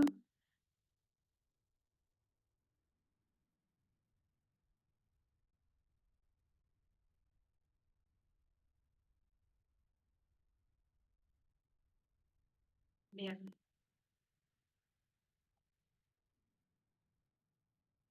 Bueno, mi nombre es Silvina Paz, también soy docente e investigadora del Instituto de Investigaciones sobre Lenguaje, Sociedad y Territorio de la Universidad Nacional de Formosa. Y este trabajo, que se titula Lengua, Identidad y Territorio, aproximación sociohistórica y lingüística a las comunidades guaraní hablantes de Formosa. Intento abordar acá la conformación sociohistórica y lingüística justamente de las comunidades guaraní hablantes en Formosa, teniendo en cuenta que la provincia se caracteriza o se distingue por un marcado plurilingüismo, ya que en el territorio coexisten, junto con el español, que es la lengua oficial y mayoritaria, diversas lenguas indígenas habladas por las comunidades Huon, Wichí, Pilagán y Baclé, y también la lengua guaraní, que a pesar de ser una lengua de origen indígena, no está relacionada con ninguna parcialidad étnica en la provincia. En este marco, entonces, me interesa explicar la presencia de la lengua guaraní en Formosa, donde es hablada por amplios sectores de la población no indígena, como resultado de su intensa vinculación sociohistórica con Paraguay. Y para ello voy a analizar, en primer lugar, la conformación de estas comunidades, tomando en consideración principalmente el impacto demográfico de los procesos inmigratorios de la población paraguaya durante los siglos XX y XXI. Y en segundo lugar, pretendo analizar el impacto de estas dinámicas de desplazamiento territorial desde el Paraguay hacia la Argentina y específicamente hacia Formosa a nivel de la estructura de la lengua. Considero que estas circunstancias particulares de las comunidades hablantes de Formosa determinan y definen los rasgos diferenciales de una variedad que está fuertemente atravesada por el español, tanto a nivel léxico como a nivel gramatical. Es un hablar mezclado o yopará, según la propia denominación de sus hablantes, que emerge y se constituye en un acto identitario, resultado de la necesidad de reinsertarse en un nuevo contexto sociocultural donde la lengua vernácula no tuvo ni tiene el mismo estatus que en Paraguay. Entonces, para tomar algunos antecedentes, dentro del subgrupo guaraní, de la familia tupí-guaraní, el guaraní criollo, también llamado guaraní paraguayo, es una de las lenguas que posee mayor extensión territorial y también mayor número de hablantes. Según Dietrich, alcanza aproximadamente los 5 millones de hablantes distribuidos en todo el territorio paraguayo, Argentina y sureste de Brasil. En el caso de Argentina, principalmente en lo que es la región fronteriza con Paraguay, esto es Formosa, Corrientes y Misiones, pero también en los últimos años, a partir de procesos inmigratorios internos y externos, también hay una fuerte presencia en lo que serían los grandes centros urbanos del país, como Buenos Aires o Rosario. Esta amplia extensión geográfica del guaraní en Sudamérica, y específicamente en esta región, ha permitido identificar al menos dos grandes manifestaciones dialectales. Lo que conocemos como guaraní paraguayo o guaraní criollo, para sacarle cualquier connotación o asociación a un territorio, a una nación, y el guaraní correntino. Si bien es un hecho ampliamente reconocido que las variedades no se circunscriben a los límites geográficos y políticos, voy a utilizar las denominaciones que ya están ampliamente difundidas en la bibliografía. Un aspecto importante es que históricamente la investigación lingüística sobre diferentes aspectos de la lengua guaraní ha estado centrada principalmente en estas dos variedades. Entonces tenemos antecedentes de estudios tanto en lo que llamamos guaraní paraguayo como guaraní correntino. Con respecto al guaraní hablado en Formosa, es una variedad diatópica que hasta el momento ha sido inicialmente estudiada y documentada en algunos trabajos de mi autoría, junto con Vidal, y es una variedad emergente del contacto entre el guaraní y el español, que es hablada en lo que es el territorio de la provincia de Formosa, principalmente en la región noreste de la provincia.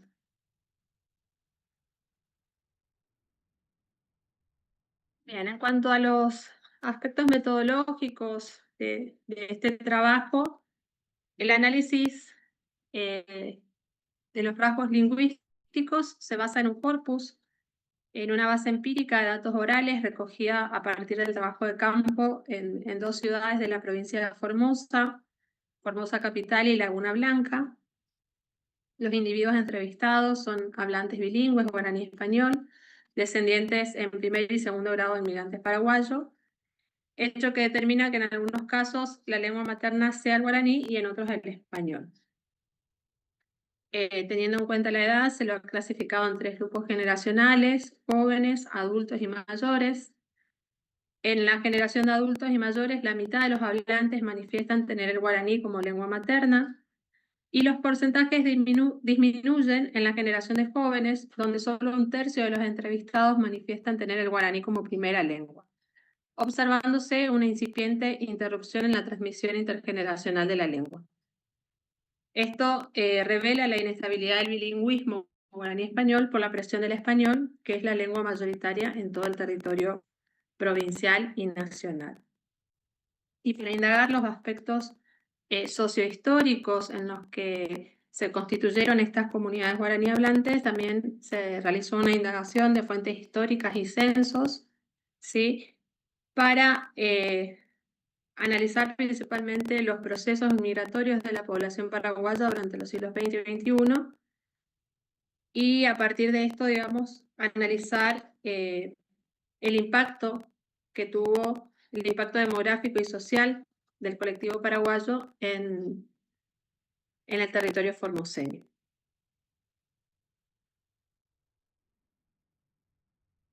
Algunos datos importantes para explicar la presencia de esta lengua en el territorio.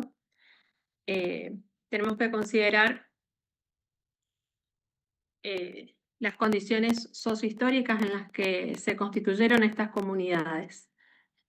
Sabemos que la presencia de población paraguaya en Formosa es anterior a la resolución territorial de la Guerra de la Triple Alianza, es el 1865-1870. De hecho, hasta la Guerra de la Triple Alianza, todo el territorio que se extiende al norte del río Bermejo estuvo bajo la administración de la ciudad de Asunción, capital de la provincia de Paraguay primero y de la República del Paraguay después. Tras la derrota del Paraguay en la contienda bélica en el año 1876 y como resultado del arbitraje del presidente de los Estados Unidos, Rutherford Hayes, se estableció el río Pilcomayo como límite definitivo entre la República Argentina y la República del Paraguay. Villa Occidental, la primitiva capital del Chaco argentino, debió trasladarse al entonces denominado Chaco Central. La fundación del pueblo se concretó el 8 de abril de 1879. En el marco de la redefinición de los límites territoriales de la Argentina, la población del territorio nacional de Formosa se conformó en un principio con parte de la población proveniente de Paraguay, originaria en su mayor parte de Villa Occidental, como así también procedentes de otras ciudades paraguayas que escapaban de la crisis económica posbélica y en menor proporción con grupos minoritarios de inmigrantes de origen europeo.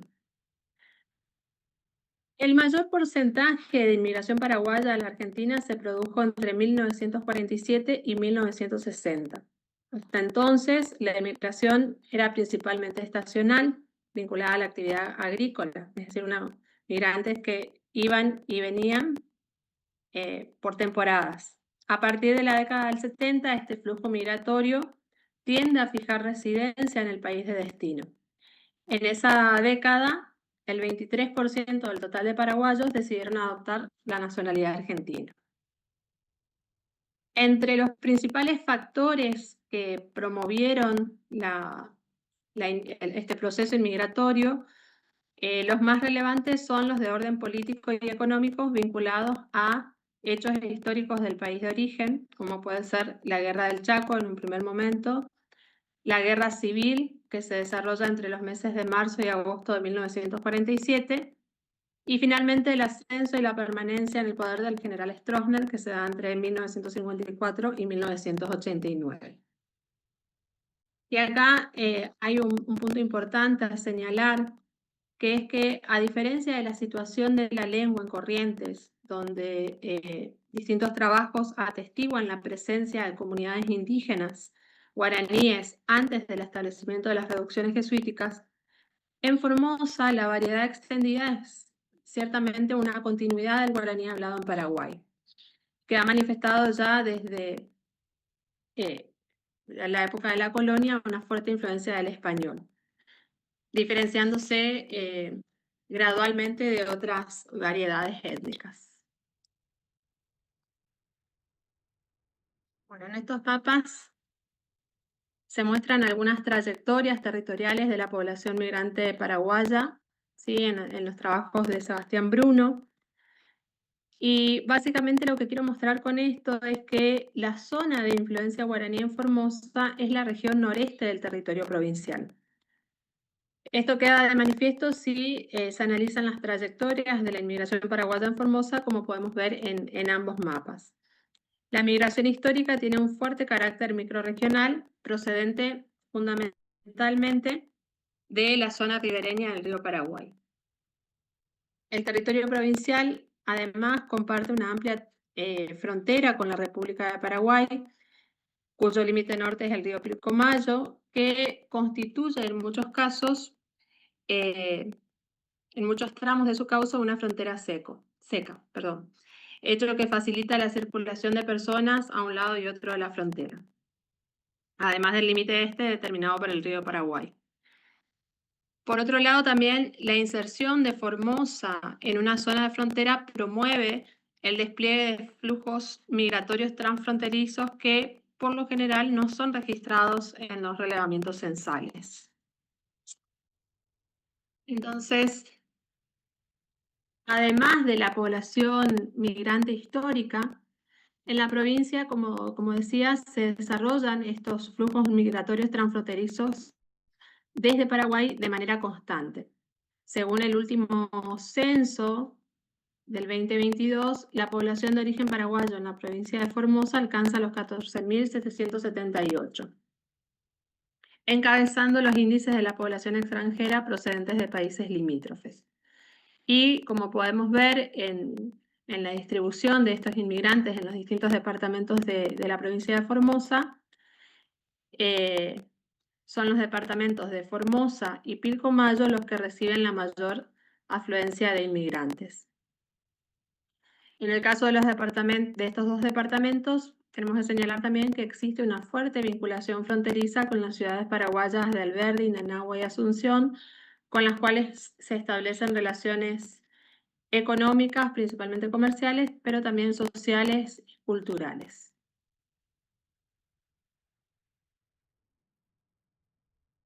Bien, ninguno de estos datos demográficos nos proporcionan información acerca de las lenguas habladas por estos pobladores del territorio formoseño de origen paraguayo.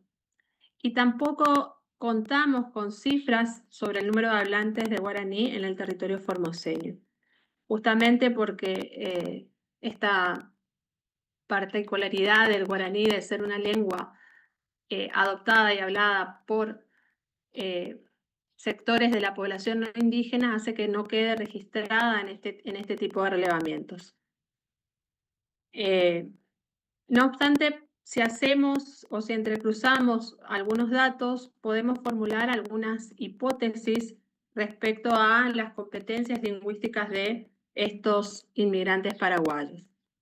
Si tal como afirma Sajikova en el trabajo del 2009, no es posible hablar sobre bilingüismo como hecho social en el siglo XIX, por lo menos hasta la guerra de la Triple Alianza, respecto a la situación lingüística de Paraguay, presumiblemente una gran parte de los migrantes paraguayos llegados a Formosa a fines del siglo XIX hayan sido monolingües en guaraní y posteriormente hablantes de guaraní con diferentes grados de bilingüismo.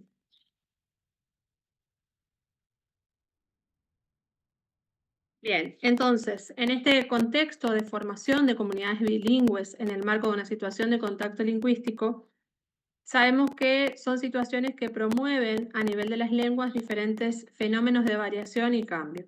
Entonces, a continuación voy a presentar algunos de estos procesos observables en el corpus de guaraní oral de Formosa, que se caracteriza por la alternancia y la presencia de elementos hispánicos a nivel léxico y gramatical.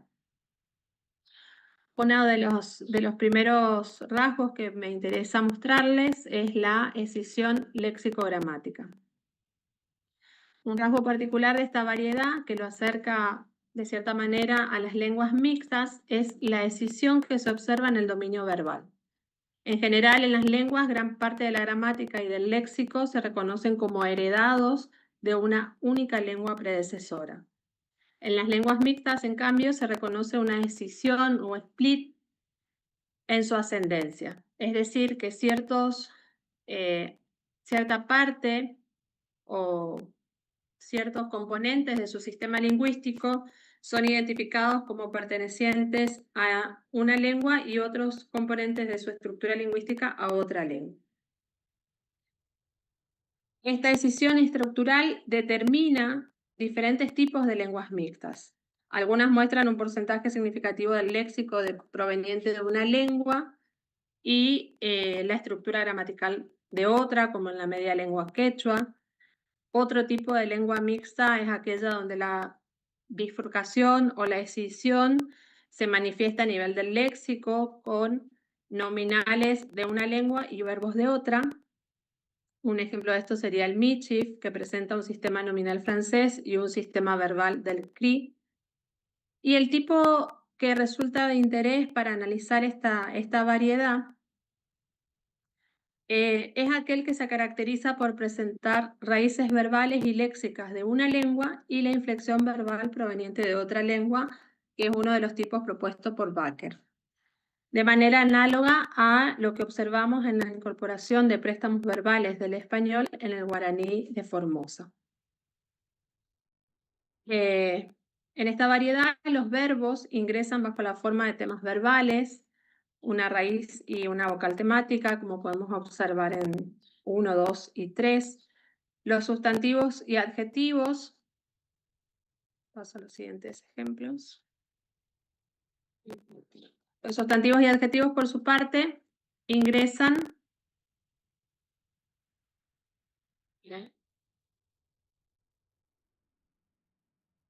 en su forma en singular sin afijos flexivos. Una vez incorporados como préstamos, los temas verbales seleccionados ingresan al paradigma de verbos activos. Los adjetivos del español son recategorizados como verbos inactivos y los sustantivos son recategorizados como verbos a partir de la derivación de nominal con el causativo "-bo". También otro proceso interesante es el proceso de relexificación. La relexificación consiste en un proceso mediante el cual se reemplaza gran parte del vocabulario nativo a partir de la incorporación en gran escala de préstamos. Y según Musken, es uno de los principales procesos implicados en la formación de una lengua o una variedad mixta. En mi corpus observo un importante grado de relexificación específicamente en lo que es el léxico verbal.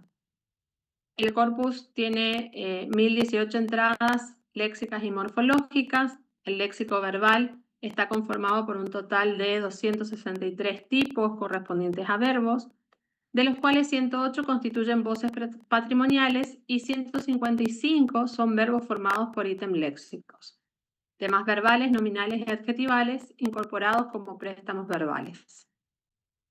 De esta manera, los préstamos verbales representan un 59% de los predicados verbales y un 15,22% respecto al total de entradas léxicas del corpus, tal como podemos ver en ese gráfico. Otro aspecto a considerar en la incorporación de estos préstamos verbales es su impacto en el inventario léxico nativo. En el corpus, sobre un total de 155 préstamos verbales, 38 no presentan un equivalente en guaraní, con lo cual se puede inferir que incorporan una forma y un significado que contribuye a completar posibles lagunas léxicas. Un reducido grupo de 15 préstamos están en variación en el corpus con palabras nativas, mientras que 102 ítems corresponden a préstamos para los cuales se propone una expresión equivalente en los diccionarios. Entonces, el gráfico que tenemos ahí en la figura 2 muestra el porcentaje significativo de préstamos que, de cierta manera, sustituyen palabras nativas, un 66%, lo cual es un indicador en el dominio léxico de los verbos de un incipiente desplazamiento del vocabulario patrimonial guaraní. La formación de estas variedades mixtas es siempre un proceso gradual. La relexificación se manifiesta como un continuum cuyos polos están representados, por un lado, por el préstamo extremo, que según Baker y Mauss nunca excede el 45% del léxico, y por otro lado, por las lenguas mixtas que, según estos mismos autores, presentan un 90% de préstamos léxicos. Esta variedad, que es objeto de este estudio, ocuparía entonces un punto intermedio entre esos dos extremos, al igual que el chamorro y el malti, que son otras lenguas mixtas menos prototípicas. Otro rasgo de esta variedad que me interesaría compartir con ustedes tiene que ver con algunos casos de convergencia gramatical y cambio. En guaraní existen 3 sufijos nominalizadores: el nominalizador va para las formas de no pasado, baque, el nominalizador de pasado, y baera, el nominalizador de futuro, que además poseen ciertos valores deónticos de propósito y obligación. En especial me interesa observar el sufijo va, que a diferencia de otros sufijos nominalizadores de la lengua, no posee valores temporales ni modales asociados a la forma, y es justamente el sufijo más utilizado con los préstamos verbales. Este sufijo participa tanto de los procesos de formación léxica como en la formación de cláusulas relativas. En el primer caso se crea un nuevo ítem léxico, como un 4, hoja y juga, amante, y a nivel gramatical puede formar cláusulas de complemento como en 5. Paso un poquitito más rápido esto. Y lo interesante respecto al uso de este nominalizador es que en el corpus concurre este nominalizador va con el préstamo la, como podemos ver en el ejemplo 6 o en el ejemplo 7. En estos ejemplos, ambas formas ocurren, ya sea como marcas de relativización o también como complementarizadores. A ver.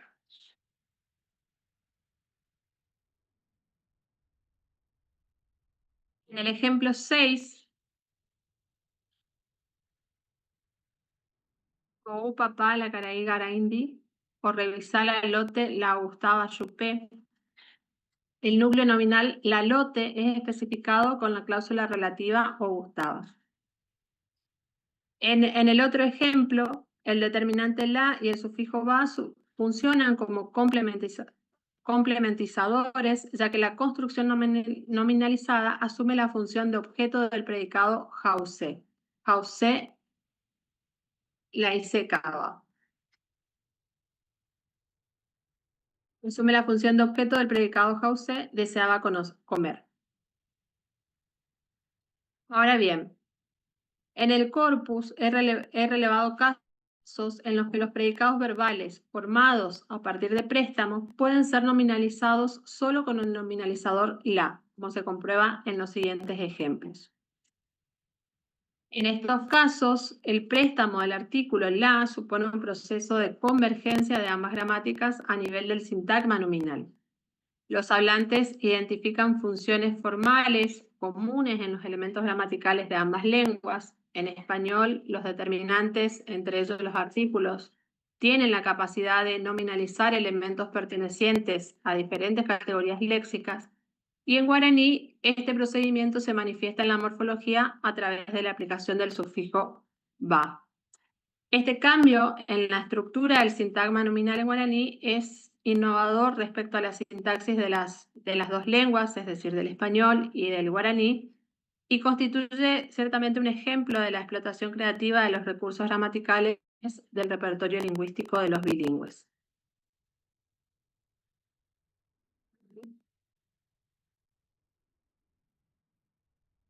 Bien. Entonces,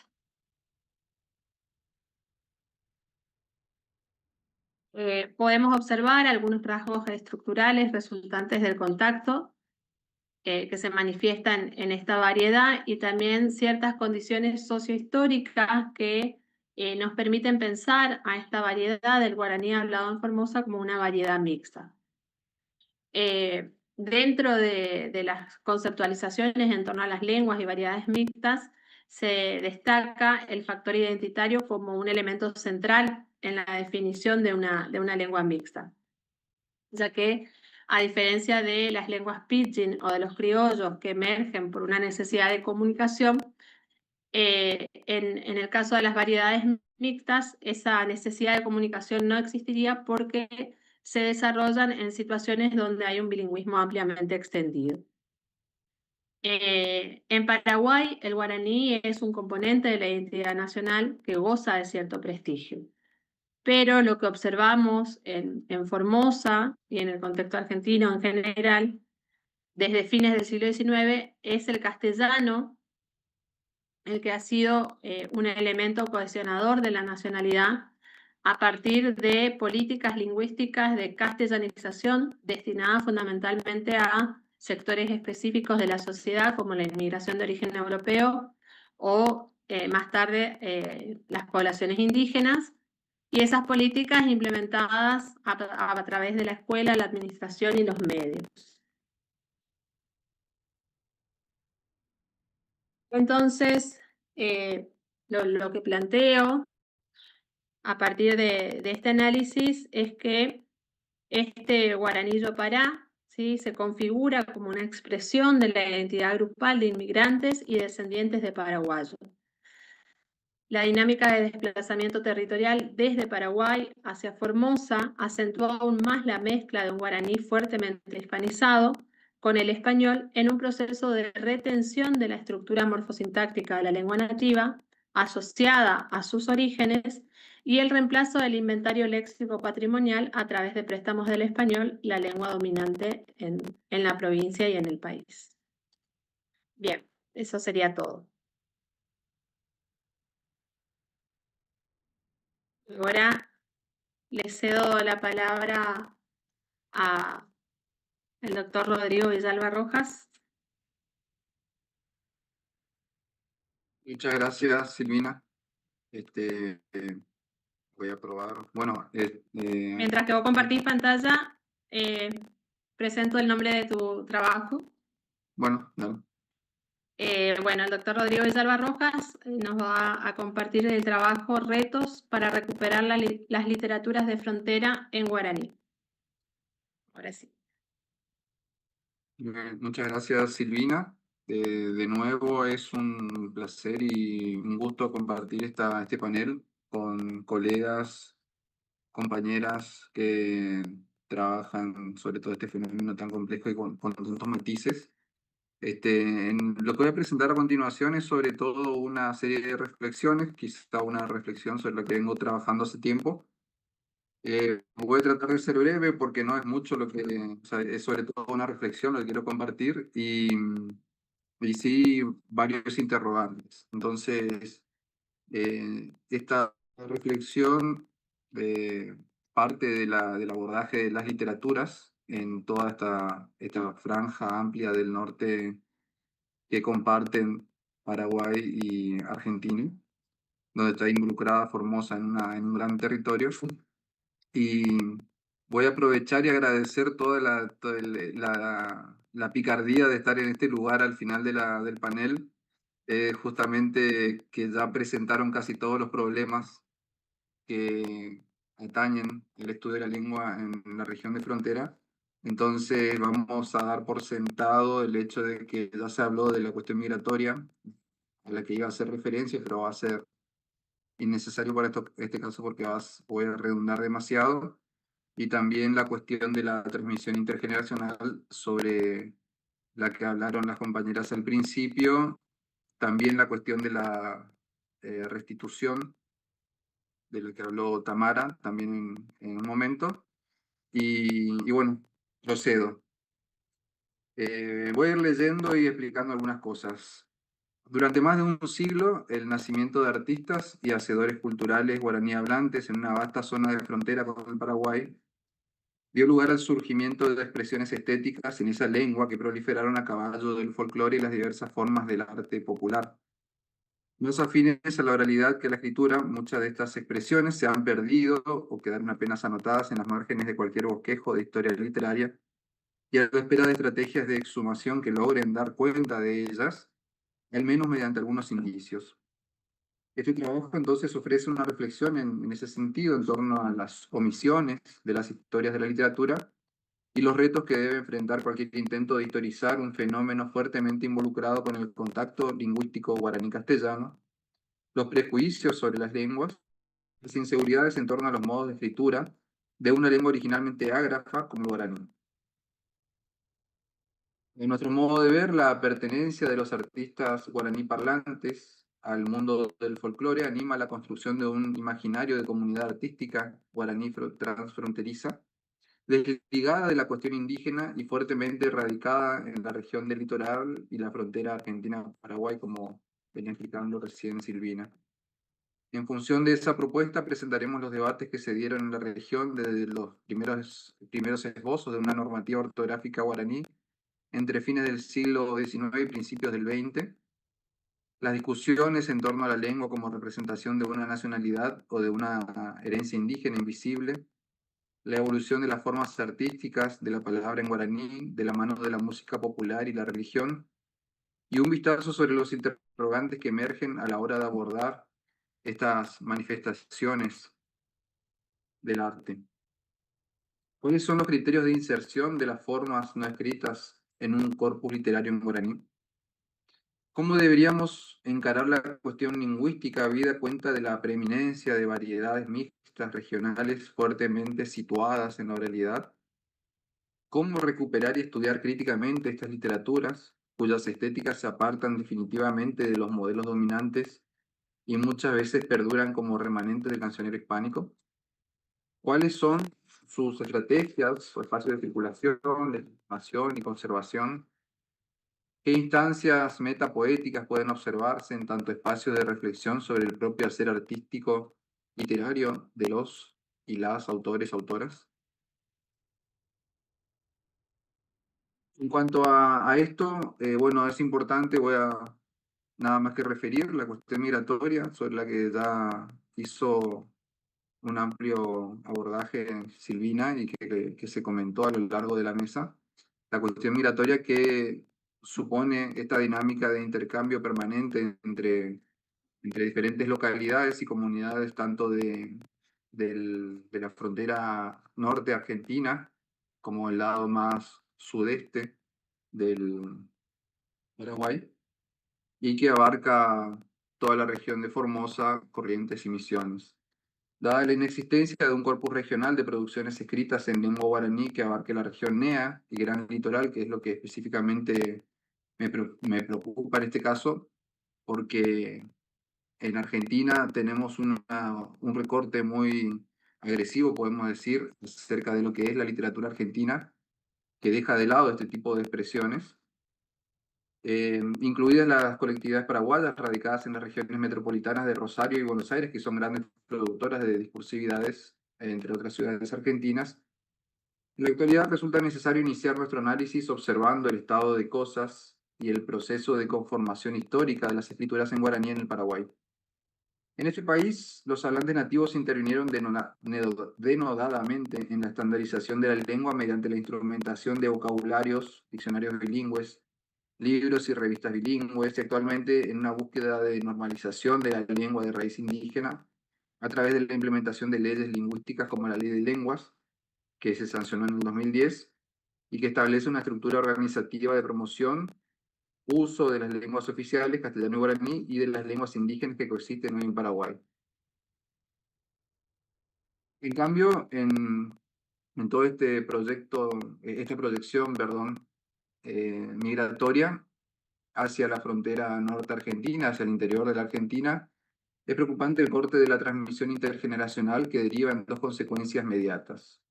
Por un lado, la pérdida progresiva de la lengua materna de los inmigrantes paraguayos y sus descendientes, a muchos de los cuales sus padres optan por no enseñarles la lengua guaraní, como estuvimos viendo en las ponencias anteriores, convencidos de que obstaculizaría sus aprendizajes en el nuevo país. Por otro lado, aquí un dato interesante, la disolución de una práctica de escritura en lengua guaraní, salvo casos muy contados. Esto último, a su vez, dependía del nivel de alfabetización que habían logrado en su país de origen los paraguayos, si habían sido alfabetizados, sea en guaraní o en castellano, dado que la alfabetización en guaraní constituía un tramo de formación superior solo ofrecido por academias privadas o el Instituto Superior de Lenguas, dependiente de la Universidad de Asunción. Y si en su país de origen habían frecuentado la escritura como práctica regular, ya como pasatiempo, ya desde el punto de vista profesional, y la percepción que poseían sobre el rol de la lengua guaraní en un sistema de comunicación escrito. Vale decir, para muchos de los escritores de literatura, la composición en guaraní constituía un ejercicio de estilo y no abundaban los escritores monolingües guaraní. A esto debemos sumar que si bien en Paraguay los textos escritos circulaban de manera prolífica, lo hacían en soportes no considerados parte de una cultura letrada, siempre que se difundían a través de la prensa, los folletos y solo ocasionalmente como apéndice de textos literarios publicados en revistas culturales y libros. El guaraní fue considerado por antonomasia parte del territorio del folclore, por lo cual muchos de los escritos y publicaciones esporádicas publicadas antes de los años 1970 se han perdido sin dejar rastros. El panorama de este lado de la frontera es menos alentador todavía, salvo excepciones como en Corrientes, donde se ha conservado bastante. Las bibliotecas y hemerotecas regionales conservan muy pocos registros de la literatura en guaraní producida en las localidades argentinas, y en todo caso estas producciones no están sistematizadas. Pero el paisaje escrito observable es infinitamente menor que el ecosistema sonoro. En cualquiera de los pueblos del interior o los suburbios capitalinos de Corrientes, Formosa, Misiones, incluso Chaco, pueden escucharse las melodías de la polca, el chamamé o la canción yajeó, con letras en guaraní o en la formación mixta del yopará. ¿Sería posible acaso a partir de estas evidencias restituir un mapa de la producción artística en lengua guaraní y establecer estas formas orales, musicales, escritas como punta de madeja, como coordenadas para iniciar el trazado de un corpus preliminar? Nos interesa rastrear la lengua y la emergencia de estas formas escritas como testimonio de una experiencia comunitaria soterrada por los modelos literarios y artísticos dominantes, quiero decir, en castellano, aun si en este punto debiésemos discutir el predominio del folclore en cada contexto. Nos interesa observar en qué medida estas formas y estos hacedores pudieron haber interactuado con los hacedores literarios que luego se insertaron en el canon y de qué manera, si lo hicieron, desembarcaron en una literatura canónica escrita primordialmente en castellano. Si es cierto que las escrituras en guaraní provienen de la herencia musical folclórica y son un remanente romántico del cancionero hispánico, cabe observar cuáles son las representaciones que trasuntan no solo los textos, sino también sus cultores. Entonces surgen más interrogantes. ¿Qué piensan de la escritura en esa lengua estos autores? ¿Qué lugar le otorgan en el sistema de producción folclórica? ¿En qué medida anteponen la forma oral originaria por sobre su plausible desarrollo en poéticas escritas? ¿Cómo observan las interacciones entre lenguas en relación con una concepción purista de los idiomas? ¿Cómo observan las hibridaciones genéricas de la escritura y la posibilidad de dialogar o articular las escrituras en guaraní en géneros escritos de poesía, narrativa, teatro, etcétera? ¿Qué autopercepción poseen como hacedores de música / literatura, asumiendo que se construyen como composiciones van unidas? Las respuestas a varios de estos interrogantes nos entregarán suficiente información sobre los circuitos de producción y consumo de estas literaturas, sobre sus estrategias e instancias de legitimación, y nos ayudarán a comprender por qué, en muchas oportunidades, la literatura letrada visita desde afuera estas formas para dar testimonio de ellas, pero no se integran en el orden de las estéticas poéticas de escritores letrados.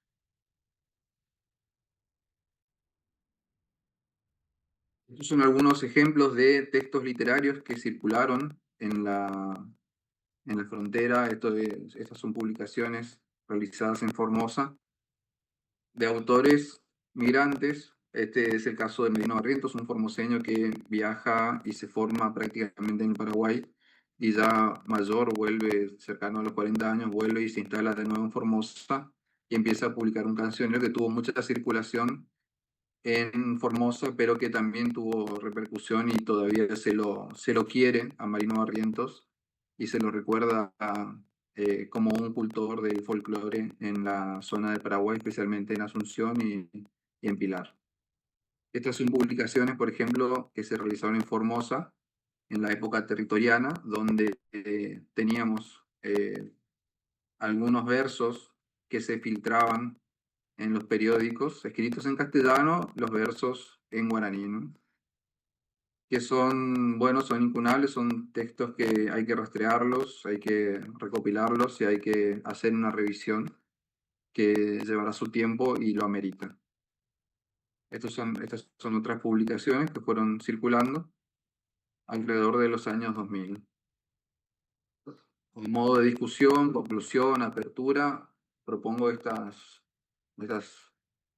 reflexiones, ¿no? Las referencias geográficas y la frontera nos habilitan a pensar en una cartografía y en el trazado de una ruta o circuito de las escrituras que se sitúan en esa frontera. No podemos realizar un corte nacional, no es sano, digamos, para abordar este tipo de expresiones.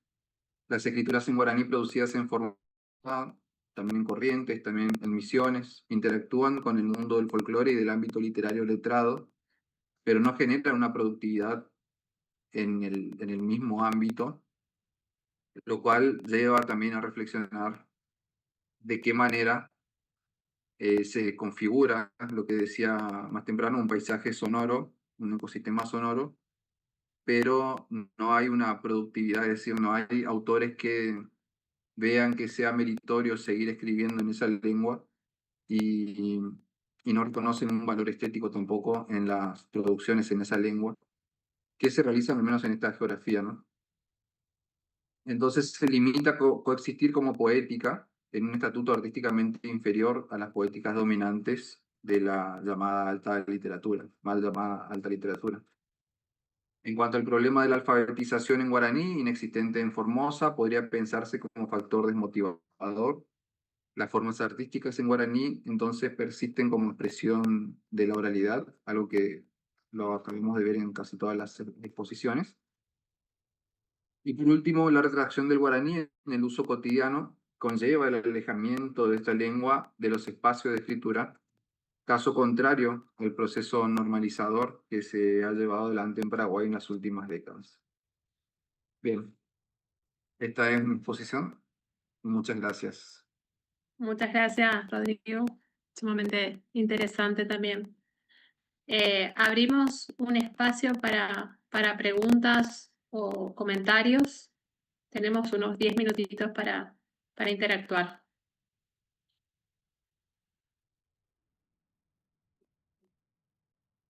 Más que preguntas, yo hablo de metiche.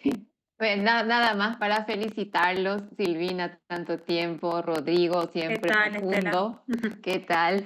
Rodrigo, siempre profundo y cala hondo tus reflexiones en cuanto a las interrogantes que dejas, ¿verdad?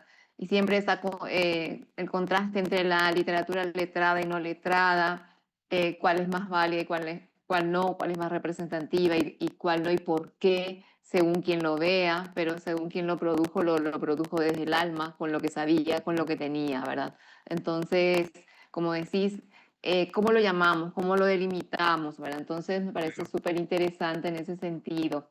Lo mismo lo que acotaba Silvina con esa trayectoria del guaraní en Formosa y el rescate de las chicas que estuvieron antes, ¿verdad? Todas esas experiencias que están teniendo y ese contacto o esa, no sé, vamos a decir como ese abrazar nuevo hacia el guaraní, viéndolo es nuestro también, está aquí y por qué no entonces hacerlo notar, ¿verdad? Yo felicito porque estuve escuchando cada una de las presentaciones, son interesantes, son también experiencias reales y lo que es interesante aquí veo personas jóvenes que están trabajando en ello y eso es, yo creo, lo que se rescata. Ya Silvina y Rodrigo ya están más adentrados en el tema y siempre están en esa aventura más bien de indagar sobre el guaraní, sobre la situación lingüística de la zona en las que habitan. Entonces, yo les felicito. Tengo más preguntas, me dejan algunas interrogantes, pero creo que en nuestro espacio estaré haciendo las preguntas más atinadas y pertinentes para profundizar. Muchísimas gracias por sus Gracias, exposiciones. Estela. Gracias, Estela. Yo tenía dos preguntas en realidad. Una para Georgina, si Georgina está a partir de esta indagación que ella propone sobre los dominios de uso, ¿qué diferencias puede reconocer en relación justamente a los dominios de uso de la lengua guaraní en Formosa con respecto a los contextos de uso de la lengua en Paraguay?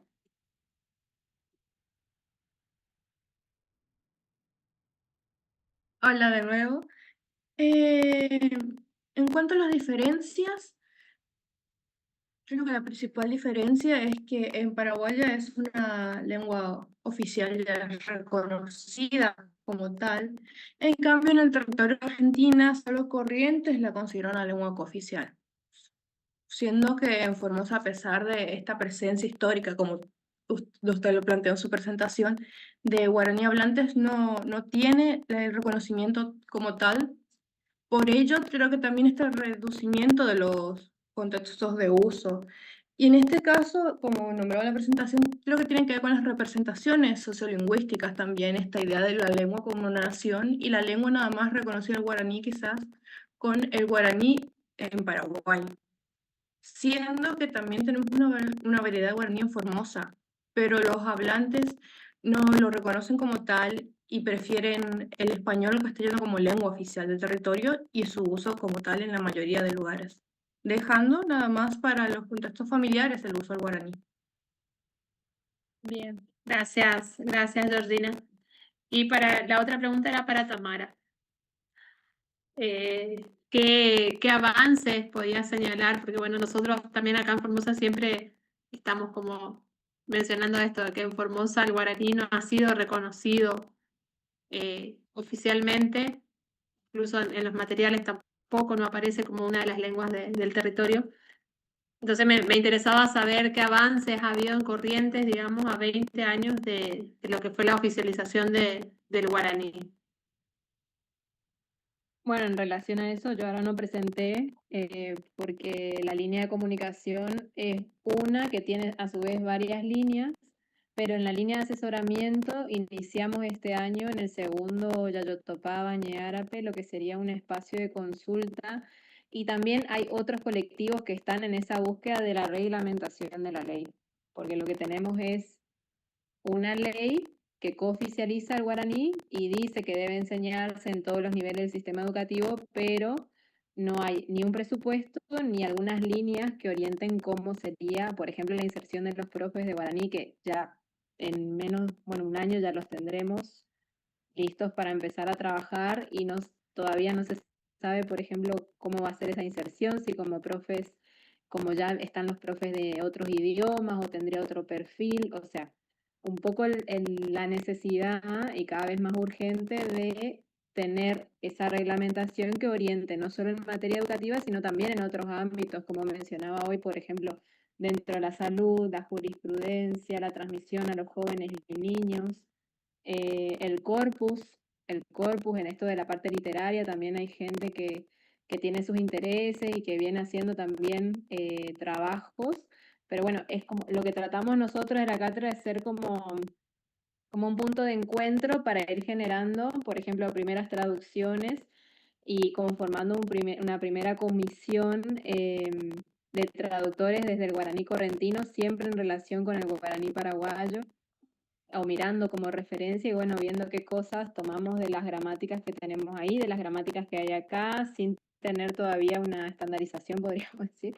Pero bueno, como que en cada ámbito hay una discusión que no está saldada, digamos. Ese sería como, me parece, el comentario en relación a esto.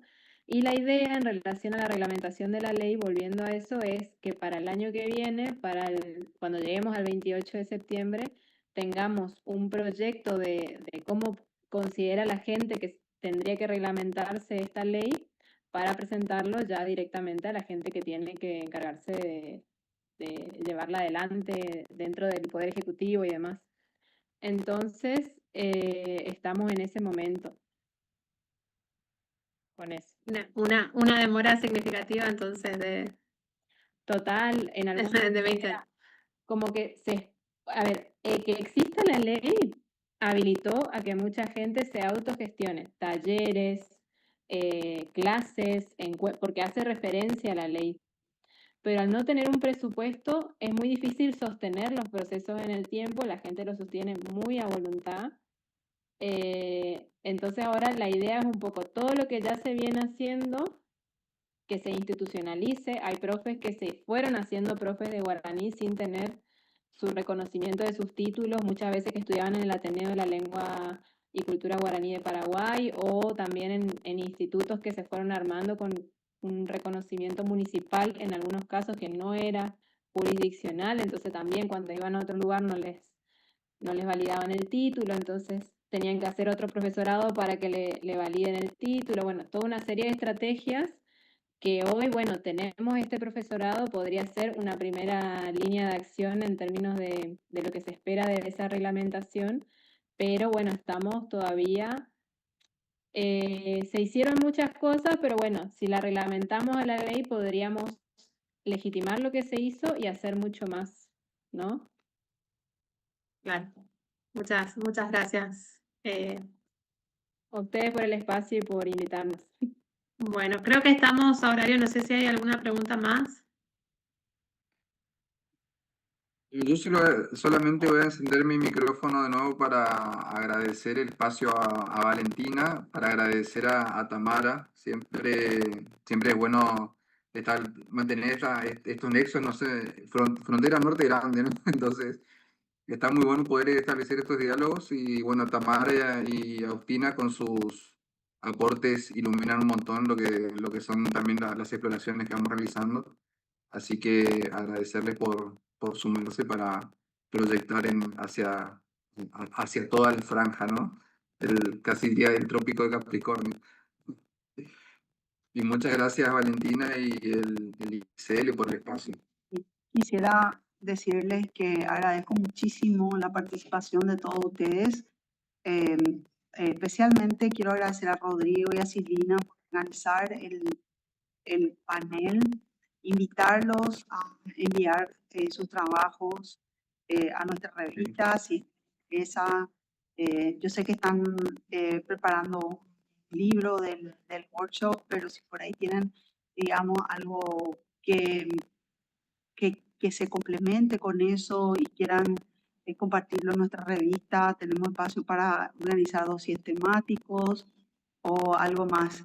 Invitarlos entonces para el próximo año, y ahora tenemos nuestra clausura en la sala 1, así que muchas gracias nuevamente y nos vemos siempre.